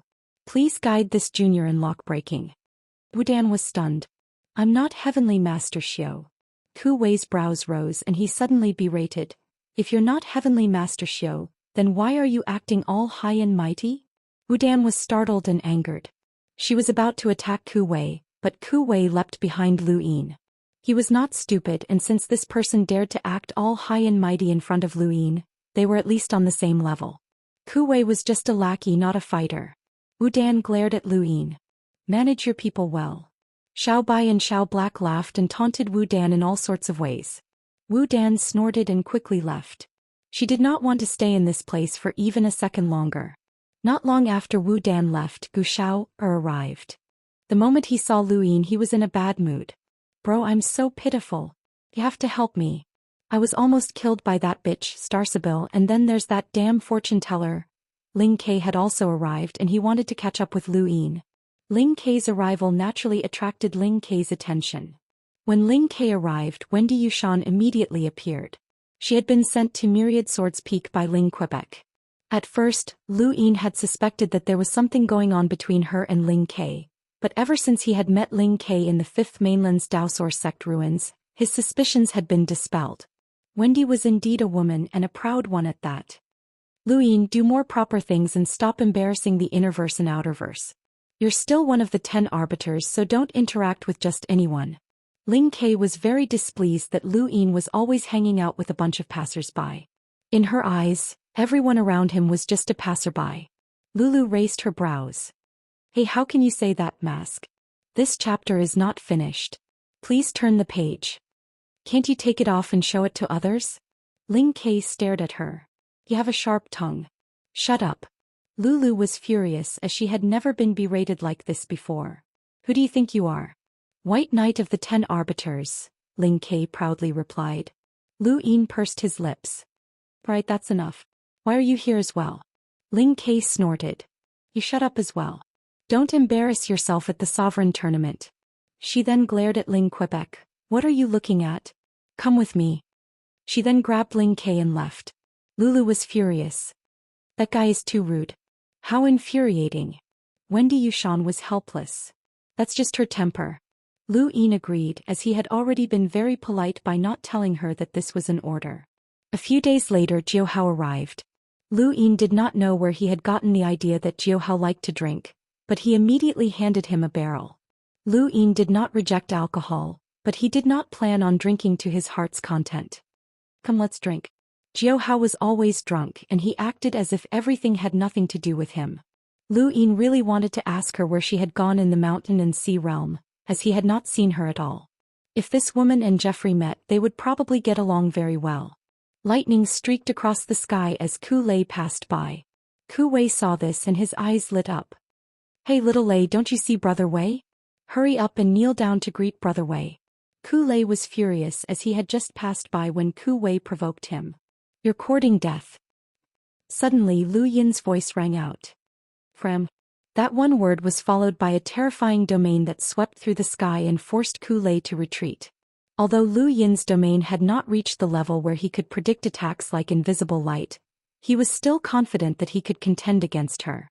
After all, invisible light was someone who could wrestle with Ascendant Mavis.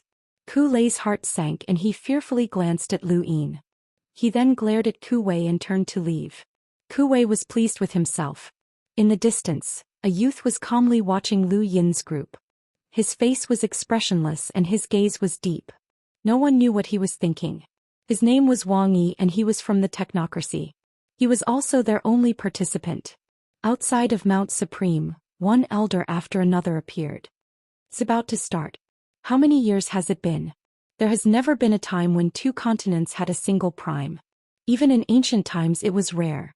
Only in the era when progenitor Qin, the symbol progenitor, and the others were born could they be called primes. Hurry up and start.